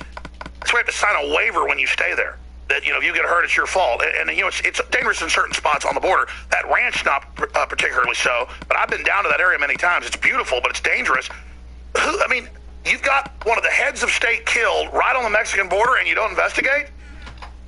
Yeah, it makes no sense at all, just from the legal perspective, because we do have federal and state laws directly on point that seem to have been violated. And then you have to add in there, if you look at all the cases on the current docket of the Supreme Court that Justice Scalia was dealing with, there were large numbers of people out there who would like to see him dead. Just run down the list of all those cases, and there's a good chance the Supreme Court took many of those cases because there was going to be a 5-4 majority in favor of the conservative position on all those cases. And you could just run down the list and say, well, who would not want a 5-4 conservative majority in these currently pending Supreme Court cases? Well, the Mexican government wants an open border, too, and there he was. Dr. Boyle, in closing, I appreciate your time and your tireless work. I know just as a citizen activist and as an expert, exposing what's happening with things. Donald Trump, I've had big questions about him a year ago, bigger questions 6 months ago, but I tell you, I was told he's going to bring up the 28 pages, watch, and now he's done it, which is such a huge deal, because if that comes out, it all comes down, all of 9/11 that I know you're an expert on. How big a deal is it for you to have Trump coming out saying, elect me and I'll release the 28 pages? That has got to be a shot across the bow of the Bushes and the Clintons. Cheney crawled out from under a rock, went on Fox News and basically threatened Trump back. Trump has got some of the biggest huevos I've ever seen. What is your gut on Trump? He better hire some private security agents and not just rely on the Secret Service. He should be protected by a team of his own people that he completely relies on at this point. Yes, he's really gone to the heart of what happened on 9/11 and what's in those 28 pages. I guess we can all have our own opinions about what might be in those 28 pages. But I read the 9/11 Commission report drafted by one of Condi Rice's buddies. It was a clear-cut cover-up from the beginning. And the 6 of the 10 said it was a fraud. And then Cheney goes on Fox and says the commission said we didn't do anything. No, the report he wrote did. Dr. Boyle, thank you for your tireless work. Sure. Folks should check out your books just by Googling your name, Francis Boyle. God bless you, sir. Thank you. Thank you. My best to your audience. Thank you, sir. I tell you, it is just epic times to be alive. We're about to go to South Carolina, but that's a great man right there. He's been through a lot, to tell the truth. He could have joined the power structure in a big way. We're about to go to Richard Reeves here in just a moment. For TV viewers, you can see Richard right there. We're going to you in a moment, Richard. You'll be with me a little bit in the next hour. And I'm meeting with our great reporters that are here, Leanne McAdoo, Jakari Jackson, and then Darren McBrain and others about some big things we're working on as well. Nightly News is tonight, 7 o'clock Central. And I've got to hit this other news. We're just going to have Richard on briefly, even though he has a lot of big news for us out there on the campaign trail. It is your funding that allowed us to build this studio and to be syndicated and have TV stations now starting to pick us up. And major cable systems like Houston, we're on basic cable there, folks. That is huge. We're not on channel 800. We're on, low channels. Richard Reeves is in South Carolina. He's been in every battleground state, and we've had other reporters there as well. 5 people, a 5-man team, down there in harm's way at the place where Scalia died. I mean, we're going into the judges' chambers. We're bullying in. These are amazing people. And I'll be quite frank, with you. I want to be able to hire more reporters, and I want to be able to take care of my reporters. I want to be able to, fund our operation to be strong. And we've been able to do that to a certain extent because of you. What you've done is a miracle. There's nothing else like this out there. That's why Matt Drudge made a pilgrimage here. We made a pilgrimage, to support him. Because we're all in this together. There's not a lot of us here at this level, but there are a lot of you, and you are the real power of this transmission. And we are running a bunch of specials at InfoWarsLife.com. You can read the rave reviews, but just go buy the products and try them if you haven't. Because the folks that have been buying them, you keep buying them and you love them. But only a fraction of our listeners and viewers actually ever buy a product at InfoWarsStore.com or InfoWarsLife.com. We have the best shortwave radios, the lowest prices, the best non-GMO, heirloom seeds, the best prices, widest selection. We have incredible Patriot apparel. We have just incredible books and films and materials and just thousands of items at InfoWarsStore.com. Anthroplex is selling out. Should be sold out by tomorrow at current sales rates. You can get 20% off Super Male and Super Female Vitality. It'll blow you away, folks. Just try it. Liver Shields, you can do the liver detox, and the gallbladder cleanse is back. And it's discounted with the oxy powder. That's just higher level oxygen, so it breaks down and releases in the upper and lower intestine and just safely and help. But you will. I mean, Rob Dew is just not fat, and he lost 12 pounds of just detritus in 7 days. I've done the same thing. I need to do another one. It's amazing. InfoWarsLife.com, InfoWarsStore.com. We have the all-new Pro Pure Pro Max 4-stage filter that cuts or reduces the non-detectable levels, hundreds of different pathogens. You absorb and breathe so much of this garbage. InfoWarsStore.com, promo code WATER to get 10% off on that as well. And it just comes down to shopping with the good guys and continuing to support us, because I'm just hoping that people continue to support us so we can even sustain what we're doing at this bold level. I mean, we've got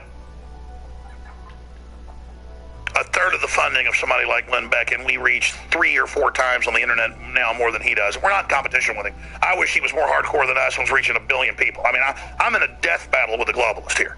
I'm not in competition. I have a responsibility, because nobody else will do it, to just be all in. Believe me, I know when I went on air Saturday night and said, investigate him being murdered. Well, look, they'll probably not do an autopsy. And sure enough, I mean, I'm committed. It's a good feeling, folks. I just don't care what happens. I'm committed. And I know you're committed, but the products are available at InfoWarsStore.com, InfoWarsLife.com, or by calling toll-free 888-253-3139. Get the new Hillary for Prison t-shirts. The old one sold out. I think we got like one size left or something. And wear it. Get it out there. Get on the campaign trail. Help promote InfoWarsLife.com, InfoWarsStore.com, and support our local affiliates. That's just as important as supporting us. Become a sponsor. Support the sponsors. Let them know why you're supporting the station. Buy a billboard for the station. If people that hoard money, their wealth this last 6 months, you're going to lose everything, okay, if you don't go all in. There's a good feeling about being all in, folks. There's a good feeling about just taking the gloves off and just getting in that ring and going, I don't know who's going to win this, but I'm about to give you everything I got. And that's why in life I've never gotten beat many times, because I don't fight to win. I fight to survive. I fight until the other guy's down and doesn't get back up. That's what it takes to win, folks. You don't think about winning. You just do it. To steal a phrase from Nike, but it's absolutely true. And Donald Trump's doing it, Richard Reeves. Last night and this morning, he's been doing it more and more intensely. I literally got tears in my eyes this morning where he actually said, I'm going to expose it, the Saudis did it, and there's more to it. We're going to bring it out. It's going to bring these crooks down. Donald Trump, that's it. I'm sealed the deal. He's for real. He's hurting them too bad. There's no way it's a game. He's risking his life. We're going to skip the network break. I can't help it. Just they support us. I'm skipping breaks here. I just can't help it. Richard Reeves. It is so seismic right now. I do not have words. This is the biggest thing, the single biggest thing I've ever seen Trump doing this, because you were here 3-4 months ago or 5 months ago, whatever it was, when Stone first came here, months before Trump came on in December. And you were here when we had all these discussions. I mean, you were the only person privy to that. And to actually see Trump doing all of this and more, he is death-defying. I mean, believe me, they have got teams sitting around thinking about how to kill him right now. And if he dies of a heart attack or something, and then they have a fake autopsy or whatever, I mean, I'm telling you, I don't think anybody's in more danger in the world right now than Donald Trump. What do you think, Richard? Alex, could not agree with you more. Absolutely. We've seen the Donald since last Saturday double, triple, quadruple, quintuple down on 9/11 Truth. How proud of you? How proud of you as a man? You know, betting on Trump. You know, when you were here 6 months ago saying, "Hey, I think Trump's for real," I'm like, I don't know. I mean, how good do you feel right now knowing he's good? I mean, this is I'm just so proud of him. It's so good, Richard. I love it. Absolutely. I am proud. I'm proud of you, Alex Jones. I'm proud of the InfoWarriors out there. InfoWarriors supporting InfoWarsLife.com. So critical to what we do. Look at how you're spread out in Texas doing reports here in South Carolina. You're all over the planet. We listen to you on broadcast. You got Max Kaiser in Europe and in Russia and everywhere else. It's awesome to see and hear. But I'll tell you what, the Donald Trump lead looks like he's looking good here in South Carolina. It looks like he's going to win.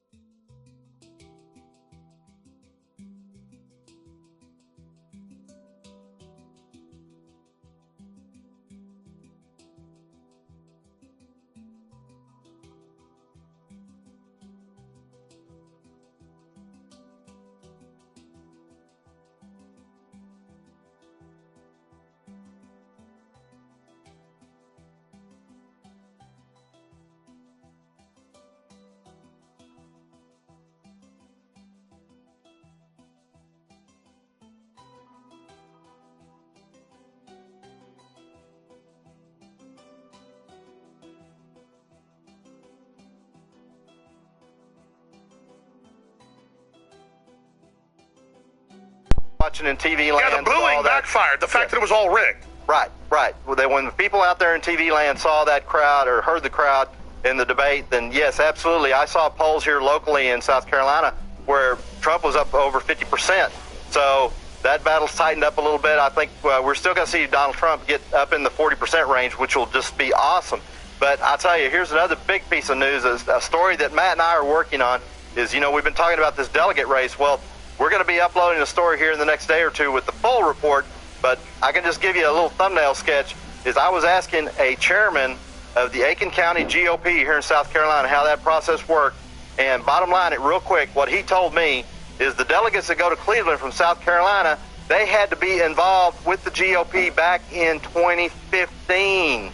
They had to be involved last year. That shows how you got to get into the delegate process way ahead of time. Yeah, because those guys from 2015 involved in the party, they're going to be going to congressional district caucuses coming up here in South Carolina in the near future, and it's out of that pack of people, it's out of that bunch of people that the 50-some-odd delegates from South Carolina... So that's why we've got to have a landslide for Trump, which is going to be hanky-panky, and people have to now go become delegates now for the election 2 years, 4 years away. It's the long war that wins. Look at InfoWars. Coming from Access TV 21 years ago to where it is today, look at Drudge. It's all the long war is what wins. The resistance is victory. But Richard, again, how many hours until the voting starts? Well, you know, we're less than 48 hours away. The Saturday vote is coming up. Here it is Thursday afternoon, so we are very, very close to that primary day. We're 48 hours out. And now is the time. If you got family in South Carolina, or look up local numbers and listen on the internet, call into talk radio. This is a war, folks. You get on big talk show and make points about Trump or whatever, you know, that's hundreds of votes. I mean, you have to really get aggressive, folks. If you don't have money, call shows. If you don't, if you got money, donate to Trump. I mean, get aggressive, folks. Put your blood, put the skin in the game. Alex, I want to back up what you said about that he needs to win big. That's why he needs to win big, is to overcome all of these hoops and hurdles that the establishment has put in play. He needs to, as rapidly as I don't think it's going to happen in South Carolina. Well, he's going to get all the truthers. He's going to get he's starting to get a lot of the anti-war people. Who are conservatives. I mean, he's doing all the right things right now. I'm telling you, he's scaring the system big time, Richard. Absolutely, absolutely. And as you were talking about earlier with your previous guest, we're talking about this genetically modified virus that's out there in these mosquitoes. You know, Barnum and Bailey Circus has nothing on the New World Order. The New World Order's got more rings out there and ringmasters and dog and pony shows, etc. But you know what?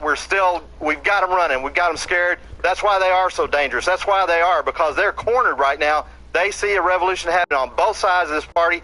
I guarantee you that all eyes of the planet are watching what's happening here in the United States on this election. That's right. Well, let's get you back on tomorrow and on the nightly news to actually go over what you're seeing on the ground there. Thank you, Richard Reeves.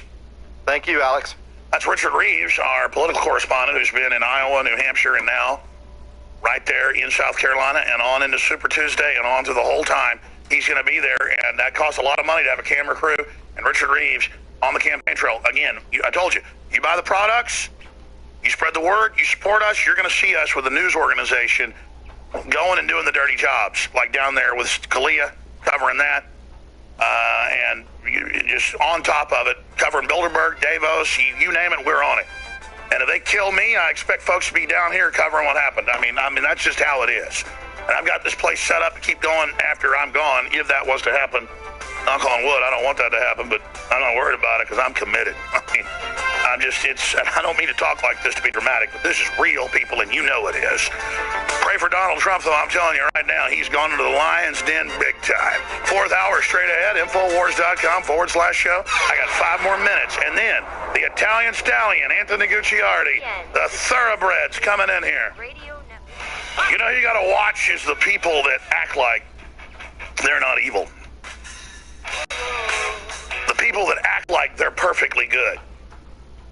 Those are the folks you got to watch, and those are the people that come to steal your free will. And that's how you judge a tree. By its fruits and by its free will. Who gives you all the freedom? Who gives you life? Who gives you all the pleasures and enjoyments? God. God isn't against those. God just gives you warnings about how to enjoy it. And then the devil sits there, that archetype, people that act like that archetype, and act like they provided everything. And that they're the reason you have success. They tell you how you're bad for the earth and how you're racist and how you've done this and you've done that. What does the Bible call the devil? We guys Google it. It said a bunch where the devil called the accuser in Scripture. The accuser.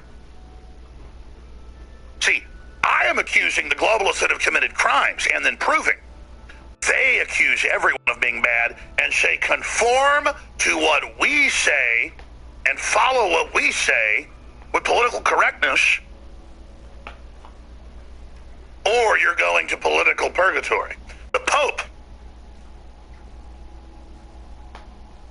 a classic fake liberal,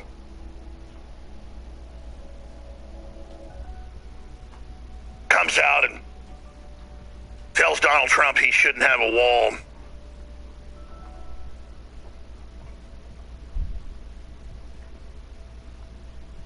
Now, the devil is known as the accuser of the brethren, the adversary. Angel of the bottomless pit, destroyer, and the angel of light,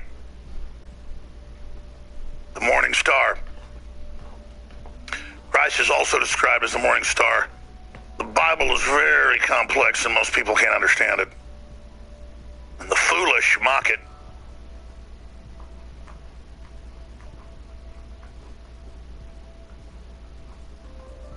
But the Pope, the person in a wheelchair grabbing at him, wanting to be healed, searing, evil, demonic look. Not like, hey, I'm sorry, I gotta go. No, do not be greedy. And looks at him with that admonishment of someone that sits over slaves. The leering. Oh, Donald Trump, you're not a Christian. You're not a Christian. Because you want a wall. I'm not for a wall because it won't work. They'll use it to keep us in. I just don't want totally open borders and free stuff for everybody. And then we go bankrupt. So I don't even particularly, Trump just dumbs it down. We'll build a wall. That's all just rhetoric, folks. It's not really lies. We need walls in certain areas. But the Pope lives behind the biggest walls in the world. He says in Europe, oh, we got to do something about the refugee crisis. We got one here. It's pure leftist politics, globalism, NAU garbage. And he's involved in our politics domestically and our sovereignty, and he is fair game.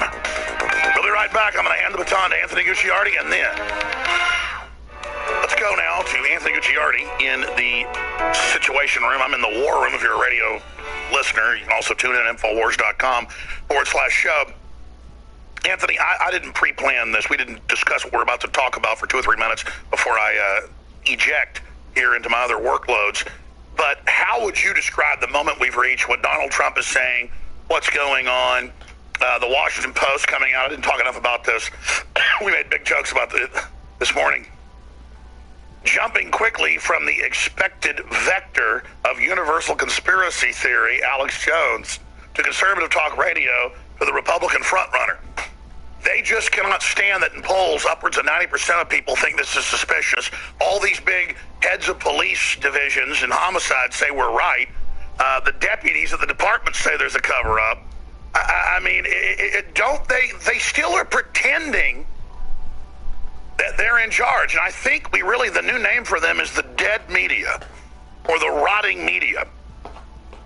I mean, I don't think they understand that they can concertedly put out a hoax together and still have a shadow of their former power. But that's dissipating out of them like their arms and legs are cut off.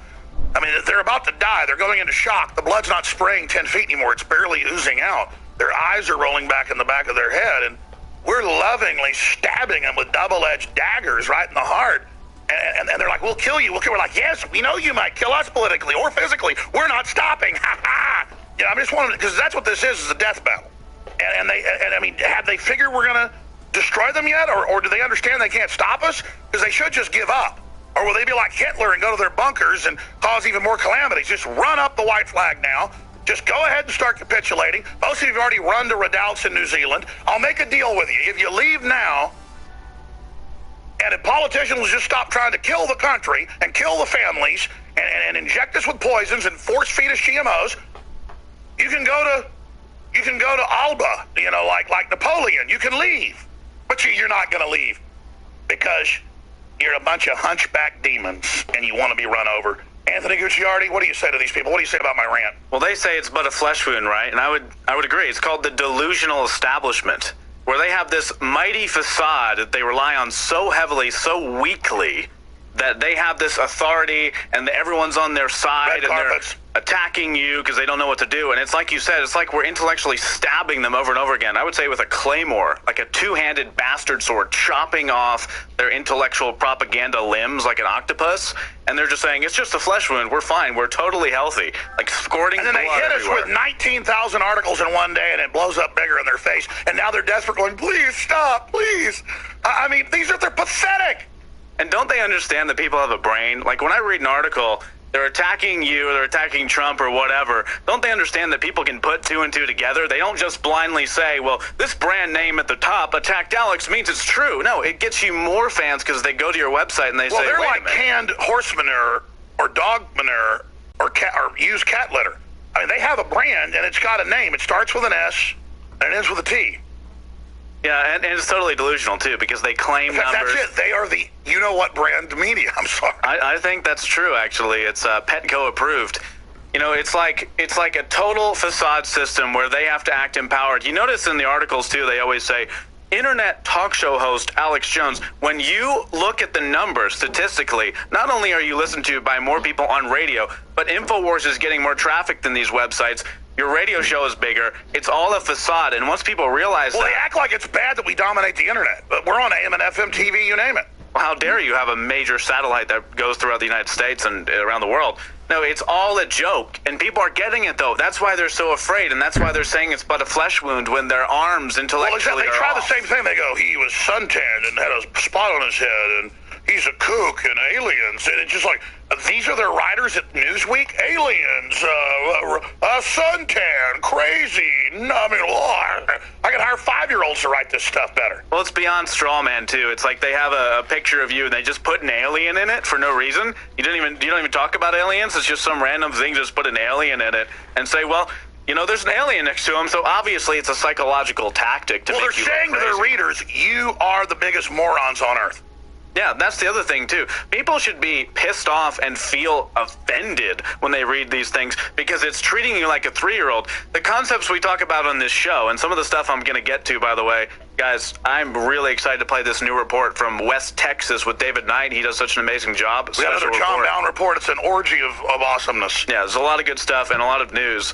But look, it's offensive to not listen to intellectual programming. It's offensive to read the news articles where it thinks you're like a 5-year-old and they can't talk about complex. Believes aliens killed him and Leonard Nimoy. They actually say it.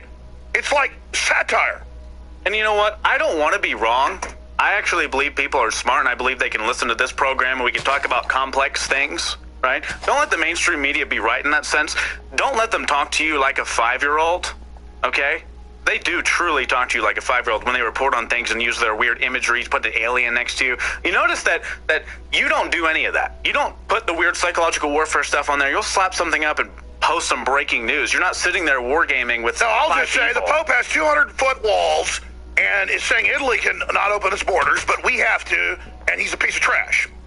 Meanwhile, I mean, the whole system is a joke. I mean, one of the articles we're going to talk about is the VA, the suicide hotline going to a message. I didn't get to that. They admit now for bioethics literally ran the Nazis. I mean, literally.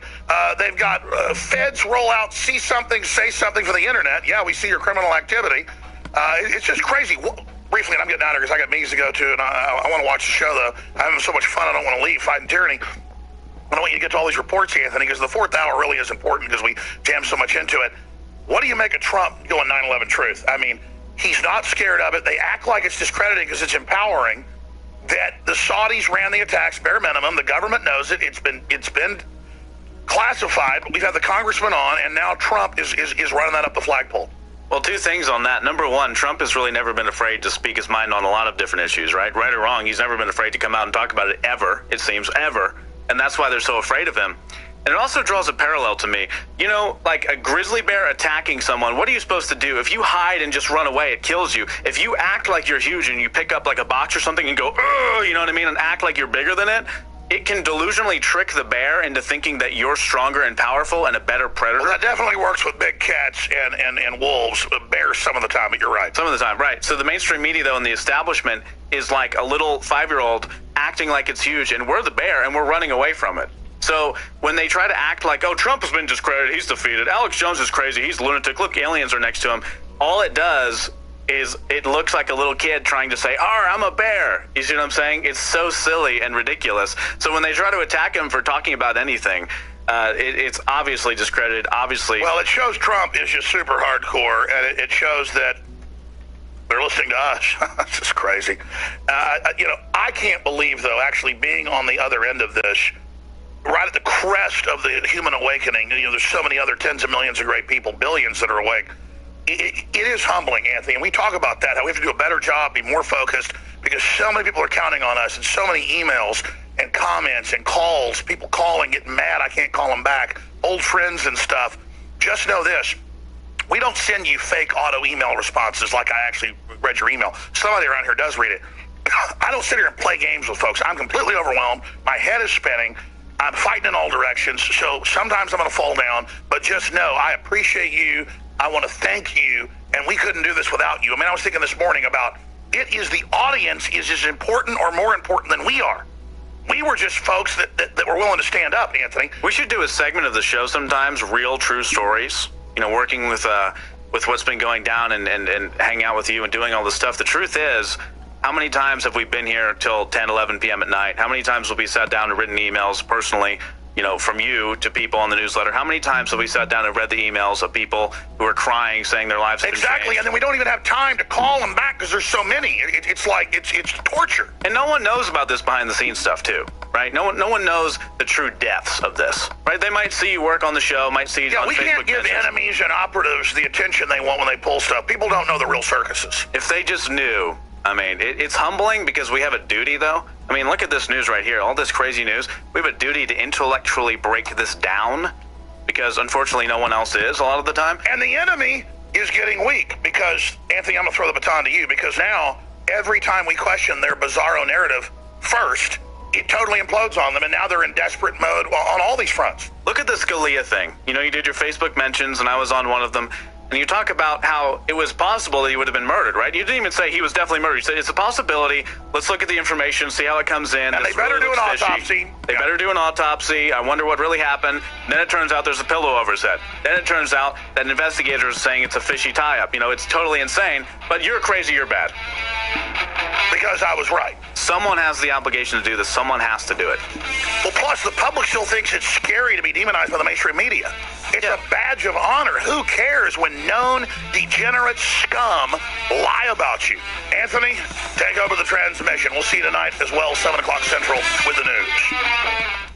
It's Thursday, February 18th, 2016, and we're spinning around on a massive rock called Earth, and you are listening to The Alex Jones Show. This is the 4th hour of Overdrive. I'm Anthony Gucciardi, and this is where we're going to try and stop this massive rock called Earth from being destroyed by the establishment and the entire system that seems to want to so heavily break it down.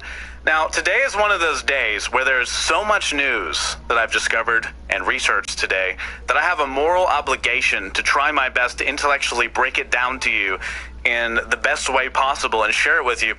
And also, I'm really, really excited because I'm going to premiere for you a special unaired report from West Texas on the Scalia incident that David Knight and the other reporters that Alex sent out have compiled, and I'm really excited to play that in the next segment, so at the bottom of the hour, as well as another video. So there's a lot. This is locked and loaded today, and you're not going to want to miss this special report in the next segment and all this crazy stuff I'm about to talk to you about. Some of the headlines we're going to go through include T-cell cancer breakthrough. 94% of leukemia patients see symptoms vanish using this new therapy. 94% of leukemia patients.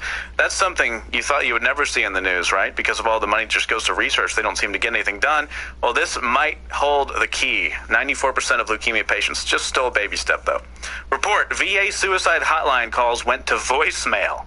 We've talked about the VA before, and on many of the programs I've been on with you, I've talked about the VA just totally messing up over and over again, but this is a new level. Suicide hotline operated by the Department of Veterans Affairs allowed crisis calls to go to voicemail. So we're going to break that down. Excitement at the new cancer treatment. This is all over the place. This is BBC News. Scientists warn of coming global disaster because of water inequality. That's something that most people aren't talking about, that we're also going to break down. Negative interest rates and what they're doing, as well as studies suggest sugar can be as damaging to the brain as early life stress. And there's also been other reports that I've shared with you on how sugar is as addictive as cocaine and just the whole lot. So there's lots and lots to go on today. We're going to talk about a lot. And again, special report coming up in the next segment that I'm really excited about. But first, I wanted to share something with you.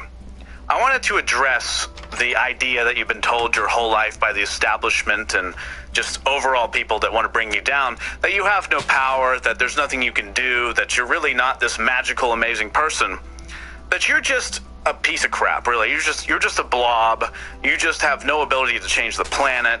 There's no reason for you to stand out. Everything is fine. You can't beat City Hall. You can't change the system. You can't do anything.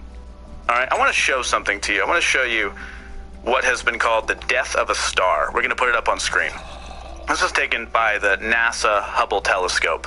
And it's not so much the death of a star as it is the corpse of a star. And I want to put something into perspective for you. Just look at that on screen if you're watching live on television here.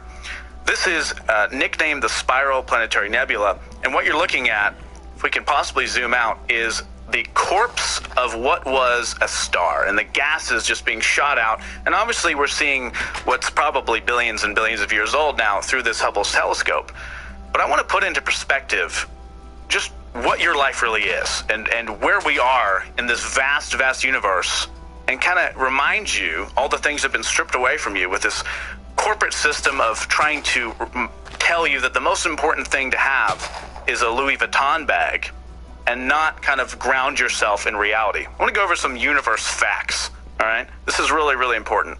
So what we're looking at, as commentated by someone who really knows what they're talking about, appears, is the colored gases are remnants of the star that were thrown out into space and continued to expand after it burned up the last of its nuclear fuel and collapsed into a white dwarf. The death happened a long time ago. Think about that. Now, according to the best estimates of astronomers, there are at least 100 billion galaxies in the observable universe.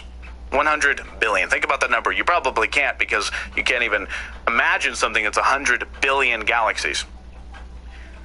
The number of stars in a galaxy varies, but assuming an average of 100 billion stars per galaxy means that there are about 100 billion trillion stars in the observable universe. 100 billion trillion. These numbers mean nothing, right? We can't even imagine 5 million of something, let alone 1 billion trillion. But think about that. 1 billion trillion stars. And I also shared the article with the producers that have some of this information on it. The largest known diamond in our galaxy, there are 100 billion, is called BPM 37093, and it's 25,000 miles across, larger than the planet Earth, and weighs 10 billion trillion carats.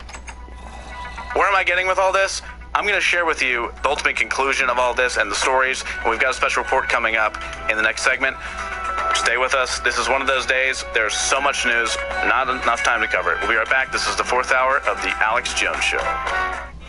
We are live. This is Anthony Gucciardi. It's the Alex Jones Show, the 4th hour. It's Thursday, and I'm excited because I have a special report, previously unaired, from West Texas with David Knight and the rest of Alex's awesome reporters out there that are going to break down some really, really shocking stuff regarding Scalia and how the sheriff was not even trained or authorized, according to this report, to do what he did. And there's some shocking revelations that I'm going to play for you just in a minute.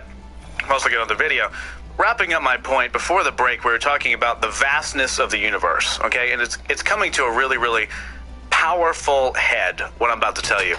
We're talking about how there are seemingly 1 billion trillion stars, okay? Billions and billions of galaxies throughout the universe, and so many other facts that are amazing. It takes 225 million years for a sun to travel around the galaxy.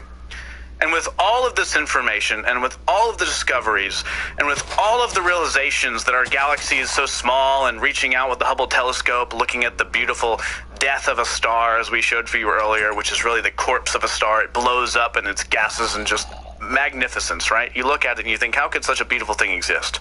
But out of all of that, do you know what the most advanced thing in the known universe is? the human brain, your brain, in the entire universe, the most advanced thing that we know of, okay? 1 billion trillion stars, billions and billions of galaxies, diamonds that are 25,000 miles across, a neutron star that weighs 1 billion ton.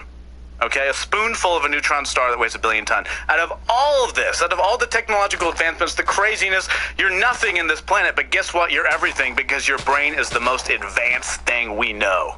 It's the most advanced thing in the entire universe. So I'm calling on you to use it. I'm calling on you to remember your power, because you've been lied to since you were born. You've been lied to by the establishment system and by the corporations that only want you to chase after the next drink of Sprite, Pepsi, and Coca-Cola. And you've been told that you're worthless. You've been told that you have no power. But let me tell you, you are the most powerful thing in this entire universe. And your brothers and sisters, all of us are the most powerful things. And we all have equal value in the brain. We have power that we do not know. This is your call to arms, okay? This is your reminder that you are the most magic thing in the universe, and you are true magic. So believe in your magic. You're it. You're the most advanced thing in the known universe. Let that sink in. Now, we're going to go to this special report and follow up with some news, including this new cancer breakthrough. 94% of leukemia patients are seeing their symptoms vanish from this technique. This is really, really powerful stuff. But first, we're going to go to this special report from the reporters in West Texas regarding Scalia. And this is, again, unaired, first time, right now. Let's go ahead and show that report.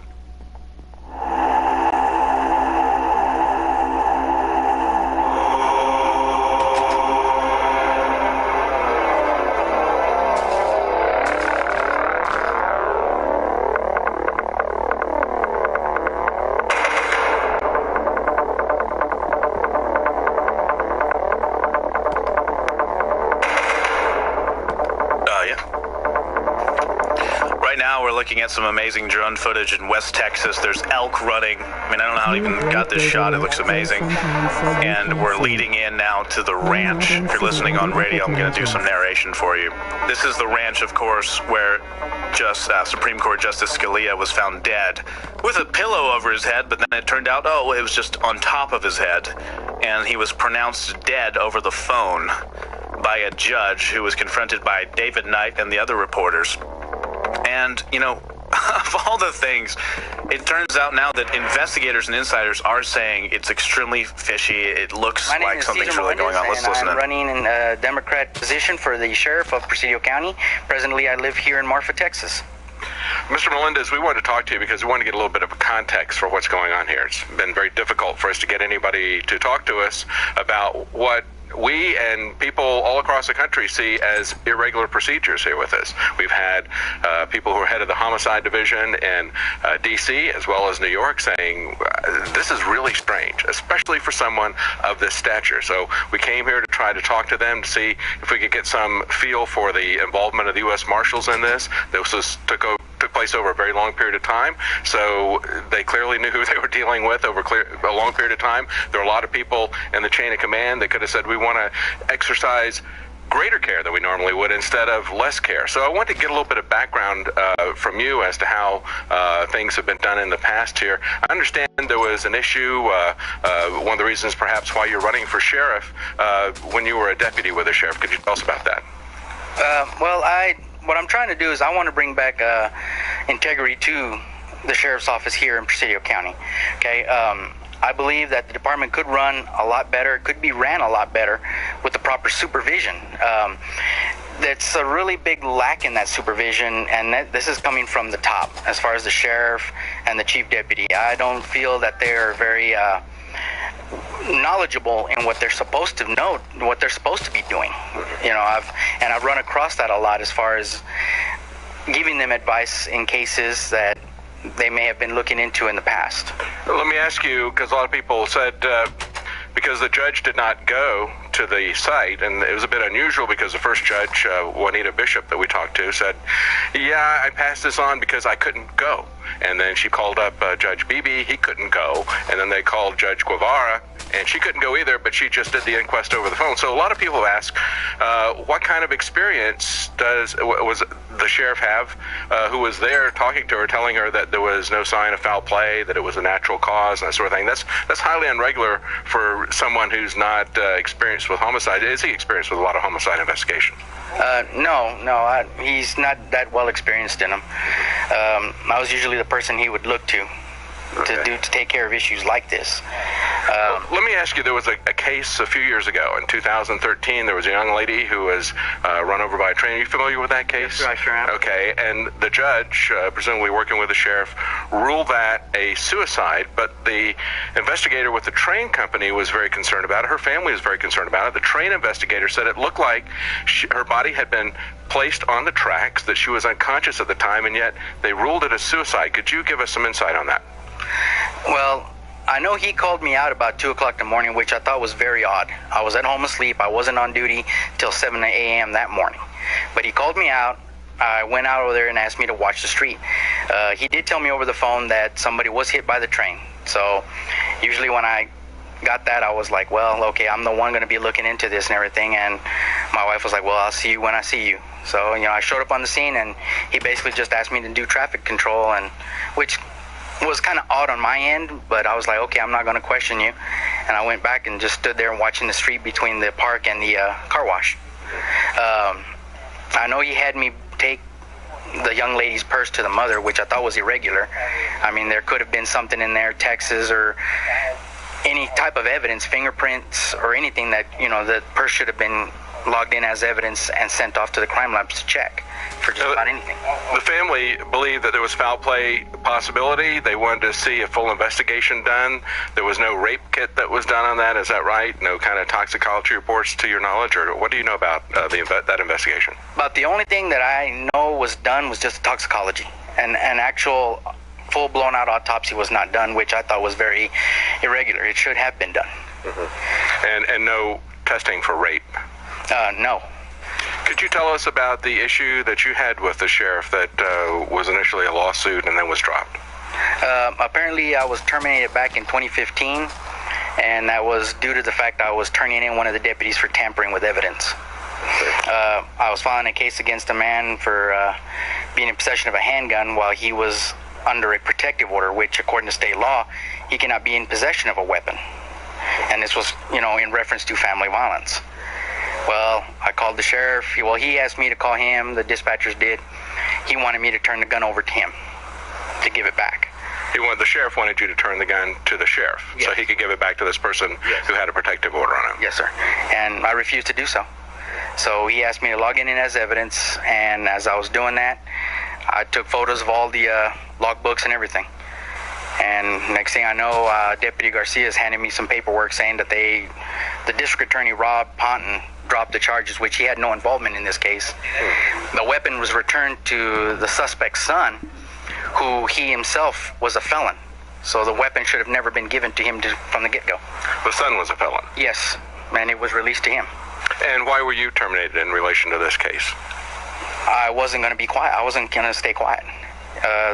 This was wrong. This was putting somebody's life in danger. I was not going to keep quiet. I was going to fight.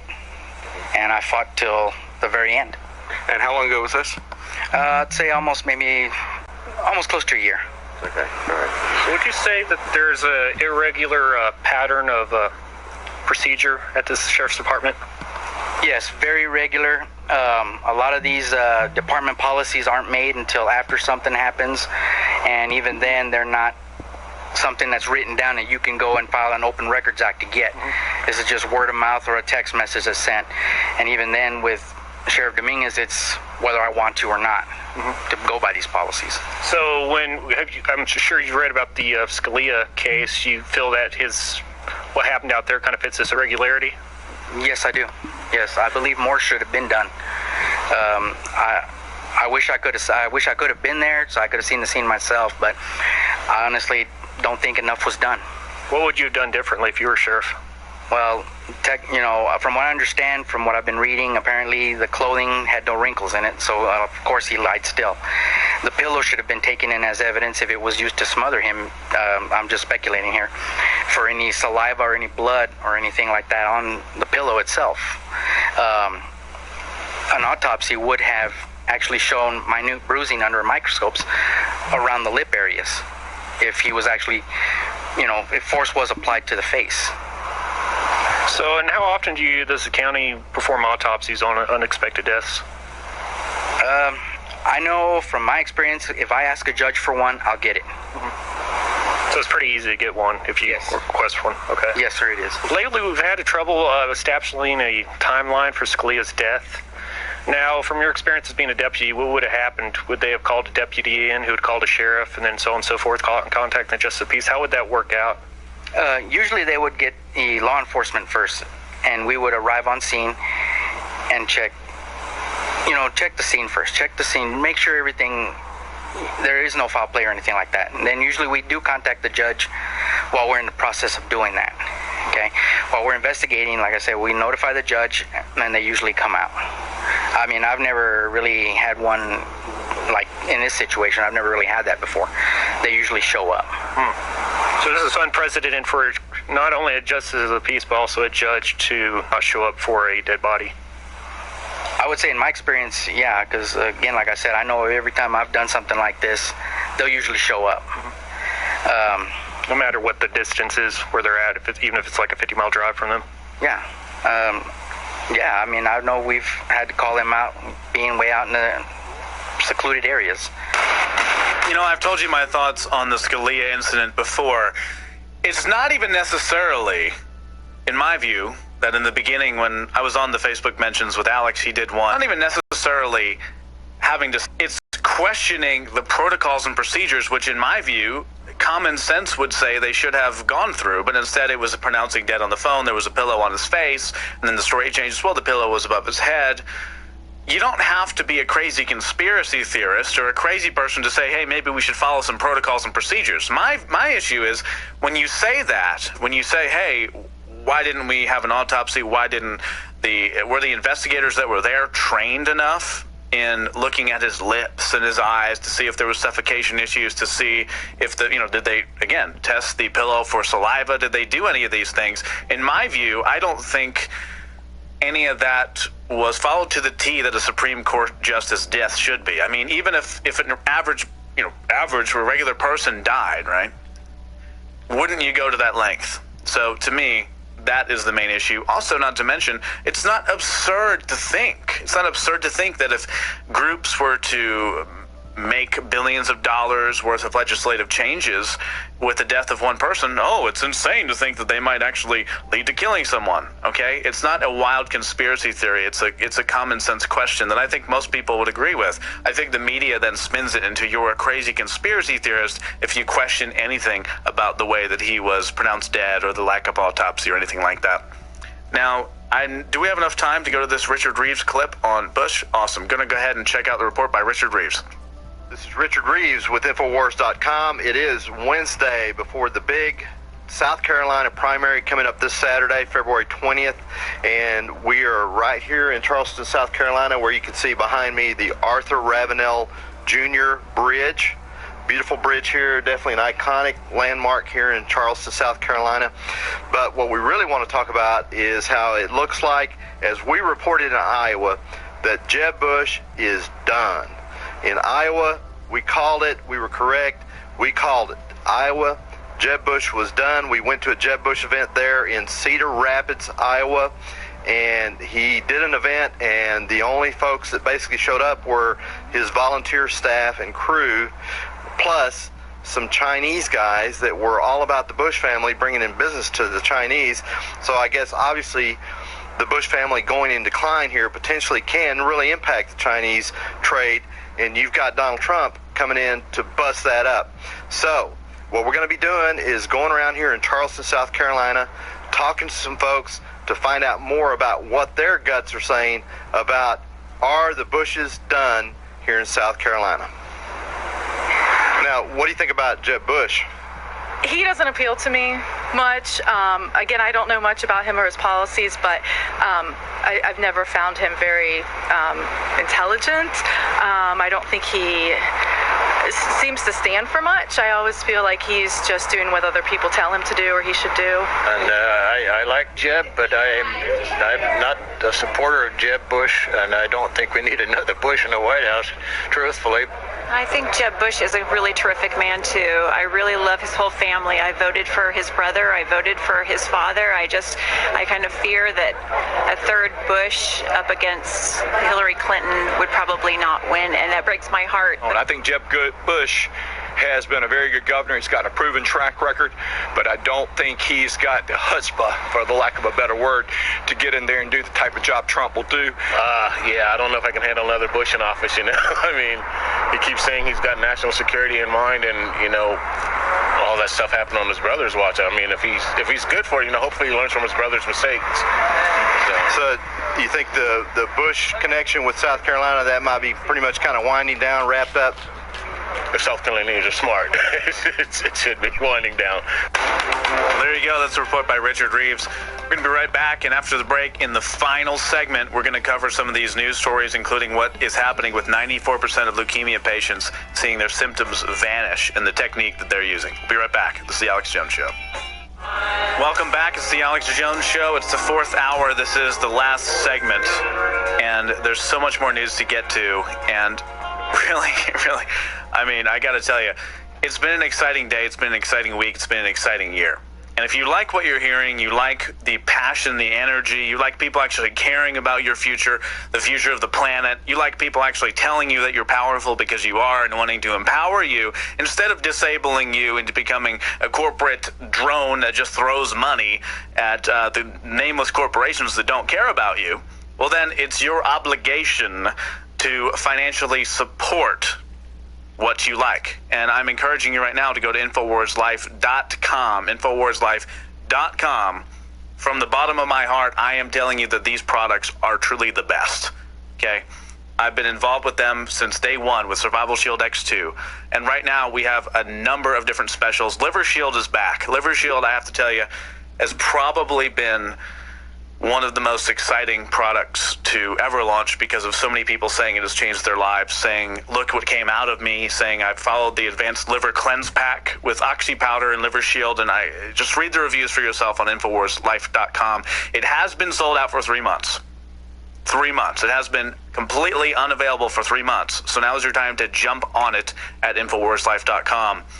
And not to get with too many things going on at once, but for everyone that buys Super Male Vitality or Super Female Vitality, which is many of you, which has a 4.8 average star rating through a third-party vetted Power Reviews system, Super Male Vitality and Super Female Vitality until tomorrow only are 20% off.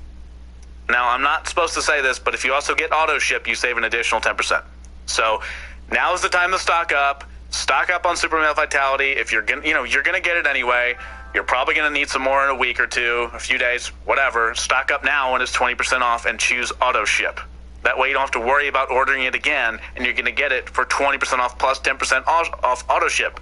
So visit InfoWarsLife.com and financially support. I support operations that I like. I kickstart things that I enjoy. I go out and buy certain brands and products that I like. That is the very essence of supporting someone, the very essence of helping increase the reach, increase the broadband, the intellectual broadband, okay? Anyway, so please visit InfoWarsLife.com. It really helps the operation. Now I want to talk about this article. T-cell cancer breakthrough, 94% of leukemia patients see symptoms vanish using a CARS-modified therapy.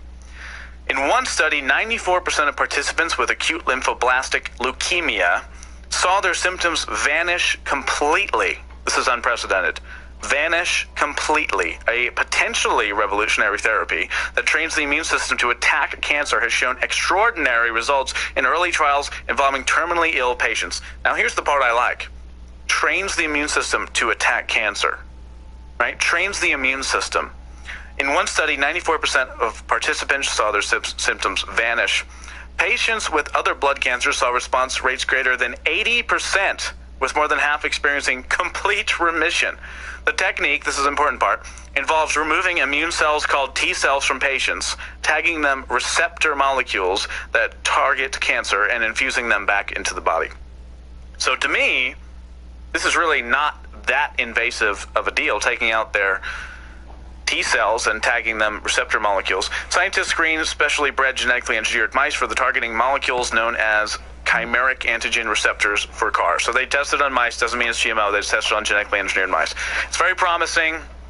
The future is at hand. Yes, there are natural techniques. Yes, there are natural alternatives. We need to study those too. Turmeric, everything like that. But this is also very promising. I'm Anthony Gucciardi, and thank you so much for watching the Alex Jones 4th Hour. It's been a lot of fun, and I'll see you next Thursday. Tomorrow, Alex is coming 11 a.m. to 2 p.m. Central with a host of powerful news. Don't miss it. Thanks a lot for watching.